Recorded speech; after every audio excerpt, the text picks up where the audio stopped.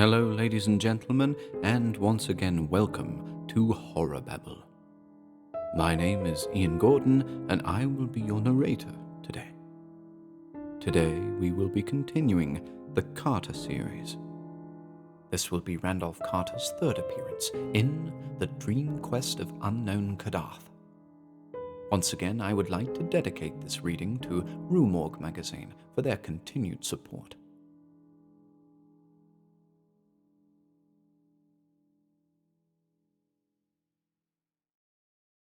Three times Randolph Carter dreamed of the marvelous city, and 3 times was he snatched away while still he paused on the high terrace above it. All golden and lovely, it blazed in the sunset, with walls, temples, colonnades, and arched bridges of veined marble, silver-basined fountains of prismatic spray in broad squares, and perfumed gardens, and wide streets marching between delicate trees and blossom-laden urns, and ivory statues in gleaming rows, while on steep northward slopes climbed tiers of red roofs and old peaked gables harboring little lanes of grassy cobbles. It was a fever of the gods, a fanfare of supernal trumpets, and a clash of immortal cymbals. Mystery hung about it, as clouds about a fabulous, unvisited mountain. And as Carter stood breathless and expectant on that balustraded parapet, there swept up to him the poignancy and suspense of almost vanished memory, the pain of lost things, and the maddening need to place again what once had an awesome and momentous place.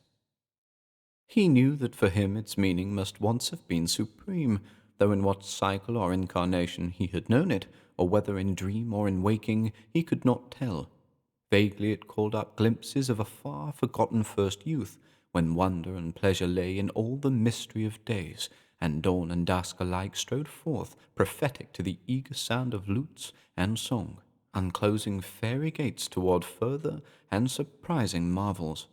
But each night, as he stood on that high marble terrace with the curious urns and carven rail, and looked off over that hushed sunset city of beauty and unearthly eminence, he felt the bondage of dream's tyrannous gods, for in no wise could he leave that lofty spot, or descend the wide marmoreal flights flung endlessly down to where those streets of elder witchery lay outspread and beckoning. When for the third time he awaked with those flights still undescended and those hushed sunset streets still untraversed, he prayed long and earnestly to the hidden gods of dream that brood capricious above the clouds on unknown Kadath, in the cold waste where no man treads. But the gods made no answer and shewed no relenting, nor did they give any favoring sign when he prayed to them in dream, and invoked them sacrificially through the bearded priests Nasht and Karmantar, whose cavern temple with its pillar of flame lies not far from the gates of the waking world. It seemed, however, that his prayers must have been adversely heard, for after even the first of them he ceased wholly to behold the marvelous city, as if his 3 glimpses from afar had been mere accidents or oversights, and against some hidden plan or wish of the gods. At length, sick with longing for those glittering sunset streets and cryptical hill lanes among ancient tiled roofs, nor able sleeping or waking to drive them from his mind, Carter resolved to go with bold entreaty whither no man had gone before, and dare the icy deserts through the dark to where unknown Kadath, veiled in cloud and crowned with unimagined stars, holds secret and nocturnal the onyx castle of the great ones. In the light slumber he descended the 70 steps to the cavern of flame, and talked of this design to the bearded priests Nasht and Karmantar, and the priests shook their shent-bearing heads, and vowed it would be the death of his soul. They pointed out that the great ones had shewn already their wish, and that it is not agreeable to them to be harassed by insistent pleas. They reminded him, too, that not only had no man ever been to unknown Kadath, but no man had ever suspected in what part of space it may lie, whether it be in the dreamlands around our world, or in those surrounding some unguessed companion of Fomalhaut or Aldebaran. If in our dreamland it might conceivably be reached, but only 3 fully human souls since time began had ever crossed and recrossed the black impious gulfs to other dreamlands, and of that 3, 2 had come back quite mad. There were, in such voyages, incalculable local dangers, as well as that shocking final peril which gibbers unmentionably outside the ordered universe, where no dreams reach, that last amorphous blight of nethermost confusion which blasphemes and bubbles at the centre of all infinity, the boundless demon sultan, Azathoth, whose name no lips dare speak aloud, and who gnaws hungrily in inconceivable, unlighted chambers beyond time, amidst the muffled, maddening beating of vile drums, and the thin, monotonous whine of accursed flutes, to which detestable pounding and piping dance slowly, awkwardly, and absurdly the gigantic ultimate gods, the blind, voiceless, tenebrous, mindless other gods, whose soul and messenger is the crawling chaos, Nyarlathotep. Of these things was Carter warned by the priests Nash and Carmentar in the cavern of flame, but still he resolved to find the gods on unknown Kadath in the cold waste, wherever that might be, and to win from them the sight and remembrance and shelter of the marvelous sunset city. He knew that his journey would be strange and long, and that the great ones would be against it, but being old in the land of dream, he counted on many useful memories and devices to aid him. So asking a farewell blessing of the priests and thinking shrewdly on his course, he boldly descended the 700 steps to the gate of deeper slumber and set out through the enchanted wood. In the tunnels of that twisted wood, whose low prodigious oaks twine groping buffs and shine dim with the phosphorescence of strange fungi, dwell the furtive and secretive Zoogs, who know many obscure secrets of the dream world and a few of the waking world, since the wood at two places touches the lands of men, though it would be disastrous to say where. Certain unexplained rumors, events, and vanishments occur among men where the Zoogs have access, and it is well that they cannot travel far outside the world of dream. But over the nearer parts of the dream world they pass freely, flitting small and brown and unseen, and bearing back piquant tales to beguile the hours around their hearths in the forest they love. Most of them live in burrows, but some inhabit the trunks of the great trees, and although they live mostly on fungi, it is muttered that they have also a slight taste for meat, either physical or spiritual, for certainly many dreamers have entered that wood who have not come out. Carter, however, had no fear, for he was an old dreamer, and had learnt their fluttering language and made many a treaty with them, having found through their help the splendid city of Celophace in Uth-Nargai, beyond the Tenarian hills, where reigns half the year the great king Kuranes, a man he had known by another name in life. Kuranes was the one soul who had been to the star gulfs and returned free from madness. Threading now the low phosphorescent aisles between those gigantic trunks, Carter made fluttering sounds in the manner of the Zoogs, and listened now and then for responses. He remembered one particular village of the creatures near the centre of the wood, where a circle of great mossy stones in what was once a clearing tells of older and more terrible dwellers long forgotten, and toward this spot he hastened. He traced his way by the grotesque fungi, which always seem better nourished as one approaches the dread circle where elder beings danced and sacrificed. Finally, the greater light of those thicker fungi revealed a sinister green and grey vastness pushing up through the roof of the forest and out of sight. This was the nearest of the great ring of stones, and Carter knew he was close to the Zoog village. Renewing his fluttering sound, he waited patiently, and was at length rewarded by an impression of many eyes watching him. It was the Zoogs, for one sees their weird eyes long before one can discern their small, slippery brown outlines. Out they swarmed from hidden burrow and honeycomb tree till the whole dim litten region was alive with them.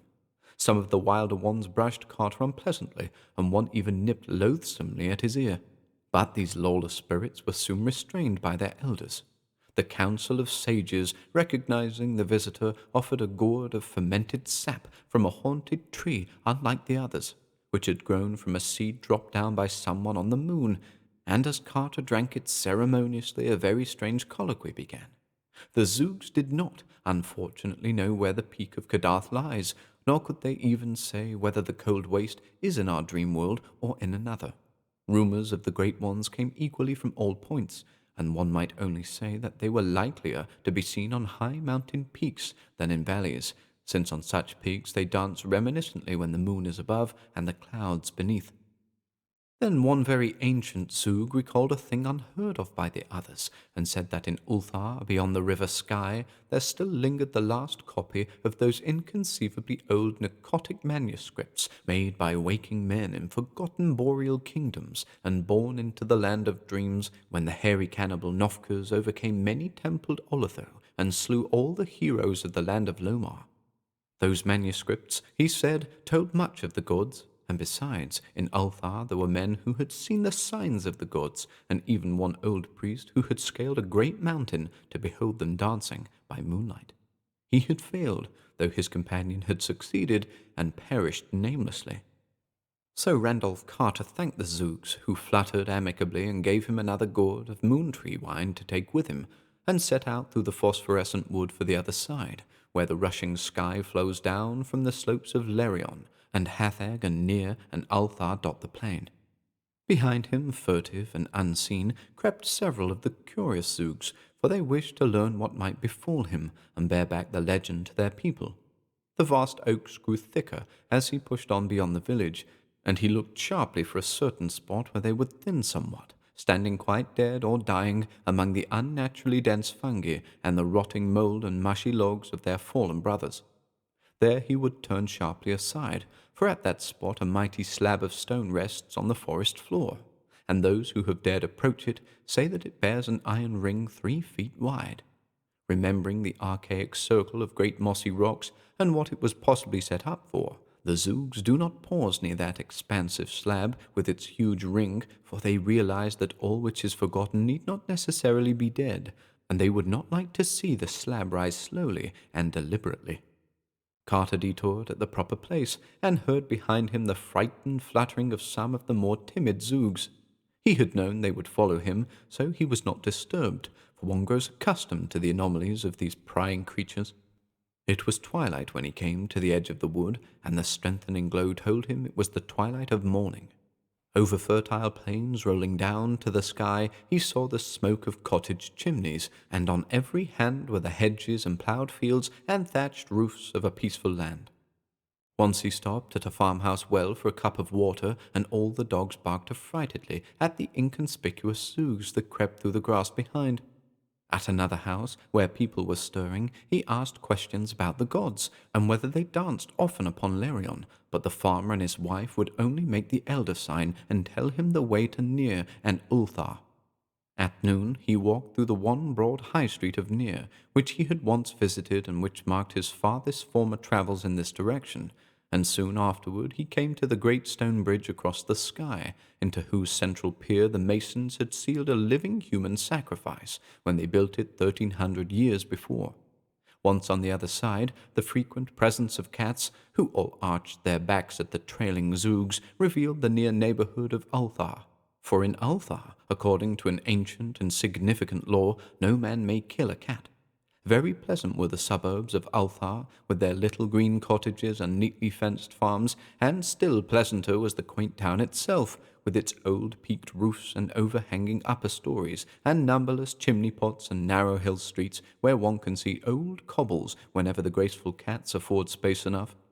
Carter, the cats being somewhat dispersed by the half-seen Zoogs, picked his way directly to the modest temple of the Elder Ones, where the priests and old records were said to be, and once within that venerable circular tower of ivied stone, which crowns Ulthar's highest hill, he sought out the patriarch Atal, who had been up the forbidden peak Hathag in the stony desert, and had come down again alive.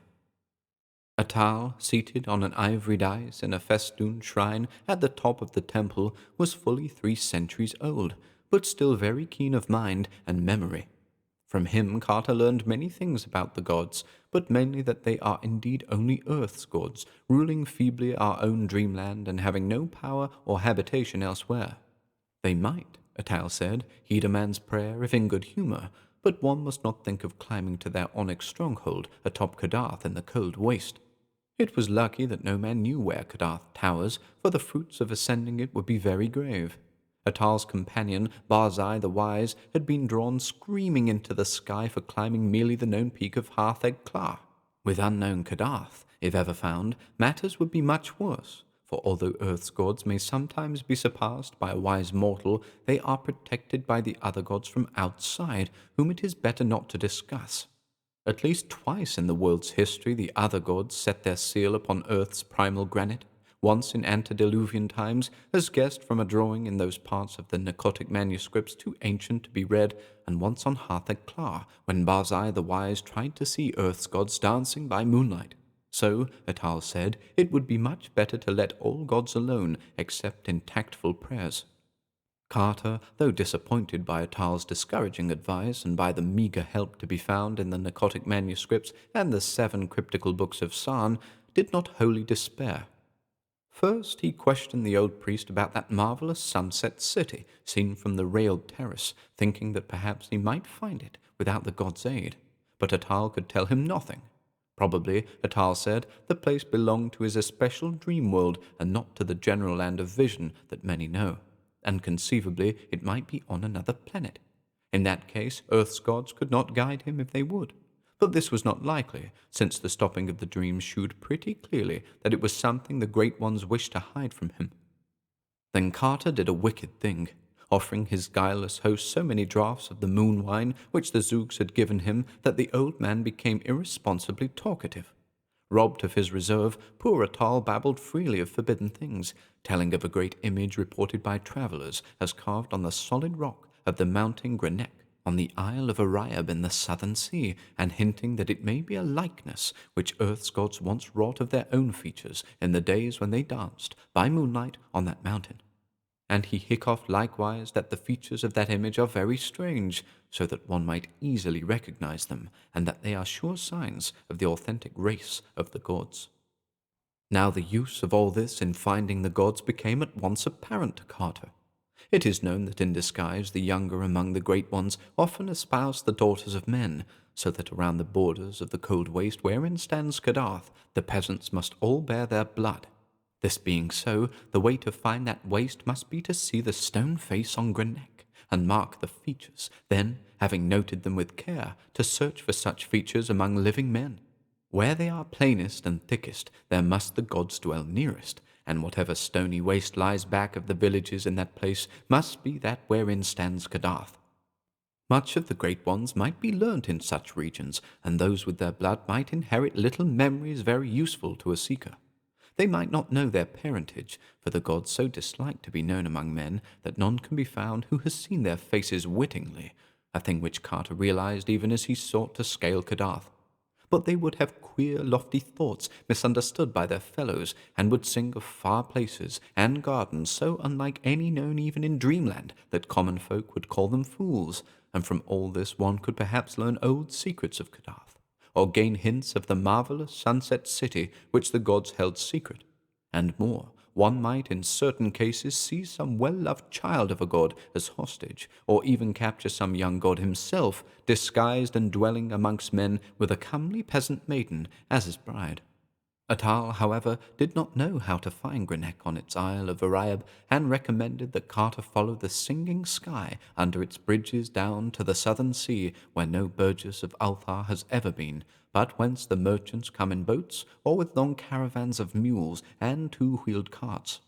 There is a great city there, Dileth Lin, but in Ulthar its reputation is bad, because of the black 3-banked galleys that sail to it with rubies from no clearly named shore. The traders that come from those galleys to deal with the jewelers are human, or nearly so, but the rowers are never beheld, and it is not thought wholesome in Althar that merchants should trade with black ships from unknown places whose rowers cannot be exhibited. By the time he had given this information, Atal was very drowsy, and Carter laid him gently on a couch of inlaid ebony and gathered his long beard decorously on his chest. As he turned to go, he observed that no suppressed fluttering followed him, and wondered why the Zoogs had become so lax in their curious pursuit.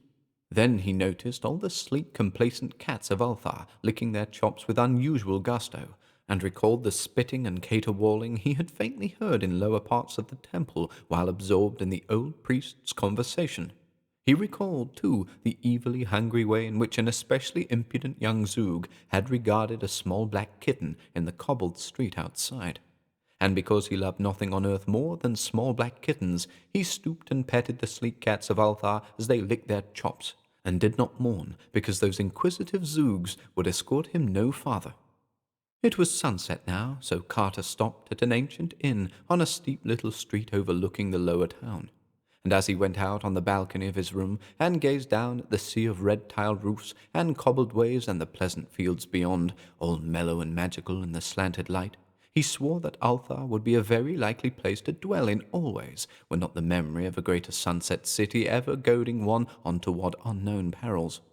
Then twilight fell, and the pink walls of the plastered gables turned violet and mystic, and little yellow lights floated up one by one from old lattice windows.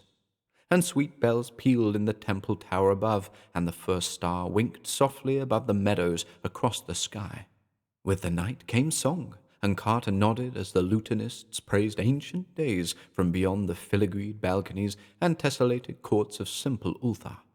And there might have been sweetness even in the voices of Althar's many cats, but that they were mostly heavy and silent from strange feasting. Some of them stole off to those cryptical realms which are known only to cats, and which villagers say are on the moon's dark side, whither the cats leap from tall housetops.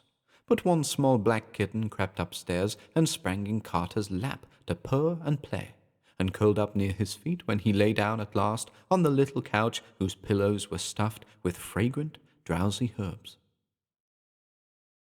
In the morning, Carter joined a caravan of merchants bound for Dileth with the spun wool of Althar and the cabbages of Althar's busy farms.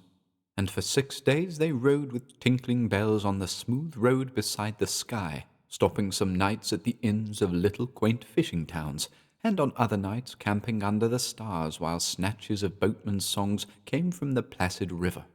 The country was very beautiful, with green hedges and groves and picturesque peaked cottages and octagonal windmills. On the 7th day a blur of smoke arose on the horizon ahead, and then the tall black towers of Dileth, which is built mostly out of basalt. Dileth, with its thin, angular towers, looks in the distance like a bit of the Giant's Causeway, and its streets are dark and uninviting. There are many dismal sea taverns near the myriad wharves, and all the town is thronged with the strange seamen of every land on earth, and of a few which are said to be not on earth. Carter questioned the oddly robed men of that city about the Peak of Grenek on the Isle of Ariab, and found that they knew of it well. Ships came from Bahana on that island, one being due to return thither in only a month, and Grenek is but 2 days' zebra ride from that port. But few had seen the stone face of the god, because it is on a very difficult side of Grenek, which overlooks only sheer crags and a valley of sinister lava. Once the gods were angered with men on that side, and spoke of the matter to the other gods. It was hard to get this information from the traders and sailors in Dileth sea taverns, because they mostly preferred to whisper of the black galleys. One of them was due in a week with rubies from its unknown shore, and the townsfolk dreaded to see it dock. The mouths of the men who came from it to trade were too wide, and the way their turbans were humped up in 2 points above their foreheads was in especially bad taste, and their shoes were the shortest and queerest ever seen in the 6 kingdoms. But worst of all was the matter of the unseen rowers. Those 3 banks of oars moved too briskly and accurately and vigorously to be comfortable, and it was not right for a ship to stay in port for weeks while the merchants traded, yet to give no glimpse of its crew. It was not fair to the tavern-keepers of Dileth, or to the grocers and butchers either, for not a scrap of provisions was ever sent aboard. The merchants took only gold and stout black slaves from Pag across the river. That was all they ever took, those unpleasantly featured merchants and their unseen rowers, never anything from the butchers and grocers, but only gold and the fat black men of Pag whom they bought by the pound. And the odours from those galleys which the south wind blew in from the wharves are not to be described. Only by constantly smoking strong thagweed could even the hardiest denizen of the old sea taverns bear them. Dileth would never have tolerated the black galleys had such rubies been obtainable elsewhere, but no mine in all earth's dreamland was known to produce their like. Of these things Dileth cosmopolitan folk chiefly gossiped whilst Carter waited patiently for the ship from Bahana, which might bear him to the isle whereon carven granite towers lofty and barren.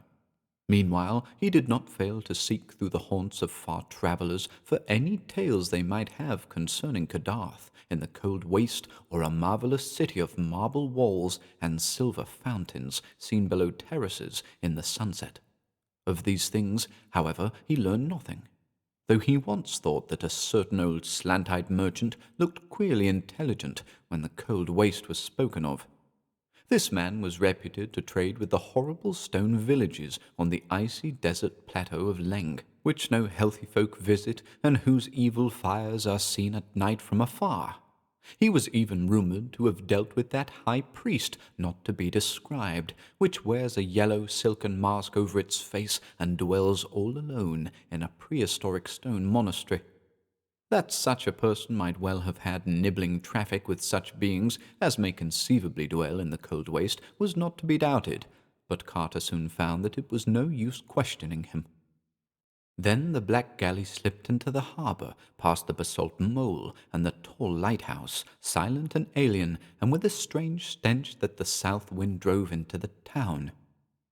Uneasiness rustled through the taverns along that waterfront, and after a while the dark wide-mouthed merchants with humped turbans and short feet clumped stealthily ashore to seek the bazaars of the jewellers. Carter observed them closely and disliked them more the longer he looked at them.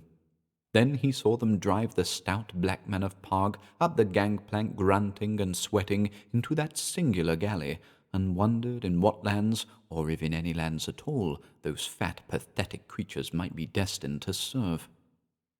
And on the third evening of that galley's stay, one of the uncomfortable merchants spoke to him, smirking sinfully and hinting of what he had heard in the taverns of Carter's quest. He appeared to have knowledge too secret for public telling, and though the sound of his voice was unbearably hateful, Carter felt that the lore of so far a traveller must not be overlooked. He bade him therefore be his own guest in locked chambers above, and drew out the last of the Zug's moon wine to loosen his tongue. The strange merchant drank heavily, but smirked unchanged by the draught. Then he drew forth a curious bottle with wine of his own, and Carter saw that the bottle was a single hollowed ruby, grotesquely carved in patterns too fabulous to be comprehended. He offered his wine to his host, and though Carter took only the least sip, he felt the dizziness of space and the fever of unimagined jungles. All the while the guest had been smiling more and more broadly, and as Carter slipped into blankness, the last thing he saw was that dark, odious face convulsed with evil laughter, and something quite unspeakable where one of the two frontal puffs of that orange turban had become disarranged with the shakings of that epileptic mirth. Carter next had consciousness amidst horrible odours beneath a tent-like awning on the deck of a ship, with the marvellous coasts of the southern sea flying by in unnatural swiftness. He was not chained, but three of the dark sardonic merchants stood grinning nearby, and the sight of those humps in their turbans made him almost as faint as did the stench that filtered up through the sinister hatches. He saw slip past him the glorious lands and cities of which a fellow dreamer of earth, a lighthouse keeper in ancient Kingsport, had often discoursed in the old days, and recognized the templed terraces of Zar, abode of forgotten dreams, the spires of infamous Thalarion, that demon city of 1,000 wonders where the Eidolon Lathi reigns, the charnel gardens of Zura, land of pleasures unattained, and the twin headlands of crystal meeting above in a resplendent arch which guard the harbour of Sona Nil, blessed land of fancy. Past all these gorgeous lands the malodorous ship flew unwholesomely, urged by the abnormal strokes of those unseen rowers below. And before the day was done, Carter saw that the steersman could have no other goal than the basalt pillars of the west, beyond which simple folk say splendid Cathuria lies, but which wise dreamers well know are the gates of a monstrous cataract, wherein the oceans of earth's dreamland drop wholly to abysmal nothingness, and shoot through the empty spaces toward other worlds and other stars, and the awful voids outside the ordered universe, where the demon Sultan Azathoth gnaws hungrily in chaos amid pounding and piping and the hellish dancing of the other gods, blind, voiceless, tenebrous, and mindless, with their soul and messenger, Nyarlathotep. Meanwhile, the three sardonic merchants would give no word of their intent, though Carter well knew that they must be leagued with those who wished to hold him from his quest. It is understood in the land of Dream that the other gods have many agents moving among men, and all these agents, whether wholly human or slightly less than human, are eager to work the will of those blind and mindless things in return for the favor of their hideous soul and messenger, the crawling chaos Nyarlathotep. So Carter inferred that the merchants of the humped turbans, hearing of his daring search for the great ones in their castle on Kadath, had decided to take him away and deliver him to Nyarlathotep for whatever nameless bounty might be offered for such a prize. What might be the land of those merchants in our known universe or in the eldritch spaces outside, Carter could not guess, nor could he imagine at what hellish trysting place they would meet the crawling chaos to give him up and claim the reward. He knew, however, that no beings as nearly human as these would dare approach the ultimate knighted throne of the demon Azathoth in the formless central void. At the set of sun, the merchants licked their excessively wide lips and glared hungrily, and one of them went below and returned from some hidden and offensive cabin with a pot and basket of plates. Then they squatted close together beneath the awning and ate the smoking meat that was passed around. But when they gave Carter a portion, he found something very terrible in the size and shape of it, so that he turned even paler than before and cast that portion into the sea when no eye was on him. And again he thought of those unseen rowers beneath, and of the suspicious nourishment from which their far too mechanical strength was derived. It was dark when the galley passed betwixt the basalt pillars of the west, and the sound of the ultimate cataract swelled portentous from ahead, and the spray of that cataract rose to obscure the stars, and the deck grew damp, and the vessel reeled in the surging current of the brink. Then, with a queer whistle and plunge, the leap was taken, and Carter felt the terrors of nightmare as earth fell away and the great boat shot silent and comet-like into planetary space. Never before had he known what shapeless black things lurk and caper and flounder all through the ether, leering and grinning at such voyagers as may pass, and sometimes feeling about with slimy paws when some moving object excites their curiosity. These are the nameless larvae of the other gods, and like them are blind and without mind, and possessed of singular hungers and thirsts. But that offensive galley did not aim as far as Carter had feared, for he soon saw that the helmsman was steering a course directly for the moon. The moon was a crescent, shining larger and larger as they approached it, and shewing its singular craters and peaks uncomfortably. The ship made for the edge, and it soon became clear that its destination was that secret and mysterious side which is always turned away from the earth, and which no fully human person, save perhaps the dreamer Snyreth Coe, has ever beheld. The close aspect of the moon as the galley drew near proved very disturbing to Carter, and he did not like the size and shape of the ruins which crumbled here and there. The dead temples on the mountains were so placed that they could have glorified no wholesome or suitable gods, and in the symmetries of the broken columns there seemed to lurk some dark and inner meaning which did not invite solution. And what the structure and proportions of the olden worshippers could have been, Carter steadily refused to conjecture. When the ship rounded the edge and sailed over those lands unseen by man, there appeared in the queer landscape certain signs of life, and Carter saw many low, broad, round cottages in fields of grotesque whitish fungi. He noticed that these cottages had no windows, and thought that their shape suggested the huts of Eskimo.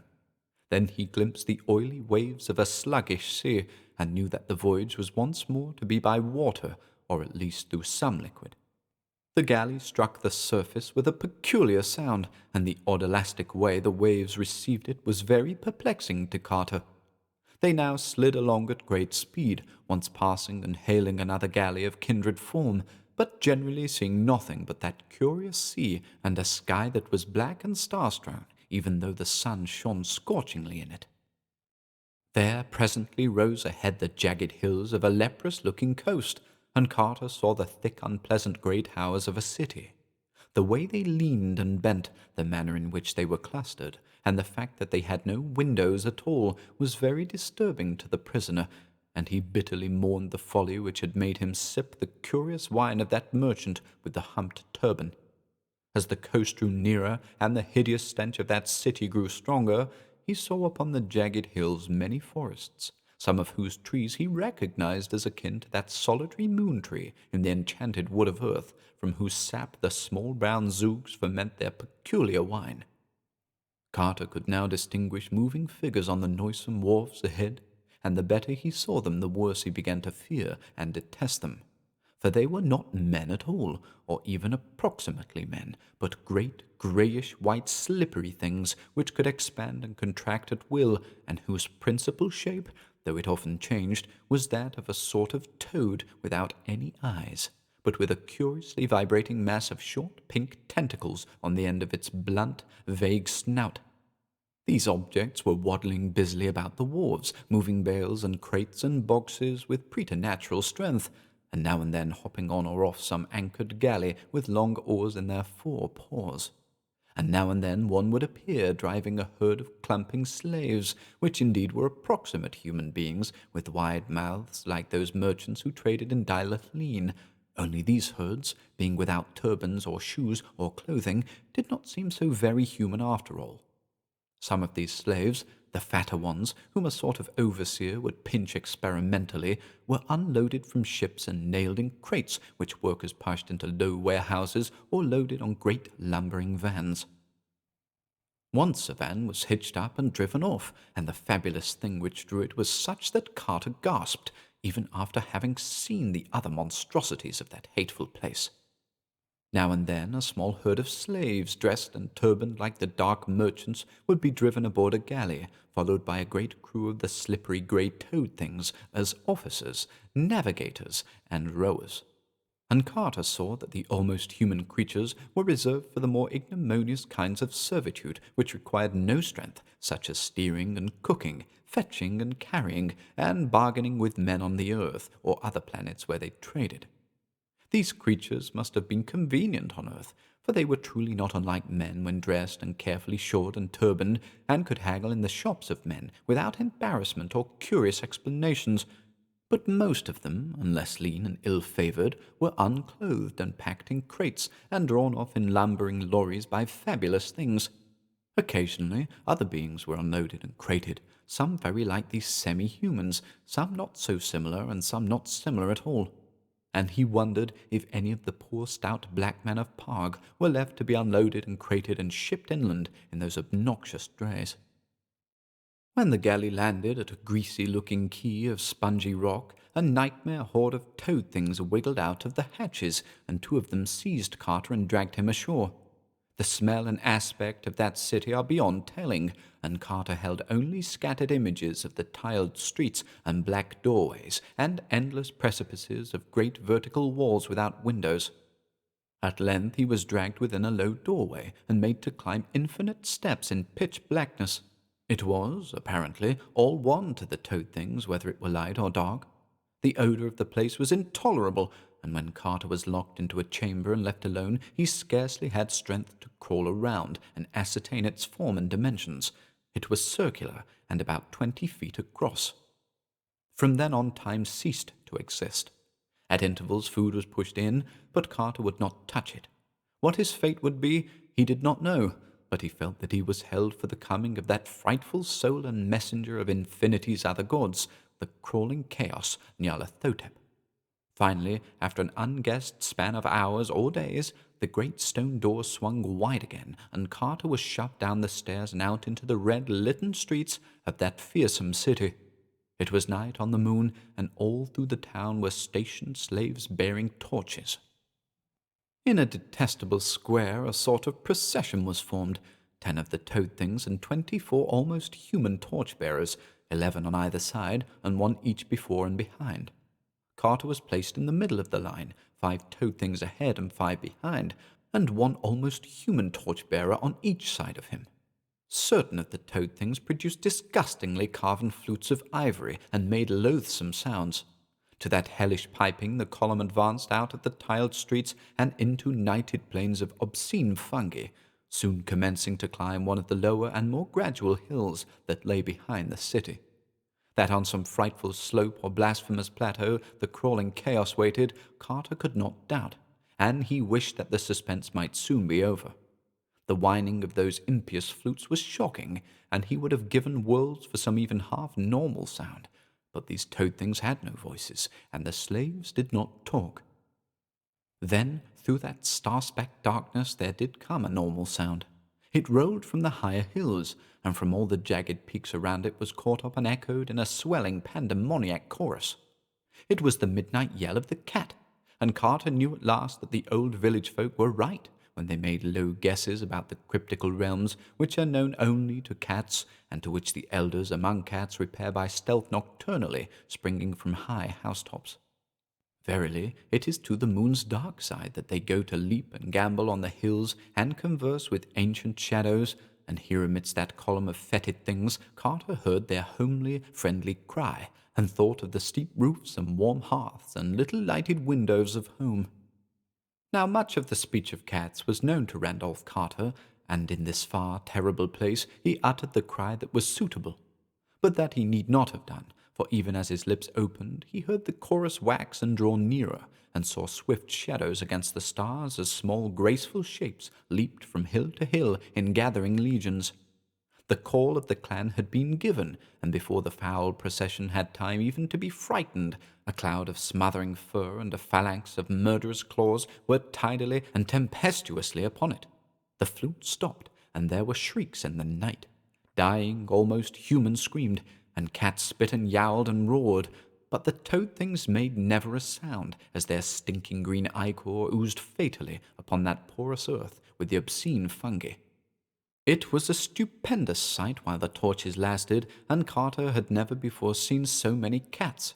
Black, grey, and white, yellow, tiger, and mixed, common, Persian, and Manx, Tibetan, Angora, and Egyptian, all were there in the fury of battle, and there hovered over them some trace of that profound and inviolate sanctity which made their goddess great in the temples of Bubastis. They would leap 7 strong at the throat of an almost human, or the pink tentacled snout of a toad thing, and drag it down savagely to the fungus plain, where myriads of their fellows would surge over it and into it with the frenzied claws and teeth of a divine battle fury. Carter had seized a torch from a stricken slave, but was soon overborne by the surging waves of his loyal defenders. Then he lay in the utter blackness, hearing the clangor of war and the shouts of the victors, and feeling the soft paws of his friends as they rushed to and fro over him in the fray. At last awe and exhaustion closed his eyes, and when he opened them again, it was upon a strange scene. The great shining disk of the earth, 13 times greater than that of the moon as we see it, had risen with floods of weird light over the lunar landscape, and across all those leagues of wild plateau and ragged crest there squatted one endless sea of cats in orderly array. Circle on circle they reached, and 2 or 3 leaders out of the ranks were licking his face and purring to him consolingly. Of the dead slaves and toad things there were not many signs, but Carter thought he saw one bone a little way off in the open space between him and the beginning of the solid circles of the warriors. Carter now spoke with the leaders in the soft language of cats, and learned that his ancient friendship with the species was well known and often spoken of in the places where cats congregate. He had not been unmarked in Ulthar when he passed through, and the sleek old cats had remembered how he petted them after they had attended to the hungry Zoogs who looked evilly at a small black kitten, and they recalled, too, how he had welcomed the very little kitten who came to see him at the inn, and how he had given it a saucer of rich cream in the morning before he left. The grandfather of that very little kitten was the leader of the army now assembled, for he had seen the evil procession from a far hill, and recognized the prisoner as a sworn friend of his kind on earth and in the land of Dream. A yowl now came from a farther peak, and the old leader paused abruptly in his conversation. It was one of the army's outposts, stationed on the highest of the mountains to watch the one foe which Earth's cats fear, the very large and peculiar cats from Saturn, who for some reason have not been oblivious of the charm of our moon's dark side. They are leagued by treaty with the evil toad things, and are notoriously hostile to our earthly cats, so that at this juncture a meeting would have been a somewhat grave matter. After a brief consultation of generals, the cats rose and assumed a closer formation, crowding protectingly around Carter and preparing to take the great leap through space back to the housetops of our Earth and its dreamland.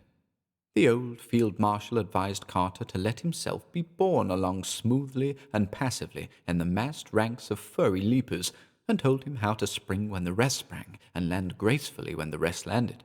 He also offered to deposit him in any spot he desired, and Carter decided on the city of Dylath-Leen, whence the Black Galley had set out, for he wished to sail thence for Ariab and the carven crest of Grenek, and also to warn the people of the city to have no more traffic with black galleys, if indeed that traffic could be tactfully and judiciously broken off. Then, upon a signal, the cats all leaped gracefully, with their friend packed securely in their midst, while in a black cave on a far unhallowed summit of the Moon Mountains still vainly waited the crawling chaos Nyarlathotep. The leap of the cats through space was very swift, and being surrounded by his companions, Carter did not see this time the great black shapelessnesses that lurk and caper and flounder in the abyss. Before he fully realized what had happened, he was back in his familiar room at the inn at Dylath-Leen, and the stealthy, friendly cats were pouring out of the window in streams. The old leader from Ulthar was the last to leave, and as Carter shook his paw, he said he would be able to get home by cockcrow. When dawn came, Carter went downstairs and learned that a week had elapsed since his capture and leaving. There was still nearly a fortnight to wait for the ship bound toward Ariab, and during that time he said what he could against the black galleys and their infamous ways. Most of the townsfolk believed him, yet so fond were the jewelers of great rubies that none would wholly promise to cease trafficking with the wide-mouthed merchants. If aught of evil ever befalls Dylath-Leen through such traffic, it will not be his fault. In about a week, the desiderate ship put in by the Black Mole and Tor lighthouse, and Carter was glad to see that she was a bark of wholesome men, with painted sides and yellow lateen sails, and a grey captain in silken robes. Her cargo was the fragrant resin of Ariab's inner groves, and the delicate pottery baked by the artists of Bahana, and the strange little figures carved from Grenek's ancient lava. For this they were paid in the wool of Ulthar, and the iridescent textiles of Hatheg, and the ivory that the black men carve across the river in Park. Carter made arrangements with the captain to go to Bahana, and was told that the voyage would take 10 days. And during his week of waiting, he talked much with that captain of Grenek, and was told that very few had seen the carven face thereon, but that most travellers are content to learn its legends from old people and lava-gatherers and image-makers in Bahana, and afterwards say in their far homes that they have indeed beheld it. The captain was not even sure that any person now living had beheld that carven face, for the wrong side of Grenek is very difficult and barren and sinister, and there are rumours of caves near the peak wherein dwell the night-gaunts. But the captain did not wish to say just what a night-gaunt might be like, since such cattle are known to haunt most persistently the dreams of those who think too often of them. Then Carter asked that captain about unknown Kadath in the cold waste and the marvelous sunset city, but of these the good man could truly tell nothing. Carter sailed out of Dylath-Leen one early morning when the tide turned, and saw the first rays of sunrise on the thin angular towers of that dismal basalt town. And for 2 days they sailed eastward in sight of green coasts, and saw often the pleasant fishing towns that climbed up steeply with their red roofs and chimney-pots from old dreaming wharves and beaches where nets lay drying. But on the 3rd day they turned sharply south, where the roll of the water was stronger, and soon passed from sight of any land.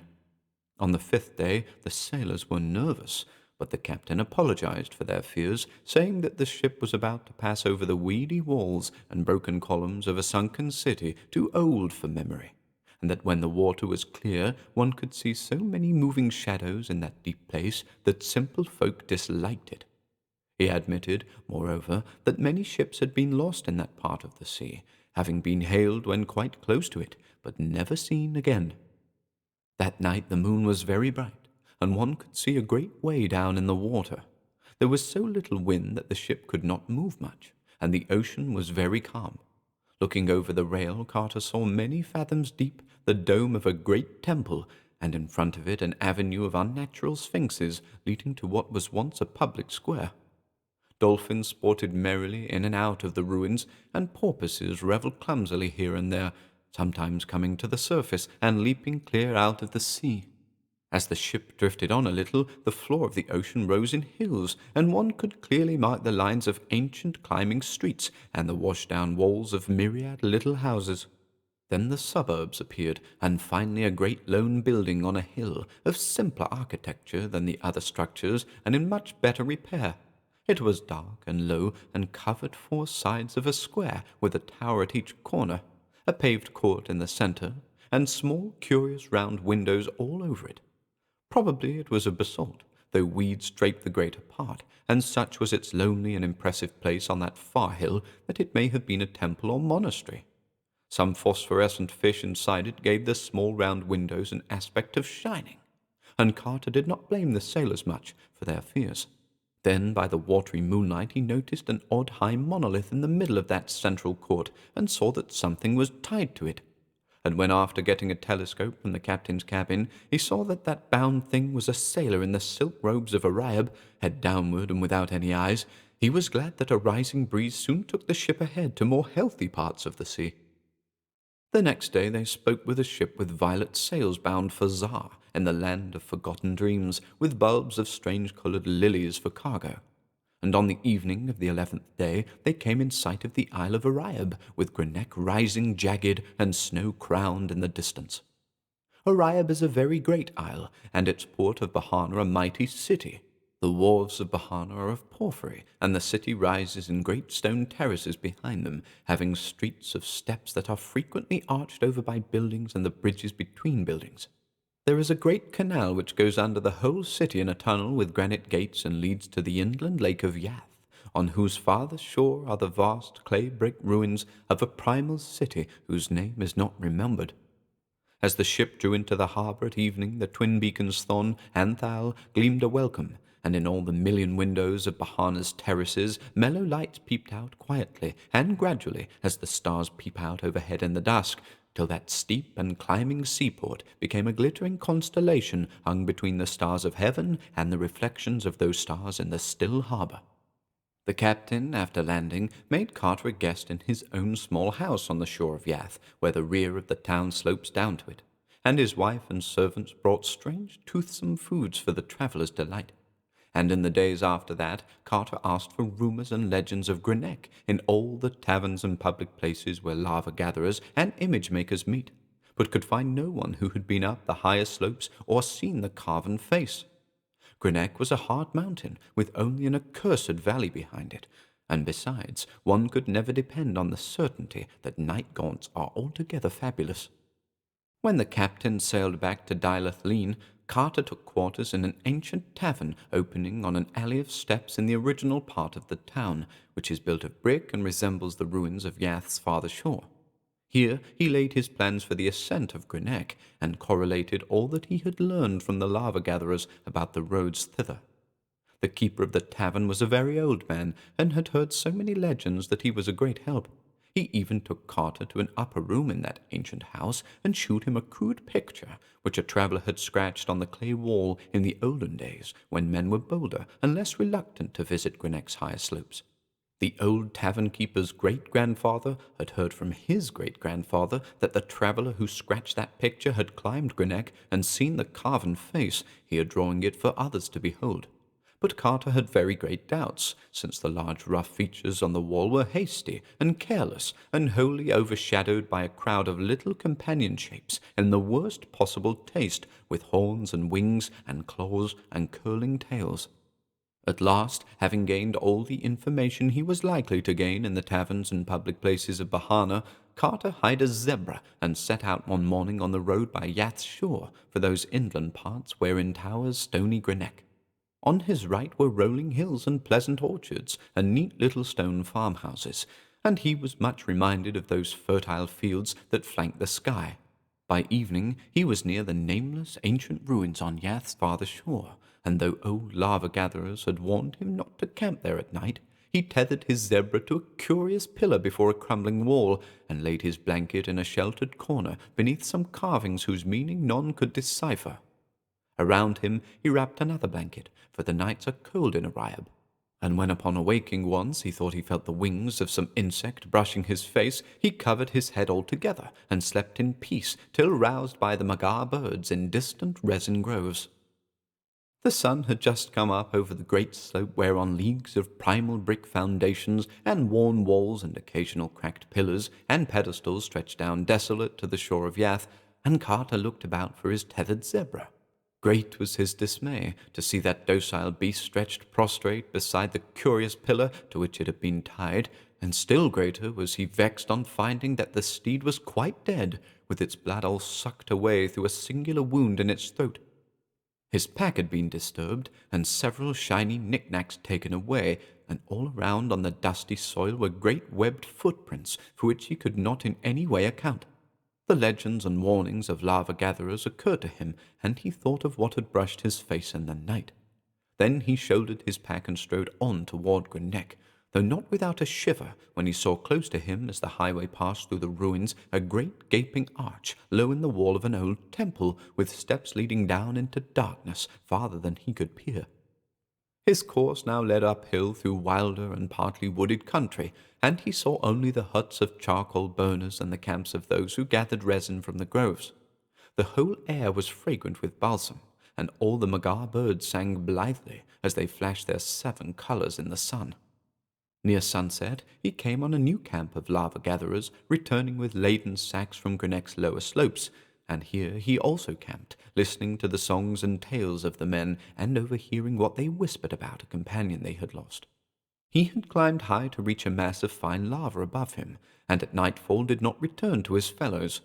When they looked for him the next day, they found only his turban, nor was there any sign on the crags below that he had fallen.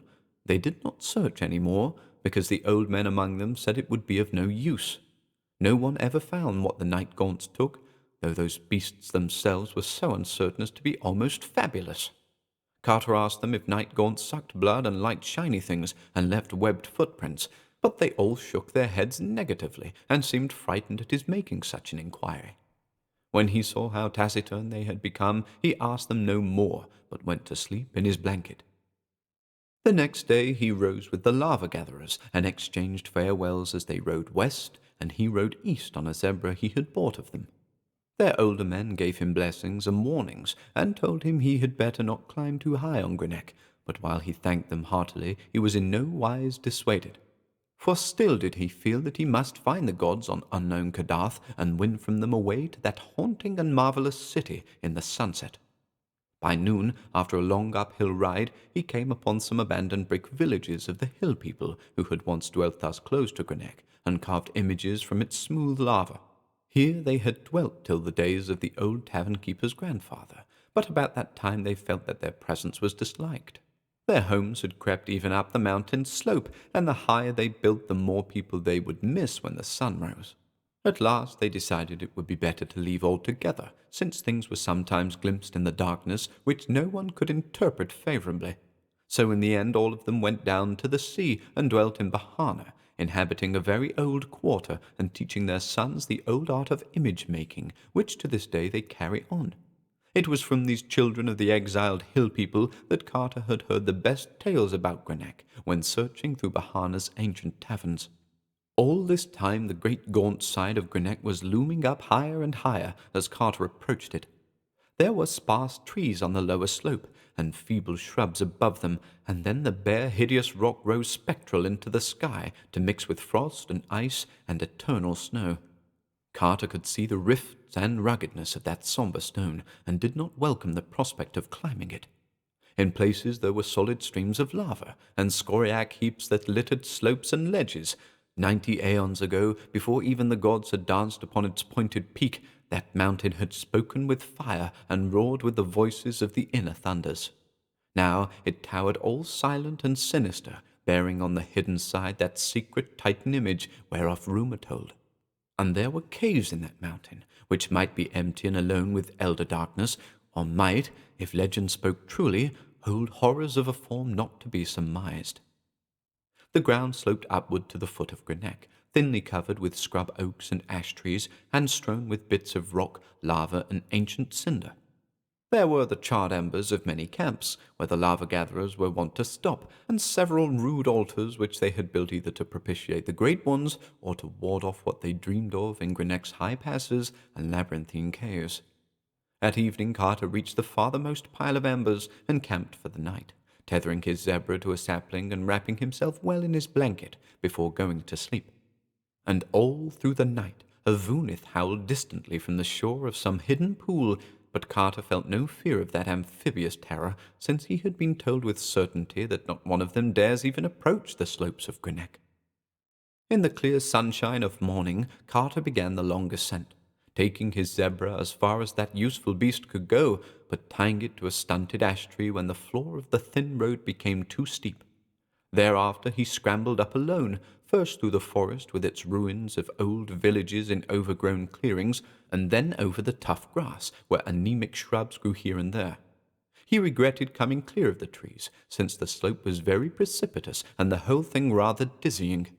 At length he began to discern all the countryside spread out beneath him whenever he looked around, the deserted huts of the image-makers, the groves of resin trees and the camps of those who gathered from them, the woods where prismatic magars nest and sing, and even a hint very far away of the shores of Yath and of those forbidding ancient ruins whose name is forgotten. He found it best not to look around, and kept on climbing and climbing till the shrubs became very sparse, and there was often nothing but the tough grass to cling to. Then the soil became meagre, with great patches of bare rock cropping out, and now and then the nest of a condor in a crevice. Finally there was nothing at all but the bare rock, and had it not been very rough and weathered, he could scarcely have ascended farther. Knobs, ledges, and pinnacles, however, helped greatly, and it was cheering to see occasionally the sign of some lava-gatherer scratched clumsily in the friable stone, and know that wholesome human creatures had been there before him. After a certain height the presence of man was further shewn by handholds and footholds hewn where they were needed, and by little quarries and excavations where some choice vein or stream of lava had been found. In one place a narrow ledge had been chopped artificially to an especially rich deposit far to the right of the main line of ascent. Once or twice Carter dared to look around, and was almost stunned by the spread of landscape below. All the island betwixt him and the coast lay open to his sight, with Bahana's stone terraces and the smoke of its chimneys mystical in the distance, and beyond that the illimitable southern sea with all its curious secrets. Thus far there had been much winding around the mountain, so that the farther and carven side was still hidden. Carter now saw a ledge running upward and to the left which seemed to head the way he wished, and this course he took in the hope that it might prove continuous. After 10 minutes he saw it was indeed no cul-de-sac, but that it led steeply on in an arc which would, unless suddenly interrupted or deflected, bring him after a few hours' climbing to that unknown southern slope, overlooking the desolate crags and the accursed valley of lava. As new country came into view below him, he saw that it was bleaker and wilder than those seaward lands he had traversed. The mountain side, too, was somewhat different, being here pierced by curious cracks and caves not found on the straighter route he had left. Some of these were above him, and some beneath him, all opening on sheerly perpendicular cliffs, and wholly unreachable by the feet of man. The air was very cold now, but so hard was the climbing that he did not mind it. Only the increasing rarity bothered him, and he thought that perhaps it was this which had turned the heads of other travellers, and excited those absurd tales of night gaunts, whereby they explained the loss of such climbers as fell from these perilous paths. He was not much impressed by travellers' tales, but had a good curved scimitar in case of any trouble. All lesser thoughts were lost in the wish to see that carven face which might set him on the track of the gods atop unknown Kadath. At last, in the fearsome iciness of upper space, he came round fully to the hidden side of Greenock, and saw in infinite gulfs below him the lesser crags and sterile abysses of lava which marked the olden wrath of the great ones. There was unfolded, too, a vast expanse of country to the south, but it was a desert land without fair fields or cottage chimneys, and seemed to have no ending. No trace of the sea was visible on this side, for Oriab is a great island. Black caverns and odd crevices were still numerous on the sheer vertical cliffs, but none of them was accessible to a climber. There now loomed aloft a great beetling mass which hampered the upward view, and Carter was for a moment shaken with doubt lest it prove impassable. Poised in windy insecurity miles above earth, with only space and death on one side, and only slippery walls of rock on the other, he knew for a moment the fear that makes men shun Grenec's hidden side. He could not turn around, yet the sun was already low. If there were no way aloft, the night would find him crouching there still, and the dawn would not find him at all. But there was a way, and he saw it in due season. Only a very expert dreamer could have used those imperceptible footholds, yet to Carter they were sufficient. Surmounting now the outward hanging rock, he found the slope above much easier than that below, since a great glacier's melting had left a generous space with loam and ledges. To the left a precipice dropped straight from unknown heights to unknown depths, with a cave's dark mouth just out of reach above him. Elsewhere, however, the mountain slanted back strongly, and even gave him space to lean and rest. He felt from the chill that he must be near the snow line, and looked up to see what glittering pinnacles might be shining in that late ruddy sunlight. Surely enough, there was the snow uncounted thousands of feet above, and below it a great beetling crag, like that he had just climbed, hanging there forever in bold outline, black against the white of the frozen peak. And when he saw that crag, he gasped and cried out aloud, and clutched at the jagged rock in awe, for the Titan bulge had not stayed as Earth's dawn had shaped it, but gleamed red and stupendous in the sunset, with the carved and polished features of a god. Stern and terrible shone that face that the sunset lit with fire. How vast it was, no mind can ever measure, but Carter knew at once that man could never have fashioned it. It was a god chiseled by the hands of the gods, and it looked down haughty and majestic upon the seeker. Rumor had said it was strange and not to be mistaken, and Carter saw that it was indeed so, for those long narrow eyes and long-lobed ears, and that thin nose and pointed chin, all spoke of a race that is not of men but of gods. He clung overawed in that lofty and perilous eyrie, even though it was this which he had expected and come to find, for there is in a god's face more of marvel than prediction can tell, and when that face is vaster than a great temple, and seen looking down at sunset in the cryptic silences of that upper world from whose dark lava it was divinely hewn of old, the marvel is so strong that none may escape it. Here, too, was the added marvel of recognition, for although he had planned to search all dreamland over for those whose likeness to this face might mark them as the god's children, he now knew that he need not do so. Certainly, the great face carven on that mountain was of no strange sort, but the kin of such as he had seen often in the taverns of the seaport Cellarface, which lies in Uth Nargai beyond the Tenarian hills, and is ruled over by that King Kuranes whom Carter once knew in waking life. Every year sailors with such a face came in dark ships from the north to trade their onyx for the carved jade and spun gold and little red singing birds of Cellarface, and it was clear that these could be no others than the half-gods he sought. Where they dwelt, there must the cold waste lie close, and within it unknown Kadath and its onyx castle for the great ones. So to Cellarface he must go, far distant from the Isle of Ariab, and in such parts as would take him back to Dylathleen, and up the sky to the bridge by Near, and again into the enchanted wood of the Zoogs, whence the way would bend northward through the garden lands of Alkranos, to the gilded spires of Thran, where he might find a galleon bound over the Serenarian Sea. But dusk was now thick, and the great carven face looked down even sterner in shadow. Perched on that ledge, night found the seeker, and in the blackness he might neither go down nor go up, but only stand and cling and shiver in that narrow place till the day came, praying to keep awake, lest sleep loose his hold and send him down the dizzy miles of air to the crags and sharp rocks of the accursed valley. The stars came out, but save for them there was only black nothingness in his eyes, nothingness leagued with death, against whose beckoning he might do no more than cling to the rocks and lean back away from an unseen brink. The last thing of earth that he saw in the gloaming was a condor soaring close to the westward precipice beside him, and darting screaming away when it came near the cave whose mouth yawned just out of reach. Suddenly, without a warning sound in the dark, Carter felt his curved scimitar drawn stealthily out of his belt by some unseen hand.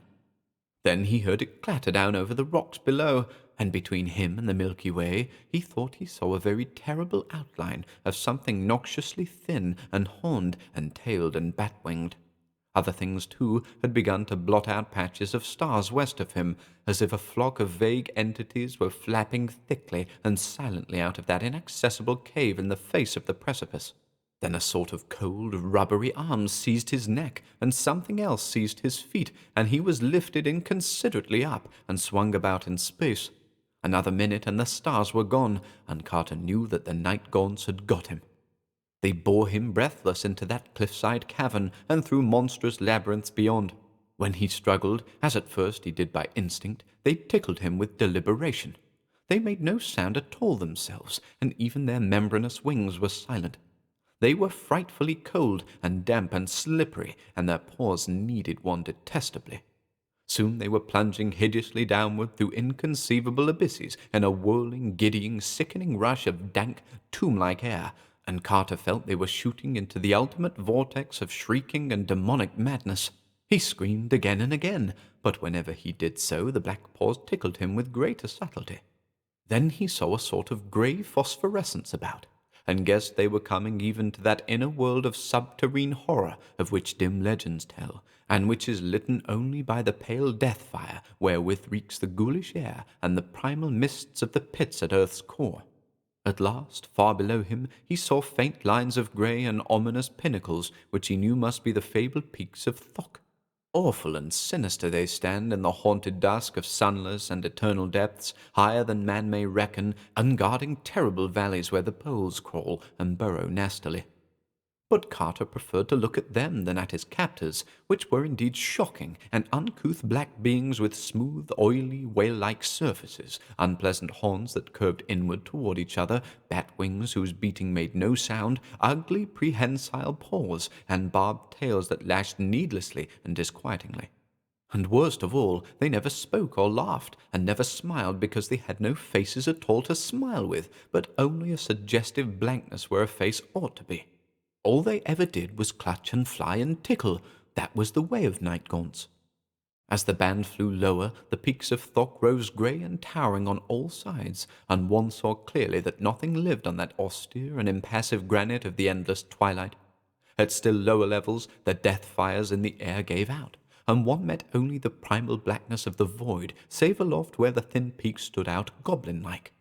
Soon the peaks were very far away, and nothing about but great rushing winds with the dankness of nethermost grottos in them.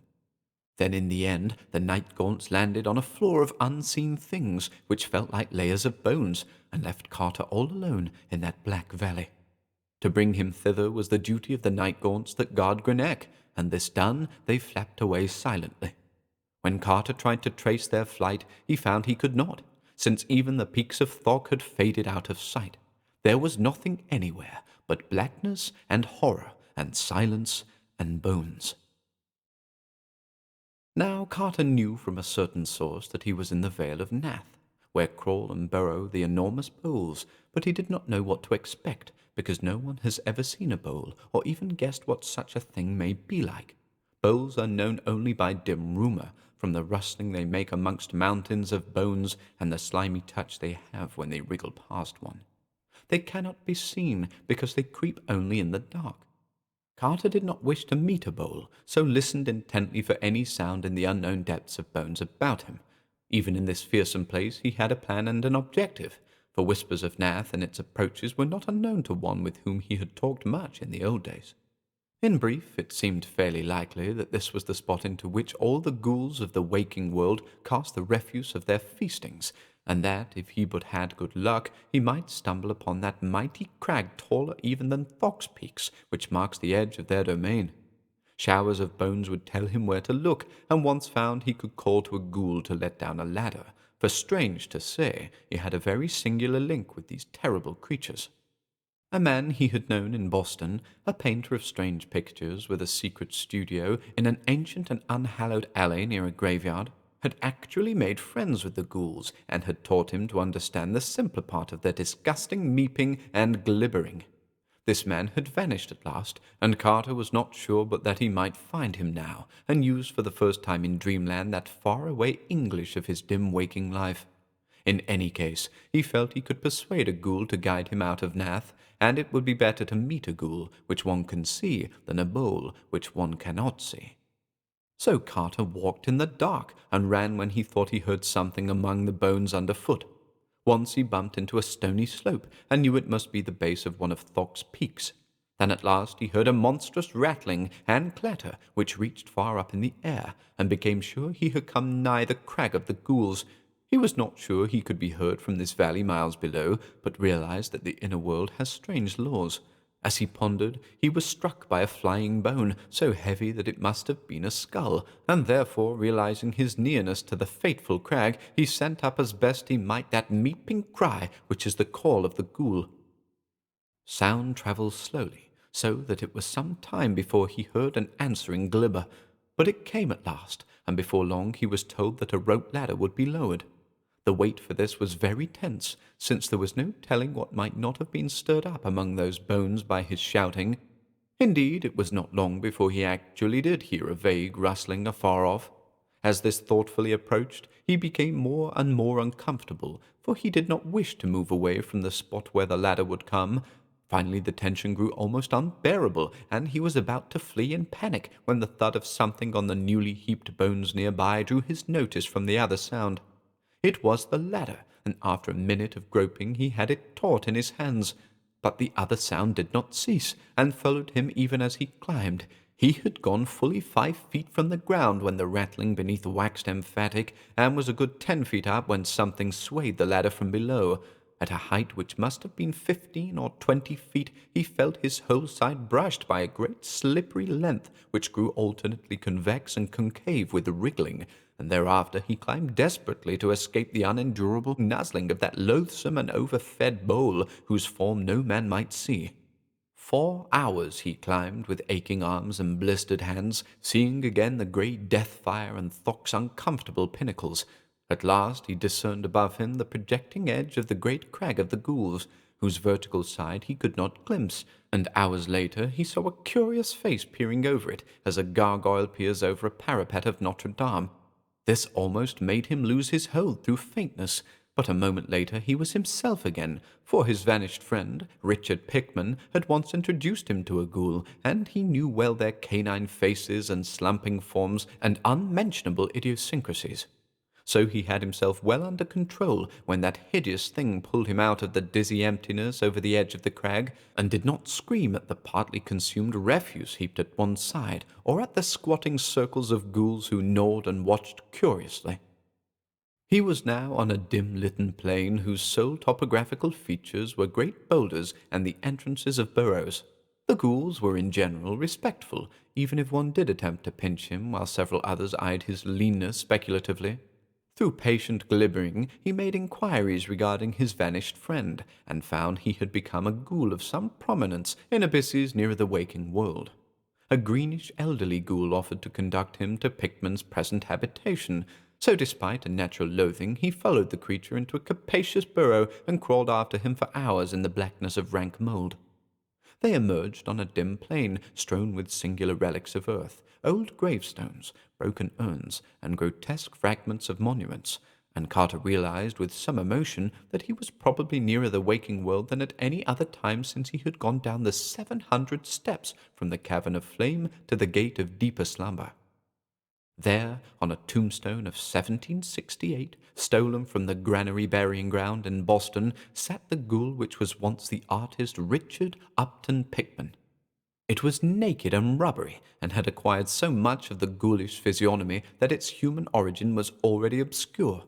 But it still remembered a little English, and was able to converse with Carter in grunts and monosyllables, helped out now and then by the glibbering of ghouls.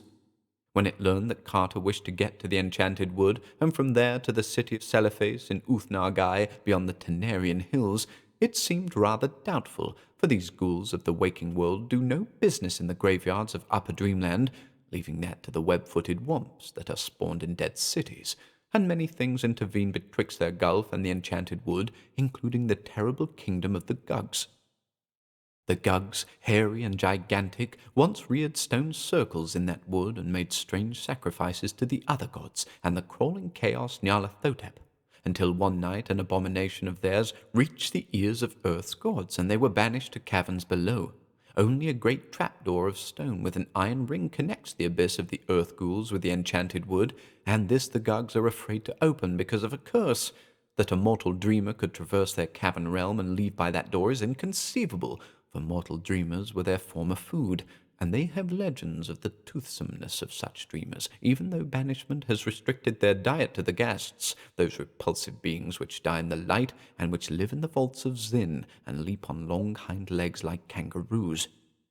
So the ghoul that was Pickman advised Carter either to leave the abyss at Sarkamand, that deserted city in the valley below Leng, where black nitrous stairways guarded by winged diorite lions lead down from dreamland to the lower gulfs, or to return through a churchyard to the waking world and begin the quest anew down the 70 steps of light slumber to the cavern of flame and the 700 steps to the gate of deeper slumber and the enchanted wood. This, however, did not suit the seeker, for he knew nothing of the way from Leng to Uthnar-Gai, and was likewise reluctant to awake lest he forget all he had so far gained in this dream. It were disastrous to his quest to forget the august and celestial faces of those seamen from the north who traded onyx in Cellophase, and who, being the sons of gods, must point the way to the cold waste in Kadath where the great ones dwell. After much persuasion, the ghoul consented to guide his guest inside the great wall of the Gug's kingdom. There was one chance that Carter might be able to steal through that twilight realm of circular stone towers at an hour when the giants would be all gorged and snoring indoors, and reach the central tower with the sign of Koth upon it, which has the stairs leading up to that stone trapdoor in the enchanted wood. Pickman even consented to lend 3 ghouls to help with the tombstone lever in raising the stone door, for of ghouls the Gugs are somewhat afraid, and they often flee from their own colossal graveyards when they see feasting there. He also advised Carter to disguise as a ghoul himself, shaving the beard he had allowed to grow, for ghouls have none, wallowing naked in the mold to get the correct surface, and loping in the usual slamping way, with his clothing carried in a bundle, as if it were a choice morsel from a tomb. They would reach the city of the Gugs, which is coterminous with the whole kingdom, through the proper burrows, emerging in a cemetery not far from the stair-containing Tower of Koth. They must beware, however, of a large cave near the cemetery, for this is the mouth of the vaults of Zin, and the vindictive ghasts are always on watch there murderously for those denizens of the upper abyss who hunt and prey on them. The ghasts try to come out when the Gugs sleep, and they attack ghouls as readily as Gugs, for they cannot discriminate. They are very primitive and eat one another. The Gugs have a sentry at a narrow place in the vaults of Zin, but he is often drowsy and is sometimes surprised by a party of ghasts. Though ghasts cannot live in real light, they can endure the grey twilight of the abyss for hours. So at length Carter crawled through endless burrows, with 3 helpful ghouls bearing the slate gravestone of Colonel Nehemiah Darby, obituary 1719, from the Charter Street burying ground in Salem. When they came again into open twilight, they were in a forest of vast lichen monoliths, reaching nearly as high as the eye could see, and forming the modest gravestones of the Gugs. On the right of the hole out of which they wriggled, and seen through aisles of monoliths, was a stupendous vista of cyclopean round towers, mounting up illimitable into the grey air of inner earth. This was the great city of the Gugs, whose doorways are 30 feet high. Ghouls come here often, for a buried Gug will feed a community for almost a year, and even with the added peril it is better to burrow for Gugs than to bother with the graves of men. Carter now understood the occasional Titan bones he had felt beneath him in the Vale of Nath. Straight ahead, and just outside the cemetery, rose a sheer perpendicular cliff, at whose base an immense and forbidding cavern yawned. This the ghouls told Carter to avoid as much as possible, since it was the entrance to the unhallowed vaults of Zin, where Gugs hunt ghasts in the darkness. And truly, that warning was soon well justified, for the moment a ghoul began to creep toward the towers to see if the hour of the Gug's resting had been rightly timed, there glowed in the gloom of that great cavern's mouth first one pair of yellowish-red eyes, and then another, implying that the Gugs were 1 sentry less, and that ghasts had indeed an excellent sharpness of smell. So the ghoul returned to the burrow and motioned his companions to be silent. It was best to leave the ghasts to their own devices, and there was a possibility that they might soon withdraw, since they must naturally be rather tired after coping with the Gug sentry in the black vaults.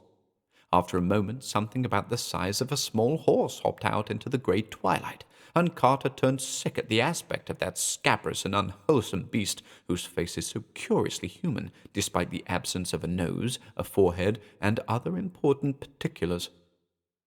Presently, 3 other ghasts hopped out to join their fellow, and a ghoul glibbered softly at Carter that their absence of battle scars was a bad sign. It proved that they had not fought the Gug sentry at all, but merely slipped past him as he slept, so that their strength and savagery were still unimpaired, and would remain so till they had found and disposed of a victim. It was very unpleasant to see those filthy and disproportioned animals, which soon numbered about 15, grubbing about and making their kangaroo leaps in the grey twilight where Titan towers and monoliths arose, but it was still more unpleasant when they spoke among themselves in the coughing gutturals of ghasts. And yet, horrible as they were not so horrible as what presently came out of the cave after them with disconcerting suddenness. It was a paw, fully 2 feet and a half across, and equipped with formidable talons. After it came another paw, and after that a great black furred arm to which both of the paws were attached by short forearms. Then 2 pink eyes shone, and the head of the awakened Gug sentry, large as a barrel, wobbled into view. The eyes jutted 2 inches from each side, shaded by bony protuberances overgrown with coarse hairs. But the head was chiefly terrible because of the mouth. That mouth had great yellow fangs, and ran from the top to the bottom of the head, opening vertically instead of horizontally. But before that unfortunate Gug could emerge from the cave and rise to his full 20 feet, the vindictive ghasts were upon him. Carter feared for a moment that he would give an alarm and arouse all his kin, till a ghoul softly glibbered that Gugs have no voice, but talk by means of facial expression. The battle which then ensued was truly a frightful one. From all sides the venomous ghasts rushed feverishly at the creeping Gug, nipping and tearing with their muzzles, and mauling murderously with their hard-pointed hooves. All the time they coughed excitedly, screaming when the great vertical mouth of the Gug would occasionally bite into one of their number, so that the noise of the combat would surely have aroused the sleeping city had not the weakening of the sentry begun to transfer the action farther and farther within the cavern. As it was, the tumult soon receded altogether from sight in the blackness, with only occasional evil echoes to mark its continuance. Then the most alert of the ghouls gave the signal for all to advance, and Carter followed the loping 3 out of the forest of monoliths and into the dark, noisome streets of that awful city, whose rounded towers of cyclopean stone soared up beyond the sight. Silently they shambled over that rough rock pavement, hearing with disgust the abominable muffled snortings from great black doorways which marked the slumber of the Gugs. Apprehensive of the ending of the rest hour, the ghouls set a somewhat rapid pace, but even so the journey was no brief one, for distances in that town of giants are on a great scale. At last, however, they came to a somewhat open space before a tower even vaster than the rest, above whose colossal doorway was fixed a monstrous symbol in bas-relief which made one shudder without knowing its meaning. This was the central tower with the sign of Koth, and those huge stone steps just visible through the dusk within were the beginning of the great flight leading to Upper Dreamland and the Enchanted Wood. There now began a climb of interminable length in utter blackness, made almost impossible by the monstrous size of the steps, which were fashioned for Gugs and were therefore nearly a yard high. Of their number Carter could form no just estimate, for he soon became so worn out that the tireless and elastic ghouls were forced to aid him. All through the endless climb there lurked the peril of detection and pursuit, for though no Gug dares lift the stone door to the forest because of the Great One's curse, there are no such restraints concerning the tower and the steps, and escaped ghasts are often chased even to the very top. So sharp are the ears of Gugs that the bare feet and hands of the climbers might readily be heard when the city awoke, and it would of course take but little time for the striding giants, accustomed from their ghast hunts in the vaults of Zin to seeing without light, to overtake their smaller and slower quarry on those cyclopean steps. It was very depressing to reflect that the silent pursuing Gugs would not be heard at all, but would come very suddenly and shockingly in the dark upon the climbers. Nor could the traditional fear of Gugs for ghouls be depended upon in that peculiar place where the advantages lay so heavily with the Gugs. There was also some peril from the furtive and venomous ghasts, which frequently hopped up into the tower during the sleep hour of the Gugs. If the Gug slept long, and the ghasts returned soon from their deed in the cavern, the scent of the climbers might easily be picked up by those loathsome and ill-disposed things, in which case it would almost be better to be eaten by a Gug. Then, after aeons of climbing, there came a cough from the darkness above, and matters assumed a very grave and unexpected turn. It was clear that a ghast, or perhaps even more, had strayed into that tower before the coming of Carter and his guides, and it was equally clear that this peril was very close. After a breathless second, the leading ghoul pushed Carter to the wall and arranged his two kinsfolk in the best possible way, with the old slate tombstone raised for a crushing blow whenever the enemy might come in sight. Ghouls can see in the dark, so the party was not as badly off as Carter would have been alone. In another moment the clatter of hooves revealed the downward hopping of at least one beast, and the slab-bearing ghouls poised their weapon for a desperate blow. Presently 2 yellowish red eyes flashed into view, and the panting of the ghast became audible above its clattering. As it hopped down to the step just above the ghouls, they wielded the ancient gravestone with prodigious force, so that there was only a wheeze and a choking before the victim collapsed in a noxious heap. There seemed to be only this one animal, and after a moment of listening the ghouls tapped Carter as a signal to proceed again. As before, they were obliged to aid him, and he was glad to leave that place of carnage where the ghast's uncouth remains sprawled invisible in the blackness. At last the ghouls brought their companion to a halt, and feeling above him, Carter realized that the great stone trapdoor was reached at last. To open so vast a thing completely was not to be thought of, but the ghouls hoped to get it up just enough to slip the gravestone under as a prop and permit Carter to escape through the crack. They themselves planned to descend again and return through the city of the Gugs, since their elusiveness was great, and they did not know the way overland to spectral Sarkomand with its lion-guarded gate to the abyss. Mighty was the straining of those 3 ghouls at the stone of the door above them, and Carter helped push with as much strength as he had.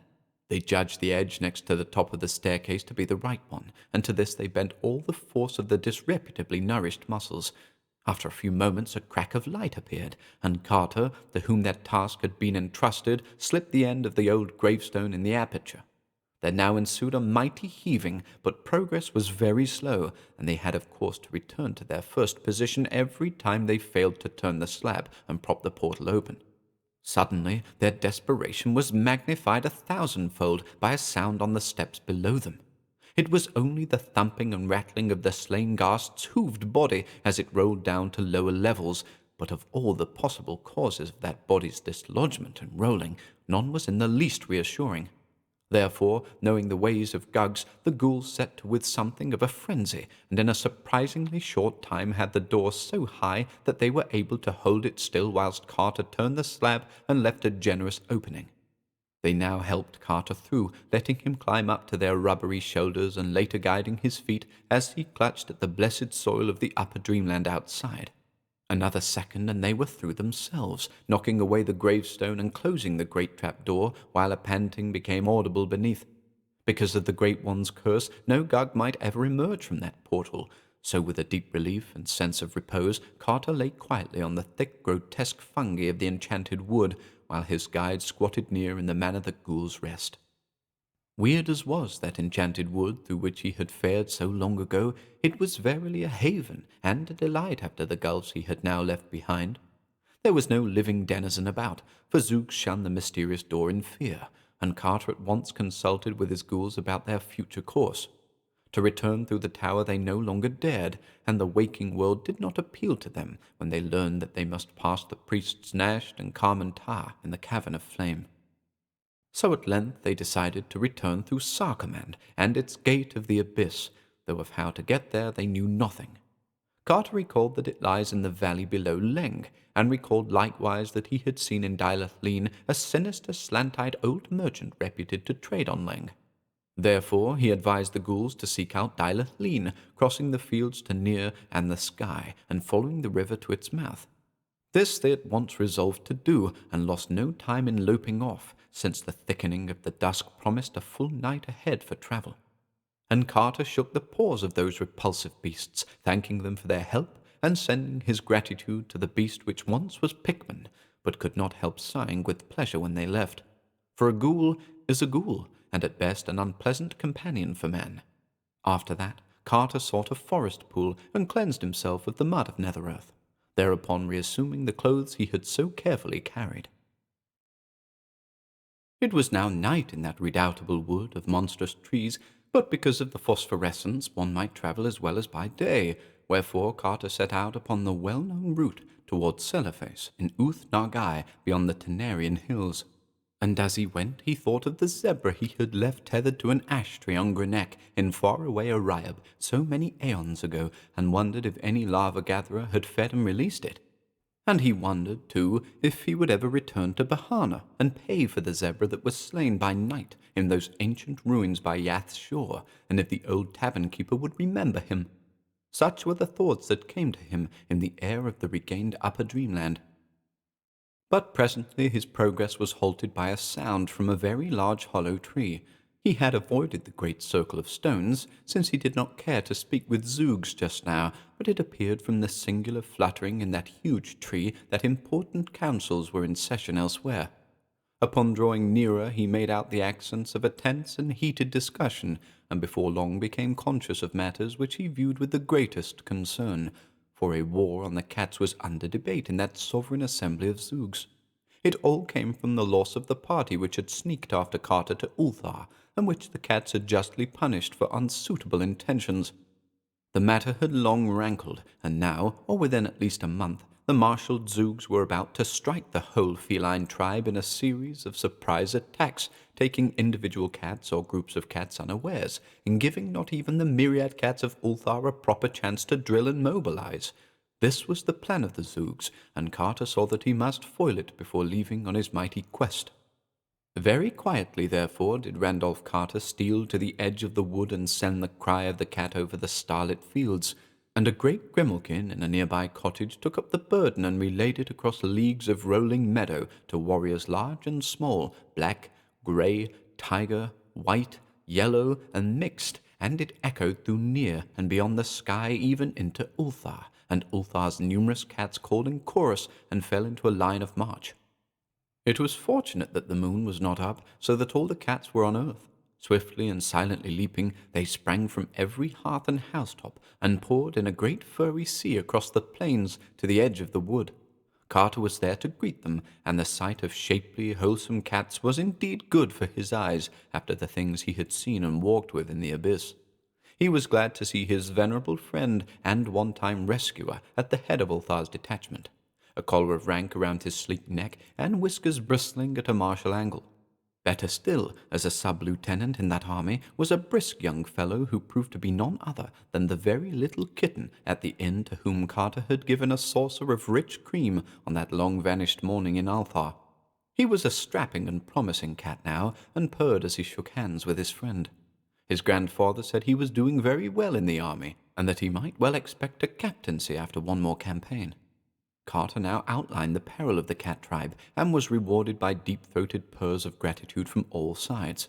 Consulting with the generals, he prepared a plan of instant action, which involved marching at once upon the Zoog Council and other known strongholds of Zoogs, forestalling their surprise attacks and forcing them to terms before the mobilization of their army of invasion. Thereupon, without a moment's loss, that great ocean of cats flooded the enchanted wood and surged around the council tree and the great stone circle. Flutterings rose to panic pitch as the enemy saw the newcomers, and there was very little resistance among the furtive and curious brown Zoogs. They saw that they were beaten in advance, and turned from thoughts of vengeance to thoughts of present self-preservation. Half the cats now seated themselves in a circular formation, with the captured Zoogs in the center, leaving open a lane down which were marched the additional captives rounded up by the other cats in other parts of the wood. Terms were discussed at length, Carter acting as interpreter, and it was decided that the Zoogs might remain a free tribe, on condition of rendering to the cats a large annual tribute of grouse, quail, and pheasants from the less fabulous parts of their forest.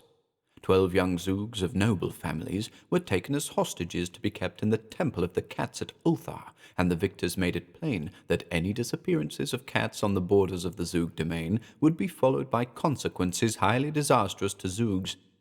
These matters disposed of, the assembled cats broke ranks and permitted the Zoogs to slink off one by one to their respective homes, which they hastened to do with many a sullen backward glance.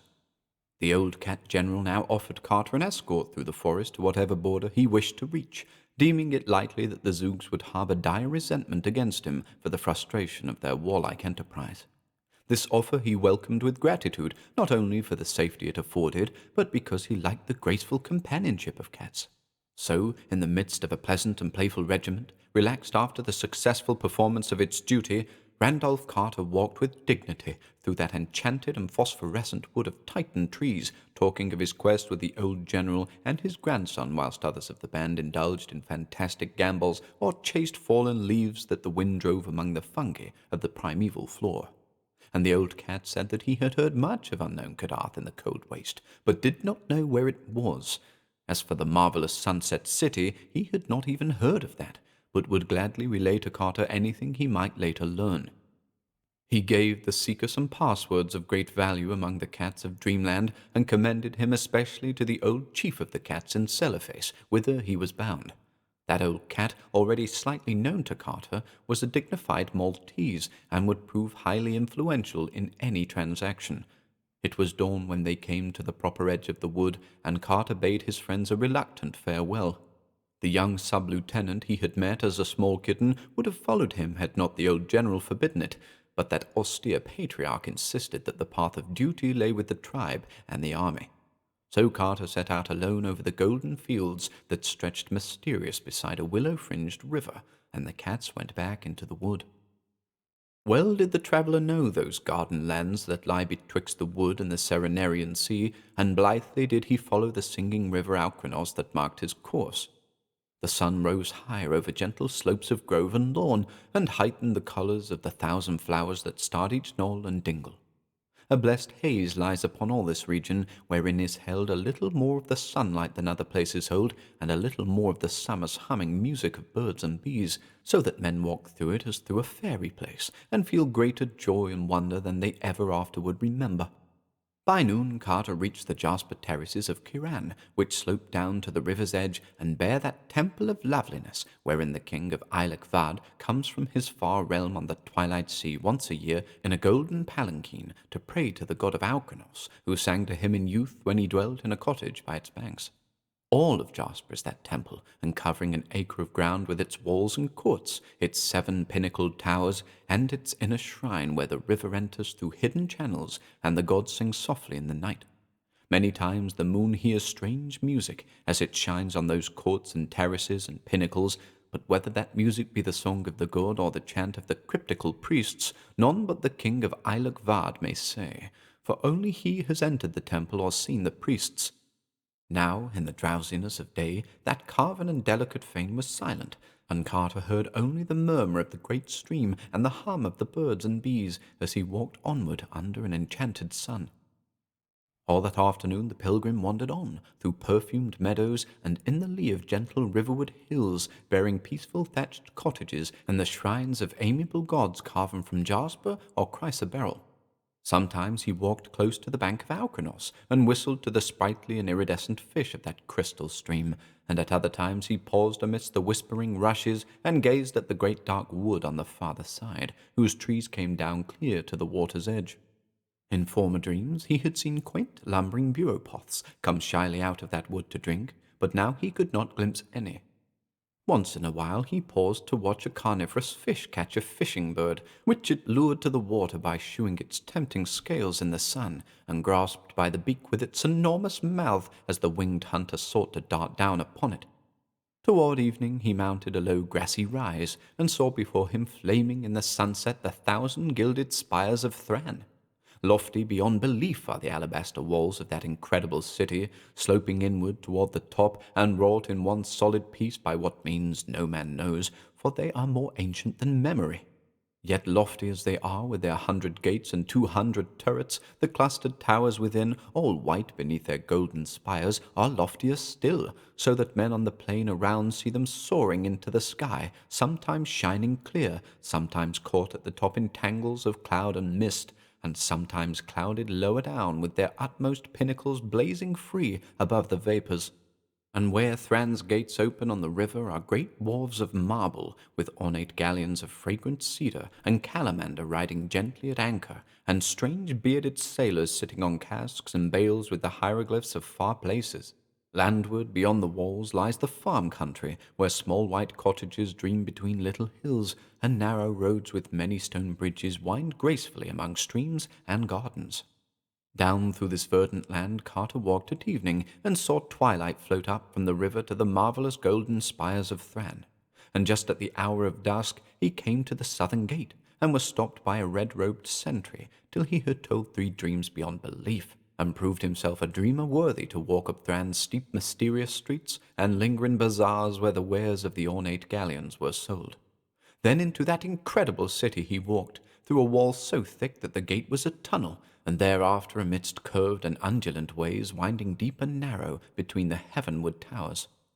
Light shone through grated and balconied windows, and the sound of lutes and pipes stole timid from inner courts where marble fountains bubbled. Carter knew his way, and edged down through darker streets to the river, where at an old sea tavern he found the captains and seamen he had known in myriad other dreams. There he bought his passage to Cellophase on a great green galleon, and there he stopped for the night after speaking gravely to the venerable cat of that inn, who blinked dozing before an enormous hearth and dreamed of old wars and forgotten gods.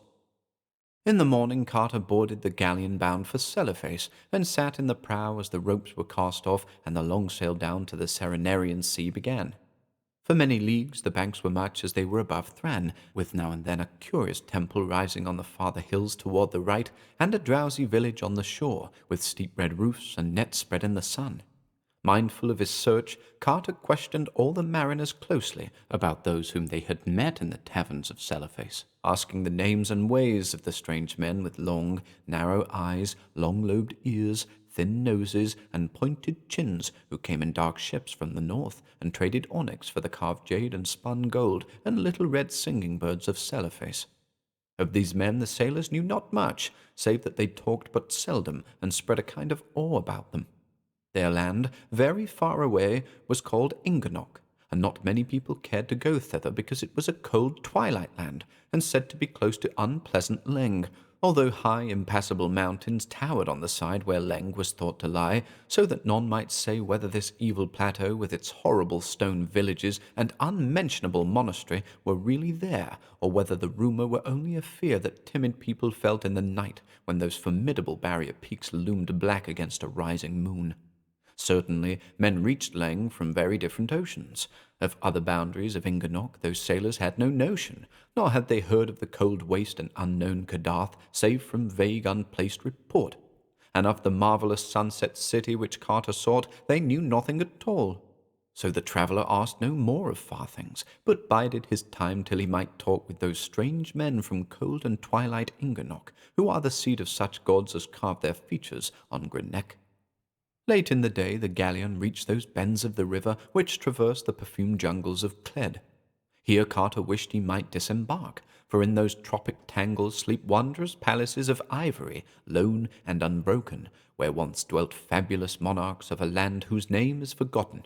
Spells of the Elder Ones keep those places unharmed and undecayed, for it is written that there may one day be need of them again, and elephant caravans have glimpsed them from afar by moonlight, though none dares approach them closely because of the guardians to which their wholeness is due. But the ship swept on, and dusk hushed the hum of the day, and the first stars above blinked answers to the early fireflies on the banks as that jungle fell far behind, leaving only its fragrance as a memory that it had been. And all through the night that galleon floated on, past mysteries unseen and unsuspected. Once a lookout reported fires on the hills to the east, but the sleepy captain said they had better not be looked at too much, since it was highly uncertain just who or what had lit them. In the morning the river had broadened out greatly, and Carter saw by the houses along the banks that they were close to the vast trading city of Llanith on the Serenarian Sea. Here the walls are of rugged granite, and the houses peakedly fantastic with beamed and plastered gables. The men of Llanith are more like those of the waking world than any others in dreamland, so that the city is not sought except for barter, but is prized for the solid work of its artisans. The wharves of Llanith are of oak, and there the galleon made fast while the captain traded in the taverns. Carter also went ashore and looked curiously upon the rutted streets where wooden ox carts lumbered and feverish merchants cried their wares vacuously in the bazaars. The sea taverns were all close to the wharves on cobbled lanes salt with the spray of high tides, and seemed exceedingly ancient, with their low black-beamed ceilings and casements of greenish bull's-eye panes. Ancient sailors in those taverns talked much of distant ports, and told many stories of the curious men from twilight Inganoch, but had little to add to what the seamen of the galleon had told. Then, at last, after much unloading and loading, the ship set sail once more over the sunset sea, and the high walls and gables of Llanith grew less, as the last golden light of day lent them a wonder and beauty beyond any that men had given them. 2 nights and 2 days the galleon sailed over the Serenarian Sea, sighting no land and speaking but one other vessel. Then, near sunset of the 2nd day, there loomed up ahead the snowy peak of Aran, with its ginkgo trees swaying on the lower slopes, and Carter knew that they were come to the land of Uth-Nargai and the marvelous city of Celophace. Swiftly there came into sight the glittering minarets of that fabulous town, and the untarnished marble walls with their bronze statues, and the great stone bridge where Naraxa joins the sea. Then rose the green gentle hills behind the town, with their groves and gardens of asphodels, and the small shrines and cottages upon them, and far in the background the purple ridge of the Tenarians, potent and mystical, behind which lay forbidden ways into the waking world and toward other regions of dream. The harbour was full of painted galleys, some of which were from the marble-cloud city of Serenian, that lies in ethereal space beyond where the sea meets the sky, and some of which were from more substantial ports on the oceans of dreamland. Among these the steersman threaded his way up to the spice-fragrant wharves, where the galleon made fast in the dusk as the city's million lights began to twinkle out over the water. Ever new seemed this deathless city of vision, for here time has no power to tarnish or destroy. As it has always been, is still the turquoise of Nath-Horthath, and the 80 orchid-wreathed priests are the same who builded it 10,000 years ago. Shining still is the bronze of the great gates, nor are the onyx pavements ever worn or broken, and the great bronze statues on the walls look down on merchants and camel-drivers other than fable, yet without one grey hair in their forked beards. Carter did not at once seek out the temple or the palace or the citadel, but stayed by the seaward wall among traders and sailors, and when it was too late for rumours and legends, he sought out an ancient tavern he knew well, and rested with dreams of the gods on unknown Kadath whom he sought. The next day he searched all along the quays for some of the strange mariners of Inganoch, but was told that none were now in port, their galley not being due from the north for full 2 weeks. He found, however, one Thorobonian sailor who had been to Inganoch and had worked in the onyx quarries of that twilight place, and this sailor said there was certainly a desert to the north of the peopled region which everybody seemed to fear and shun. The Thorobonian opined that this desert led around the utmost rim of impassable peaks into Leng's horrible plateau, and that this was why men feared it, though he admitted there were other vague tales of evil presences and nameless sentinels. Whether or not this could be the fabled waste wherein unknown Kadath stands, he did not know, but it seemed unlikely that those presences and sentinels, if indeed they truly existed, were stationed for naught. On the following day, Carter walked up the Street of the Pillars to the turquoise temple and talked with the high priest. Though Nath-Horthath is chiefly worshipped in Celophace, all the great ones are mentioned in diurnal prayers, and the priest was reasonably versed in their moods. Like Atal in distant Ulthar, he strongly advised against any attempt to see them, declaring that they are testy and capricious, and subject to strange protection from the mindless other gods from outside, whose soul and messenger is the crawling chaos Nyarlathotep. Their jealous hiding of the marvelous sunset city showed clearly that they did not wish Carter to reach it, and it was doubtful how they would regard a guest whose object was to see them and plead before them. No man had ever found Kadath in the past, and it might be just as well if none ever found it in the future. Such rumours as were told about that onyx castle of the great ones were not by any means reassuring. Having thanked the orchid-crowned high priest, Carter left the temple and sought the bazaar of the sheep butchers, where the old chief of Celophace's cats dwelt sleek and contented. That grey and dignified being was sunning himself on the onyx pavement, and extended a languid paw as his caller approached. But when Carter repeated the passwords and introductions furnished him by the old cat general of Ulthar, the furry patriarch became very cordial and communicative, and told much of the secret lore known to cats on the seaward slopes of Uth-Nargai. Best of all, he repeated several things told him furtively by the timid waterfront cats of Celloface about the men of Inganok, on whose dark ships no cat will go. It seems that these men have an aura not of earth about them, though that is not the reason why no cat will sail on their ships. The reason for this is that Inganok holds shadows which no cat can endure, so that in all that cold twilight realm there is never a cheering purr or a homely mew, whether it be because of things wafted over the impassable peaks from hypothetical Leng, or because of things filtering down from the chilly desert to the north, none may say. But it remains a fact that in that far land there broods a hint of outer space which cats do not like, and to which they are more sensitive than men. Therefore they will not go on the dark ships that seek the basalt keys of Inganok. The old chief of the cats also told him where to find his friend King Kuranes, who in Carter's latter dreams had reigned alternately in the rose-crystal palace of the 70 Delights at Celloface and in the turreted cloud castle of sky-floating Serenian. It seems that he could no more find content in those places, but had formed a mighty longing for the English cliffs and downlands of his boyhood, where in little dreaming villages England's old songs hover at evening behind latticed windows, and where grey church towers peep lovely through the verdure of distant valleys. He could not go back to these things in the waking world, because his body was dead. But he had done the next best thing, and dreamed a small tract of such countryside in the region east of the city, where meadows roll gracefully up from the sea cliffs to the foot of the Tenarian hills. There he dwelt in a grey Gothic manor house of stone, looking on the sea, and tried to think it was ancient Trevor Towers, where he was born and where 13 generations of his forefathers had first seen the light. And on the coast nearby he had built a little Cornish fishing village, with steep cobbled ways, settling therein such people as had the most English faces, and seeking ever to teach them the dear remembered accents of old Cornwall fishers. And in a valley not far off he had reared a great Norman abbey, whose tower he could see from his window, placing around it in the churchyard grey stones with the names of his ancestors carved thereon, and with a moss somewhat like Old England's moss.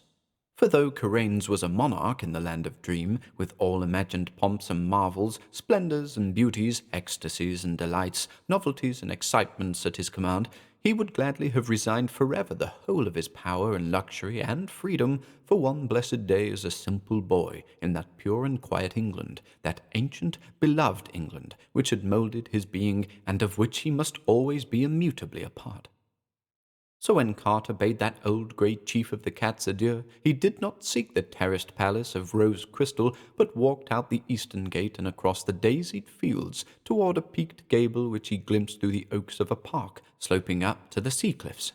And in time he came to a great hedge and a gate with a little brick lodge, and when he rang the bell there hobbled to admit him no robed and anointed lackey of the palace, but a small, stubbly old man in a smock, who spoke as best he could in the quaint tones of far Cornwall, and Carter walked up the shady path between trees as near as possible to England's trees, and climbed the terraces among gardens set out as in Queen Anne's time. At the door, flanked by stone cats in the old way, he was met by a whiskered butler in suitable livery, and was presently taken to the library, where Kuranes, lord of Uth-Nargai and the sky around Serenian, sat pensive in a chair by the window, looking on his little sea-coast village, and wishing that his old nurse would come in and scold him, because he was not ready for that hateful lawn party at the vicar's, with the carriage waiting and his mother nearly out of patience. Kuranes, clad in a dressing-gown of the sort favoured by London tailors in his youth, rose eagerly to meet his guest, for the sight of an Anglo-Saxon from the waking world was very dear to him, even if it was a Saxon from Boston, Massachusetts, instead of from Cornwall. And for long they talked of old times, having much to say because both were old dreamers and well versed in the wonders of incredible places. Kuranes, indeed, had been out beyond the stars in the ultimate void, and was said to be the only one who had ever returned sane from such a voyage. At length Carter brought up the subject of his quest, and asked of his host those questions he had asked of so many others. Kuranes did not know where Kadath was, or the marvellous Sunset City, but he did know that the great ones were very dangerous creatures to seek out, and that the other gods had strange ways of protecting them from impertinent curiosity. He had learned much of the other gods in distant parts of space, especially in that region where form does not exist, and colored gases study the innermost secrets. The violet gas Ngak had told him terrible things of the crawling chaos Nyarlathotep, and had warned him never to approach the central void, where the demon Sultan Azathoth gnaws hungrily in the dark. Altogether, it was not well to meddle with the Elder Ones, and if they persistently denied all access to the marvelous Sunset City, it were better not to seek that city. Kuranes furthermore doubted whether his guest would profit aught by coming to the city, even were he to gain it. He himself had dreamed and yearned long years for lovely Cellophase and the land of Uth-Nargai, and for the freedom and color and high experience of life devoid of its chains, conventions, and stupidities. But now that he was come into that city and that land, and was the king thereof, he found the freedom and the vividness all too soon worn out, and monotonous for want of linkage with anything firm in his feelings and memories. He was a king in Uth-Nargai, but found no meaning therein, and drooped always for the old familiar things of England that had shaped his youth. All his kingdom would he give for the sound of Cornish church bells over the downs, and all the 1,000 minarets of Cellophase for the steep, homely roofs of the village near his home. So he told his guest that the unknown Sunset City might not hold quite the content he sought, and that perhaps it had better remain a glorious and half-remembered dream. For he had visited Carter often in the old waking days, and knew well the lovely New England slopes that had given him birth.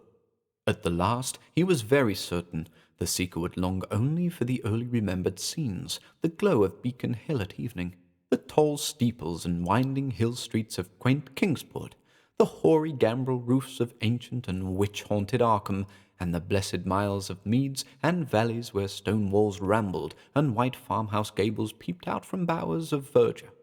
These things he told Randolph Carter, but still the seeker held to his purpose, and in the end they parted each with his own conviction, and Carter went back through the Bronze Gate into Cellophase and down the Street of the Pillars to the old sea wall, where he talked more with the mariners of far ports, and waited for the dark ship from cold and twilight Inganoch, whose strange-faced sailors and onyx traders had in them the blood of the great ones. One starlight evening, when the Pharos shone splendid over the harbour, the longed-for ship put in, and strange-faced sailors and traders appeared one by one, and group by group in the ancient taverns along the sea-wall. It was very exciting to see again those living faces so like the godlike features on Grenek, but Carter did not hasten to speak with the silent seaman. He did not know how much of pride and secrecy and dim supernal memory might fill those children of the great ones, and was sure it would not be wise to tell them of his quest or ask too closely of that cold desert stretching north of their twilight land. They talked little with the other folk in those ancient sea taverns, but would gather in groups in remote corners and sing among themselves the haunting airs of unknown places, or chant long tales to one another in accents alien to the rest of dreamland, and so rare and moving were those airs and tales that one might guess their wonders from the faces of those who listened, even though the words came to common ears only as strange cadence and obscure melody. For a week the strange seamen lingered in the taverns and traded in the bazaars of Cellophase, and before they sailed Carter had taken passage on their dark ship, telling them that he was an old onyx miner and wishful to work in their quarries. That ship was very lovely and cunningly wrought, being of teak wood with ebony fittings and traceries of gold, and the cabin in which the traveller lodged had hangings of silk and velvet. One morning at the turn of the tide the sails were raised and the anchor lifted, and as Carter stood on the high stern he saw the sunrise, blazing walls, and bronze statues and golden minarets of ageless Cellophase sink into the distance, and the snowy peak of Mount Aran grow smaller and smaller. By noon there was nothing in sight save the gentle blue of the Serenarian Sea, with one painted galley afar off bound for that cloud-hung realm of Serenian, where the sea meets the sky. And night came with gorgeous stars, and the dark ship steered for Charles's Wain and the Little Bear as they swung slowly round the pole. And the sailors sang strange songs of unknown places, and then stole off one by one to the forecastle, while the wistful watchers murmured old chants and leaned over the rail to glimpse the luminous fish playing in bowers beneath the sea. Carter went to sleep at midnight and rose in the glow of a young morning, marking that the sun seemed farther south than was its wont. And all through that second day he made progress in knowing the men of the ship, getting them little by little to talk of their cold twilight land, of their exquisite onyx city, and of their fear of the high and impassable peaks beyond which Leng was said to be. They told him how sorry they were that no cats would stay in the land of Inganok, and how they thought the hidden nearness of Leng was to blame for it. Only of the stony desert to the north they would not talk. There was something disquieting about that desert, and it was thought expedient not to admit its existence. On later days they talked of the quarries in which Carter said he was going to work. There were many of them, for all the city of Inganok was builded of onyx, whilst great polished blocks of it were traded in Rhinar, Agrothan, and Cellophase, and at home with the merchants of Thra, Ilanek, and Kadatheron, for the beautiful wares of those fabulous ports. And far to the north, almost in that cold desert whose existence the men of Inganok did not care to admit, there was an unused quarry greater than all the rest, from which had been hewn in forgotten times such prodigious lumps and blocks that the sight of their chiselled vacancies struck terror to all who beheld. Who had mined those incredible blocks, and whither they had been transported, no man might say, but it was thought best not to trouble that quarry, around which such inhuman memories might conceivably cling. So it was left all alone in the twilight, with only the raven and the rumoured shantak bird to brood on its immensities. When Carter heard of this quarry, he was moved to deep thought, for he knew from old tales that the Great One's castle atop unknown Kadath is of onyx. Each day the sun wheeled lower and lower in the sky, and the mists overhead grew thicker and thicker.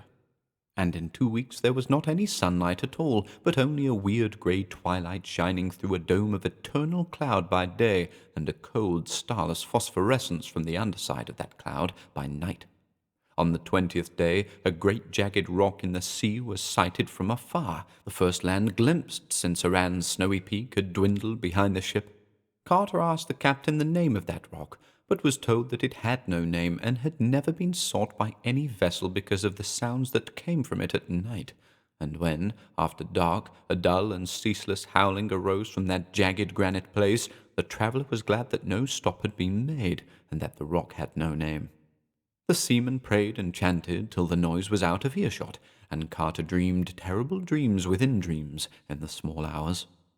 2 mornings after that, there loomed far ahead and to the east a line of great grey peaks, whose tops were lost in the changeless clouds of that twilight world.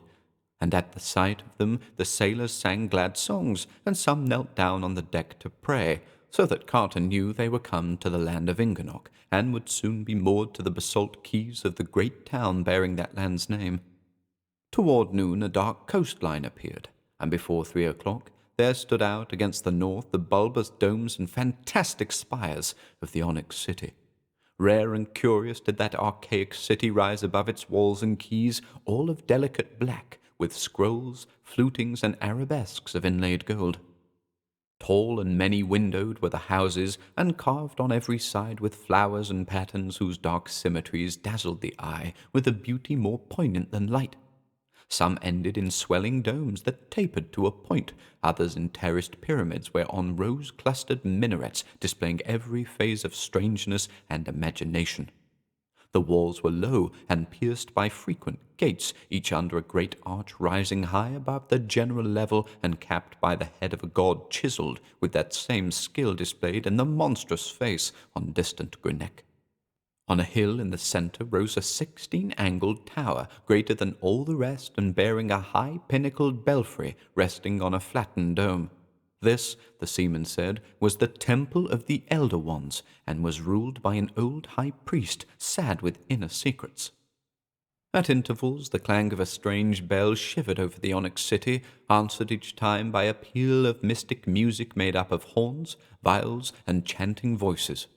And from a row of tripods on a gallery round the high dome of the temple there burst flares of flame at certain moments, for the priests and people of that city were wise in the primal mysteries, and faithful in keeping the rhythms of the Great Ones as set forth in scrolls older than the Nicotic manuscripts. As the ship rode past the great basalt breakwater into the harbour, the lesser noises of the city grew manifest, and Carter saw the slaves, sailors, and merchants on the docks. The sailors and merchants were of the strange-faced race of the gods, but the slaves were squat, slant-eyed folk said by rumour to have drifted somehow across or around the impassable peaks from valleys beyond Leng.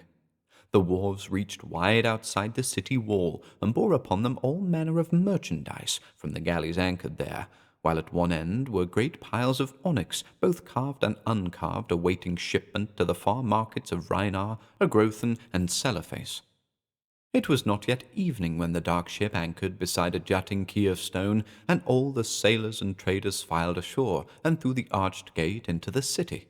The streets of that city were paved with onyx, and some of them were wide and straight, whilst others were crooked and narrow. The houses near the water were lower than the rest, and bore above their curiously arched doorways certain signs of gold said to be in honour of the respective small gods that favoured each. The captain of the ship took Carter to an old sea tavern where flocked the mariners of quaint countries, and promised that he would next day shew him the wonders of the twilight city, and lead him to the taverns of the onyx miners by the northern wall.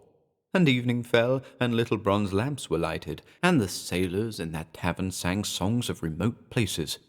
But when from its high tower the great bell shivered over the city, and the peal of the horns and viols and voices rose cryptical in answer thereto, all ceased their songs or tales and bowed silent till the last echo died away.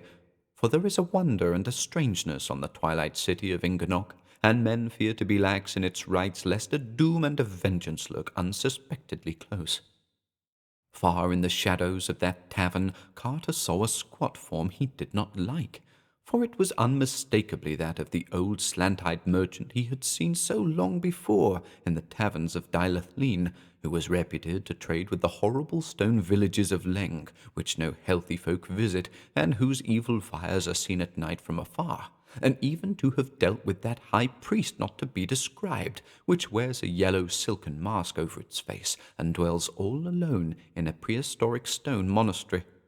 This man had seemed to shew a queer gleam of knowing when Carter asked the traders of Dylathlene about the cold waste and Kadath, and somehow his presence in dark and haunted Inganok, so close to the wonders of the north, was not a reassuring thing. He slipped wholly out of sight before Carter could speak to him, and sailors later said that he had come with a yak caravan from some point not well determined, bearing the colossal and rich-flavoured eggs of the rumoured shantak bird to trade for the dexterous jade goblets that merchants brought from Ilanek. On the following morning the ship captain led Carter through the onyx streets of Inganok, dark under their twilight sky.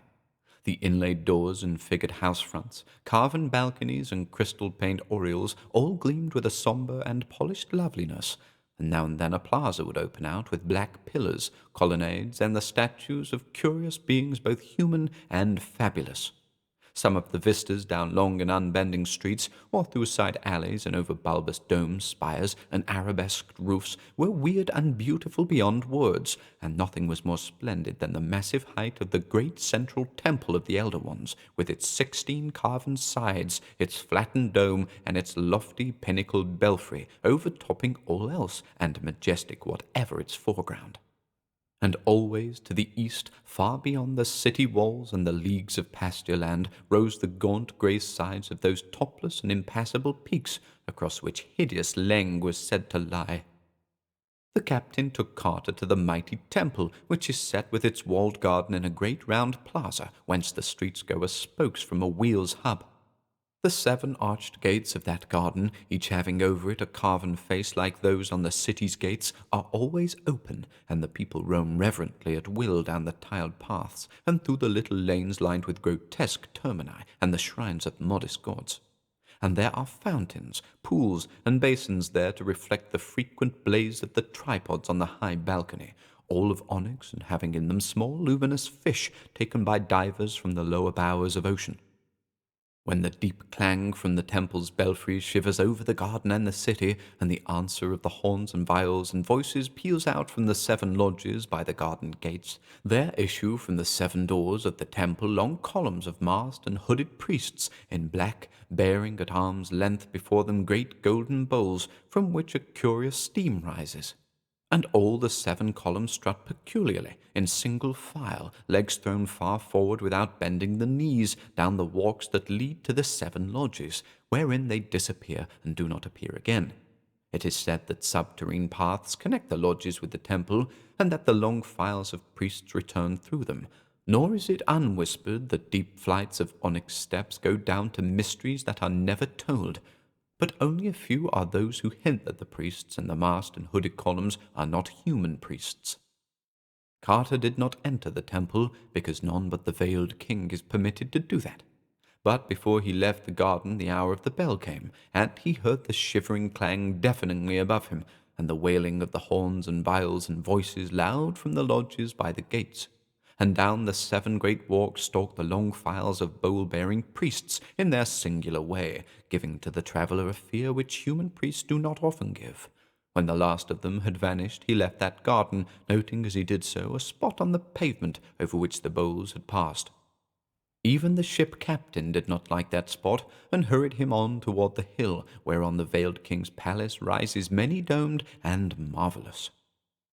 The ways to the Onyx Palace are steep and narrow, all but that broad curving one where the king and his companions ride on yaks or in yak-drawn chariots. Carter and his guide climbed up an alley that was all steps, between inlaid walls bearing strange signs in gold, and under balconies and oriels whence sometimes floated soft strains of music or breaths of exotic fragrance. Always ahead loomed those Titan walls, mighty buttresses, and clustered and bulbous domes for which the veiled king's palace is famous, and at length they passed under a great black arch, and emerged in the gardens of the monarch's pleasure. There Carter paused in faintness at so much of beauty, for the onyx terraces and colonnaded walks, the gay parterres and delicate flowering trees, espaliered to golden lattices, the brazen urns and tripods with cunning bas-reliefs, the pedestaled and almost breathing statues of veined black marble, the basalt-bottomed lagoons and tiled fountains with luminous fish, the tiny temples of iridescent singing birds atop carven columns, the marvelous scrollwork of the great bronze gates, and the blossoming vines trained along every inch of the polished walls, all joined to form a sight whose loveliness was beyond reality, and half fabulous even in the land of dream. There it shimmered like a vision under that grey twilight sky, with the domed and fretted magnificence of the palace ahead, and the fantastic silhouette of the distant impassable peaks on the right. And ever the small birds in the fountain sang, while the perfume of rare blossoms spread like a veil over that incredible garden. No other human presence was there, and Carter was glad it was so. Then they turned and descended again the onyx alley of steps, for the palace itself no visitor may enter, and it is not well to look too long and steadily at the great central dome, since it is said to house the archaic father of all the rumoured shantak birds, and to send out queer dreams to the curious. After that, the captain took Carter to the north quarter of the town, near the gate of the caravans, where are the taverns of the yak merchants and the onyx miners. And there, in a low-ceiled inn of quarrymen, they said farewell, for business called the captain whilst Carter was eager to talk with miners about the north. There were many men in that inn, and the traveller was not long in speaking to some of them, saying that he was an old miner of onyx, and anxious to know somewhat of Ingenog's quarries. But all that he learnt was not much more than he knew before, for the miners were timid and evasive about the cold desert to the north and the quarry that no man visits. They had fears of fabled emissaries from around the mountains where Leng is said to lie, and of evil presences and nameless sentinels far north among the scattered rocks. And they whispered also that the rumoured shantak birds are no wholesome things, it being indeed for the best that no man has ever truly seen one, for that fabled father of shantaks in the king's dome is fed in the dark. The next day, saying that he wished to look over all the various mines for himself, and to visit the scattered farms and quaint onyx villages of Ingenog, Carter hired a yak and stuffed great leathern saddlebags for a journey. Beyond the gate of the caravans, the road lay straight betwixt tilled fields, with many odd farmhouses crowned by low domes. At some of these houses the seeker stopped to ask questions, once finding a host so austere and reticent, and so full of an unplaced majesty like to that in the huge features on Greenock, that he felt certain he had come at last upon one of the great ones themselves, or upon one with full 9/10 of their blood dwelling amongst men. And to that austere and reticent Cotter he was careful to speak very well of the gods, and to praise all the blessings they had ever accorded him. That night Carter camped in a roadside meadow beneath a great ligeth tree, to which he tied his yak, and in the morning resumed his northward pilgrimage. At about 10 o'clock he reached the small domed village of Urg, where traders rest and miners tell their tales, and paused in its taverns till noon. It is here that the great caravan road turns west towards Ceylon, but Carter kept on north by the quarry road. All the afternoon he followed that rising road, which was somewhat narrower than the great highway, and which now led through a region with more rocks than tilled fields. And by evening the low hills on his left had risen into sizable black cliffs, so that he knew he was close to the mining country. All the while the great gaunt sides of the impassable mountains towered afar off at his right, and the farther he went, the worse tales he heard of them from the scattered farmers and traders and drivers of lumbering onyx carts along the way. On the second night he camped in the shadow of a large black crag, tethering his yak to a stake driven in the ground. He observed the greater phosphorescence of the clouds at this northerly point, and more than once thought he saw dark shapes outlined against them, and on the third morning he came in sight of the first onyx quarry, and greeted the men who there laboured with picks and chisels. Before evening he had passed 11 quarries, the land being here given over altogether to onyx cliffs and boulders, with no vegetation at all, but only great rocky fragments scattered about a floor of black earth, with the grey impassable peaks always rising gaunt and sinister on his right. The third night he spent in a camp of quarrymen, whose flickering fires cast weird reflections on the polished cliffs to the west, and they sang many songs and told many tales, shewing such strange knowledge of the olden days and the habits of gods that Carter could see they held many latent memories of their sires, the great ones. They asked him whither he went, and cautioned him not to go too far to the north, but he replied that he was seeking new cliffs of onyx, and would take no more risks than were common among prospectors. In the morning he bade them adieu, and rode on into the darkening north, where they had warned him he would find the feared and unvisited quarry, whence hands older than men's hands had wrenched prodigious blocks. But he did not like it when, turning back to wave a last farewell, he thought he saw approaching the camp that squat and evasive old merchant with slanting eyes, whose conjectured traffic with Leng was the gossip of distant Dilethleen. After 2 more quarries the inhabited part of Inganock seemed to end, and the road narrowed to a steeply rising yak path among forbidding black cliffs. Always on the right towered the gaunt and distant peaks, and as Carter climbed farther and farther into this untraversed realm, he found it grew darker and colder. Soon he perceived that there were no prints of feet or hooves on the black path beneath, and realized that he was indeed come into strange and deserted ways of elder time. Once in a while a raven would croak far overhead, and now and then a flapping behind some vast rock would make him think uncomfortably of the rumoured shantak bird. But in the main he was alone with his shaggy steed, and it troubled him to observe that this excellent yak became more and more reluctant to advance, and more disposed to snort affrightedly at any small noise along the route. The path now contracted between sable and glistening walls, and began to display an even greater steepness than before. It was a bad footing, and the yak often slipped on the stony fragments strewn thickly about. In 2 hours Carter saw ahead a definite crest, beyond which was nothing but dull grey sky, and blessed the prospect of a level or downward course. To reach this crest, however, was no easy task, for the way had grown nearly perpendicular, and was perilous with loose black gravel and small stones. Eventually Carter dismounted and led his dubious yak, pulling very hard when the animal balked or stumbled, and keeping his own footing as best he might.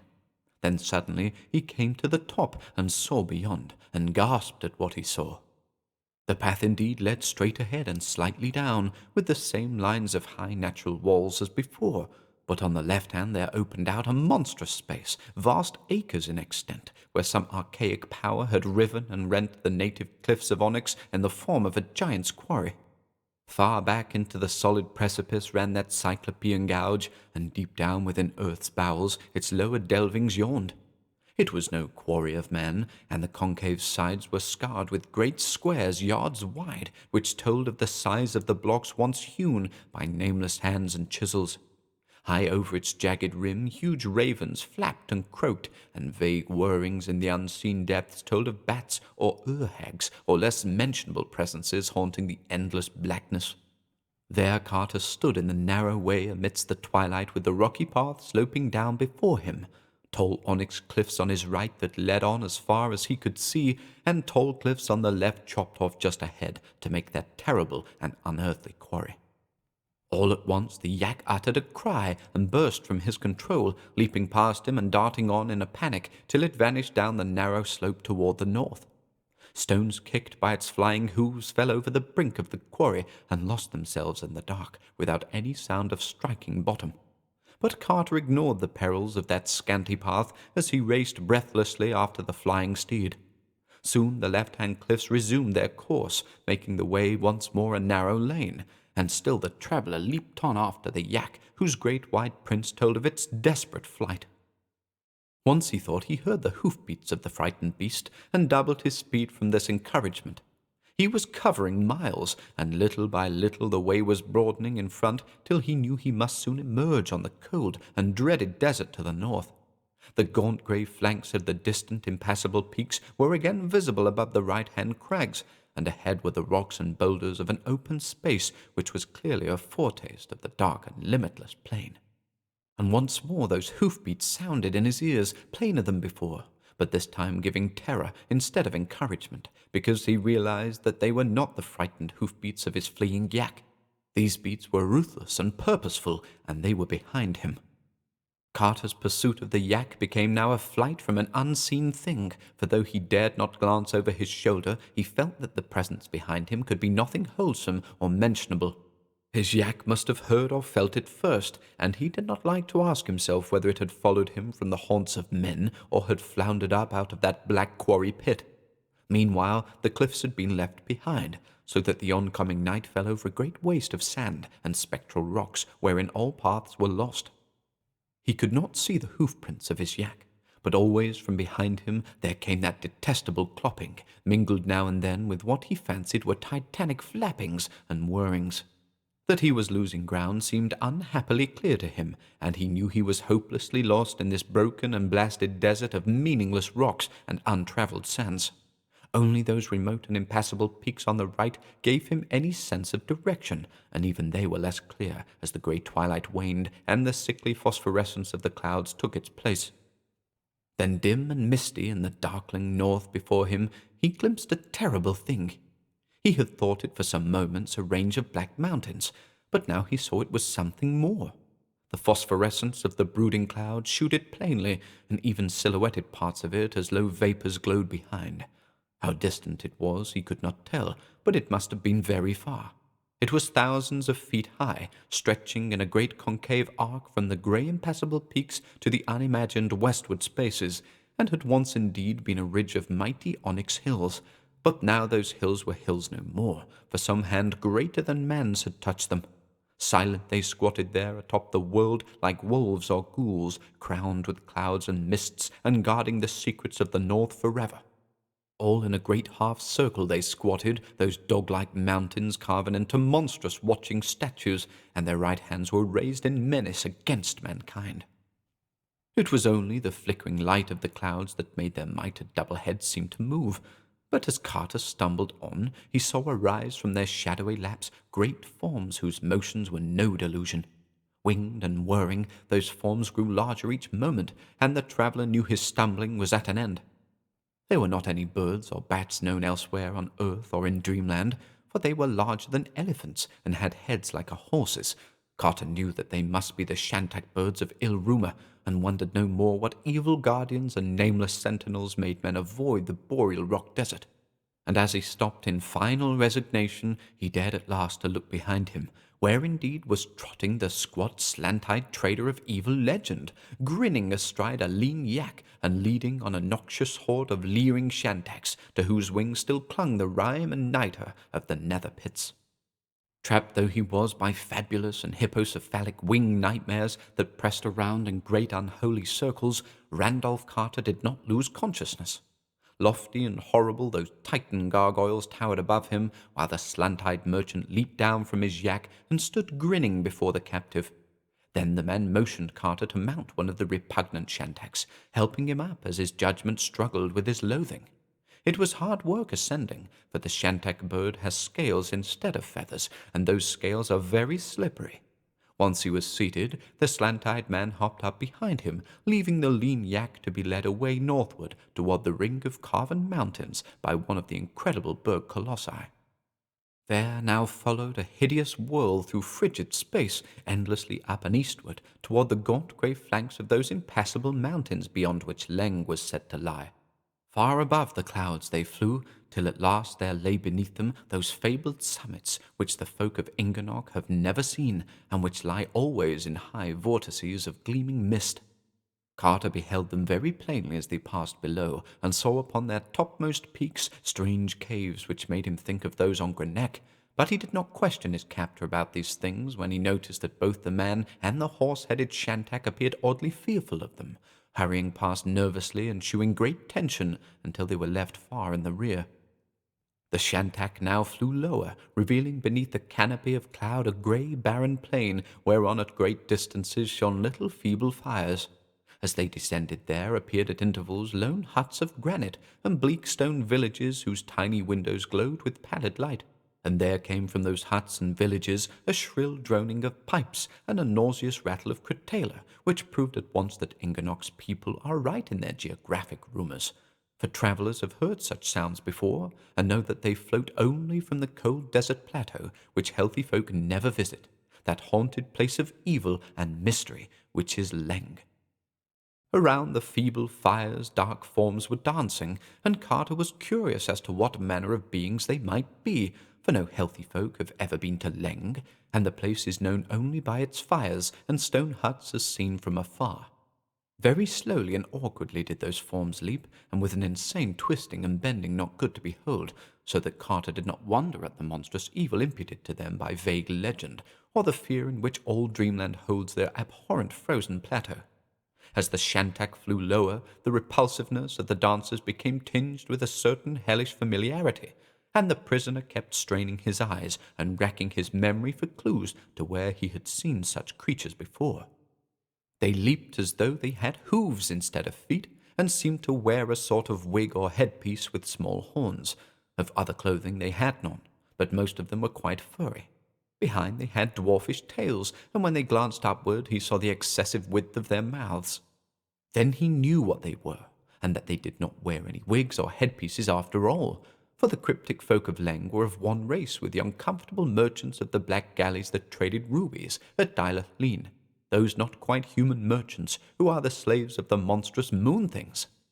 They were indeed the same dark folk who had shanghaied Carter on their noisome galley so long ago, and whose kith he had seen driven in herds about the unclean wharves of that accursed lunar city, with the leaner ones toiling and the fatter ones taken away in crates for other needs of their polypous and amorphous masters. Now he saw where such ambiguous creatures came from, and shuddered at the thought that Leng must be known to these formless abominations from the moon.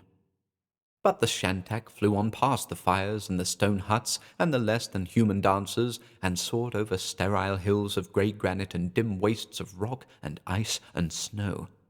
Day came, and the phosphorescence of low clouds gave place to the misty twilight of that northern world, and still the vile bird winged meaningly through the cold and silence. At times the slant-eyed man talked with his steed in a hateful and guttural language, and the shantak would answer with tittering tones that rasped like the scratching of ground glass. All this while the land was getting higher, and finally they came to a wind-swept tableland, which seemed the very roof of a blasted and tenantless world. There, all alone in the hush and the dusk and the cold, rose the uncouth stones of a squat windowless building, around which a circle of crude monoliths stood. In all this arrangement there was nothing human, and Carter surmised from old tales that he was indeed come to that most dreadful and legendary of all places, the remote and prehistoric monastery, wherein dwells uncompanion the high priest not to be described, which wears a yellow silken mask over its face and prays to the other gods and their crawling chaos Nyarlathotep. The loathsome bird now settled to the ground, and the slant-eyed man hopped down and helped his captive alight.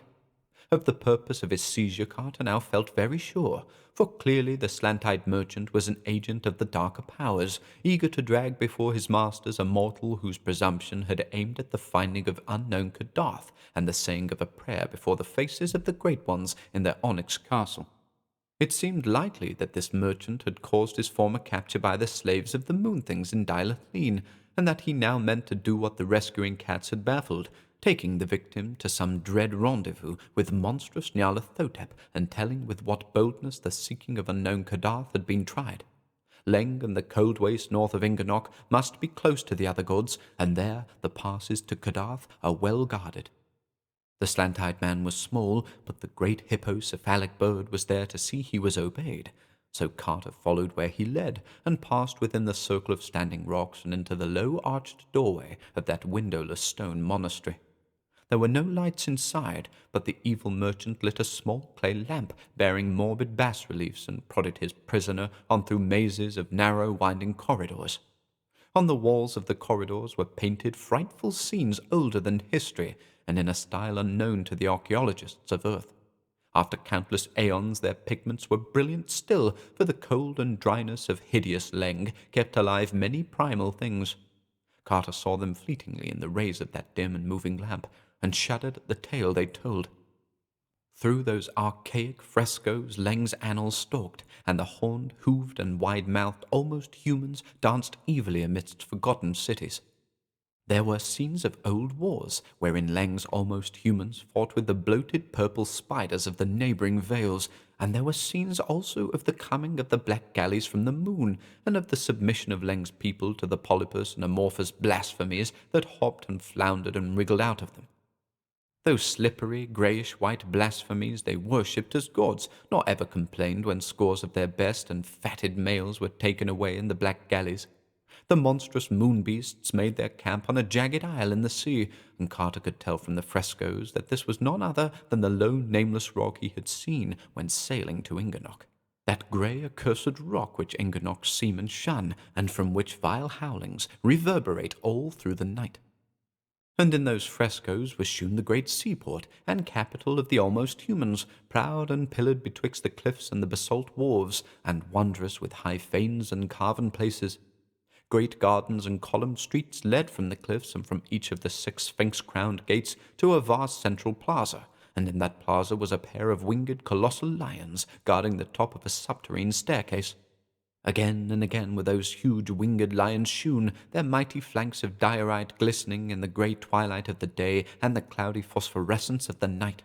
And as Carter stumbled past their frequent and repeated pictures, it came to him at last what indeed they were, and what city it was that the almost humans had ruled so anciently before the coming of the black galleys. There could be no mistake, for the legends of Dreamland are generous and profuse. Indubitably, that primal city was no less a place than storied Sarkomand, whose ruins had bleached for 1,000,000 years before the first true humans saw the light, and whose twin Titan lions guard eternally the steps that lead down from Dreamland to the great abyss. Other views shewed the gaunt grey peaks dividing Leng from Inganok, and the monstrous shantak birds that build nests on the ledges halfway up. And they shewed likewise the curious caves near the very topmost pinnacles, and how even the boldest of the shantaks fly screaming away from them. Carter had seen those caves when he passed over them, and had noticed their likeness to the caves on Grenek. Now he knew that the likeness was more than a chance one, for in these pictures were shewn their fearsome denizens, and those bat wings, curving horns, barbed tails, prehensile paws, and rubbery bodies were not strange to him.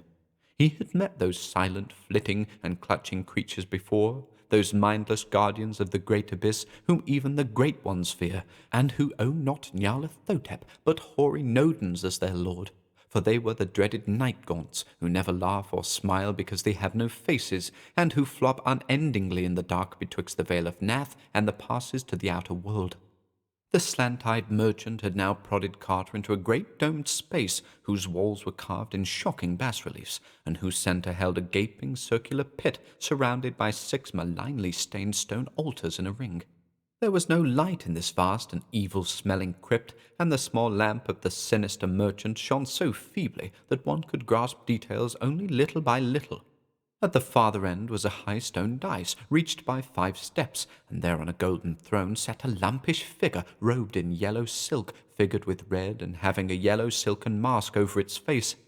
To this being the slant-eyed man made certain signs with his hands, and the lurker in the dark replied by raising a disgustingly carven flute of ivory in silk-covered paws and blowing certain loathsome sounds from beneath its flowing yellow mask. This colloquy went on for some time, and to Carter there was something sickeningly familiar in the sound of that flute and the stench of the malodorous place. It made him think of a frightful red-litten city and of the revolting procession that once filed through it, of that and of an awful climb through lunar countryside beyond, before the rescuing rush of Earth's friendly cats. He knew that the creature on the dais was without doubt the high priest not to be described, of which legend whispers such fiendish and abnormal possibilities, but he feared to think just what that abhorred high priest might be. Then the figured silk slipped a trifle from one of the greyish-white paws, and Carter knew what the noisome high priest was. And in that hideous second, stark fear drove him to something his reason would never have dared to attempt. For in all his shaken consciousness there was room only for one frantic will to escape from what squatted on that golden throne. He knew that hopeless labyrinths of stone lay betwixt him and the cold tableland outside, and that even on that tableland the noxious Shantak still waited, yet in spite of all this there was in his mind only the instant need to get away from that wriggling, silk-robed monstrosity. The slant-eyed man had set his curious lamp upon one of the high and wickedly stained altar stones by the pit, and had moved forward somewhat to talk to the high priest with his hands. Carter, hitherto wholly passive, now gave that man a terrific push with all the wild strength of fear, so that the victim toppled at once into that gaping well which rumour holds to reach down to the hellish vaults of Zin, where Gugs hunt ghasts in the dark. In almost the same second he seized the lamp from the altar and darted out into the frescoed labyrinths, racing this way and that as chance determined, and trying not to think of the stealthy padding of shapeless paws on the stones behind him, or of the silent wrigglings and crawlings which must be going on back there in lightless corridors. After a few moments he regretted his thoughtless haste, and wished he had tried to follow backward the frescoes he had passed on the way in. True, they were so confused and duplicated that they could not have done him much good, but he wished none the less he had made the attempt. Those he now saw were even more horrible than those he had seen then, and he knew he was not in the corridors leading outside. In time he became quite sure he was not followed, and slackened his pace somewhat, but scarce had he breathed in half relief when a new peril beset him. His lamp was waning, and he would soon be in pitch blackness, with no means of sight or guidance. When the light was all gone, he groped slowly in the dark, and prayed to the great ones for such help as they might afford. At times he felt the stone floor sloping up or down, and once he stumbled over a step for which no reason seemed to exist. The farther he went, the damper it seemed to be, and when he was able to feel a junction or the mouth of a side passage, he always chose the way which sloped downward the least. He believed, though, that his general course was down, and the vault-like smell and incrustations on the greasy walls and floor alike warned him he was burrowing deep in Leng's unwholesome tableland. But there was not any warning of the thing which came at last, only the thing itself with its terror and shock and breathtaking chaos. One moment he was groping slowly over the slippery floor of an almost level place, and the next he was shooting dizzily downward in the dark through a burrow which must have been well-nigh vertical. Of the length of that hideous sliding he could never be sure, but it seemed to take hours of delirious nausea and ecstatic frenzy. Then he realized he was still, with the phosphorescent clouds of a northern night shining sickly above him. All around were crumbling walls and broken columns, and the pavement on which he lay was pierced by straggling grass and wrenched asunder by frequent shrubs and roots. Behind him a basalt cliff rose topless and perpendicular, its dark sides sculptured into repellent scenes, and pierced by an arched and carven entrance to the inner blacknesses out of which he had come. Ahead stretched double rows of pillars, and the fragments and pedestals of pillars that spoke of a broad and bygone street, and from the urns and basins along the way he knew it had been a great street of gardens. Far off at its end the pillars spread to mark a vast round plaza, and in that open circle there loomed gigantic under the lurid night clouds a pair of monstrous things.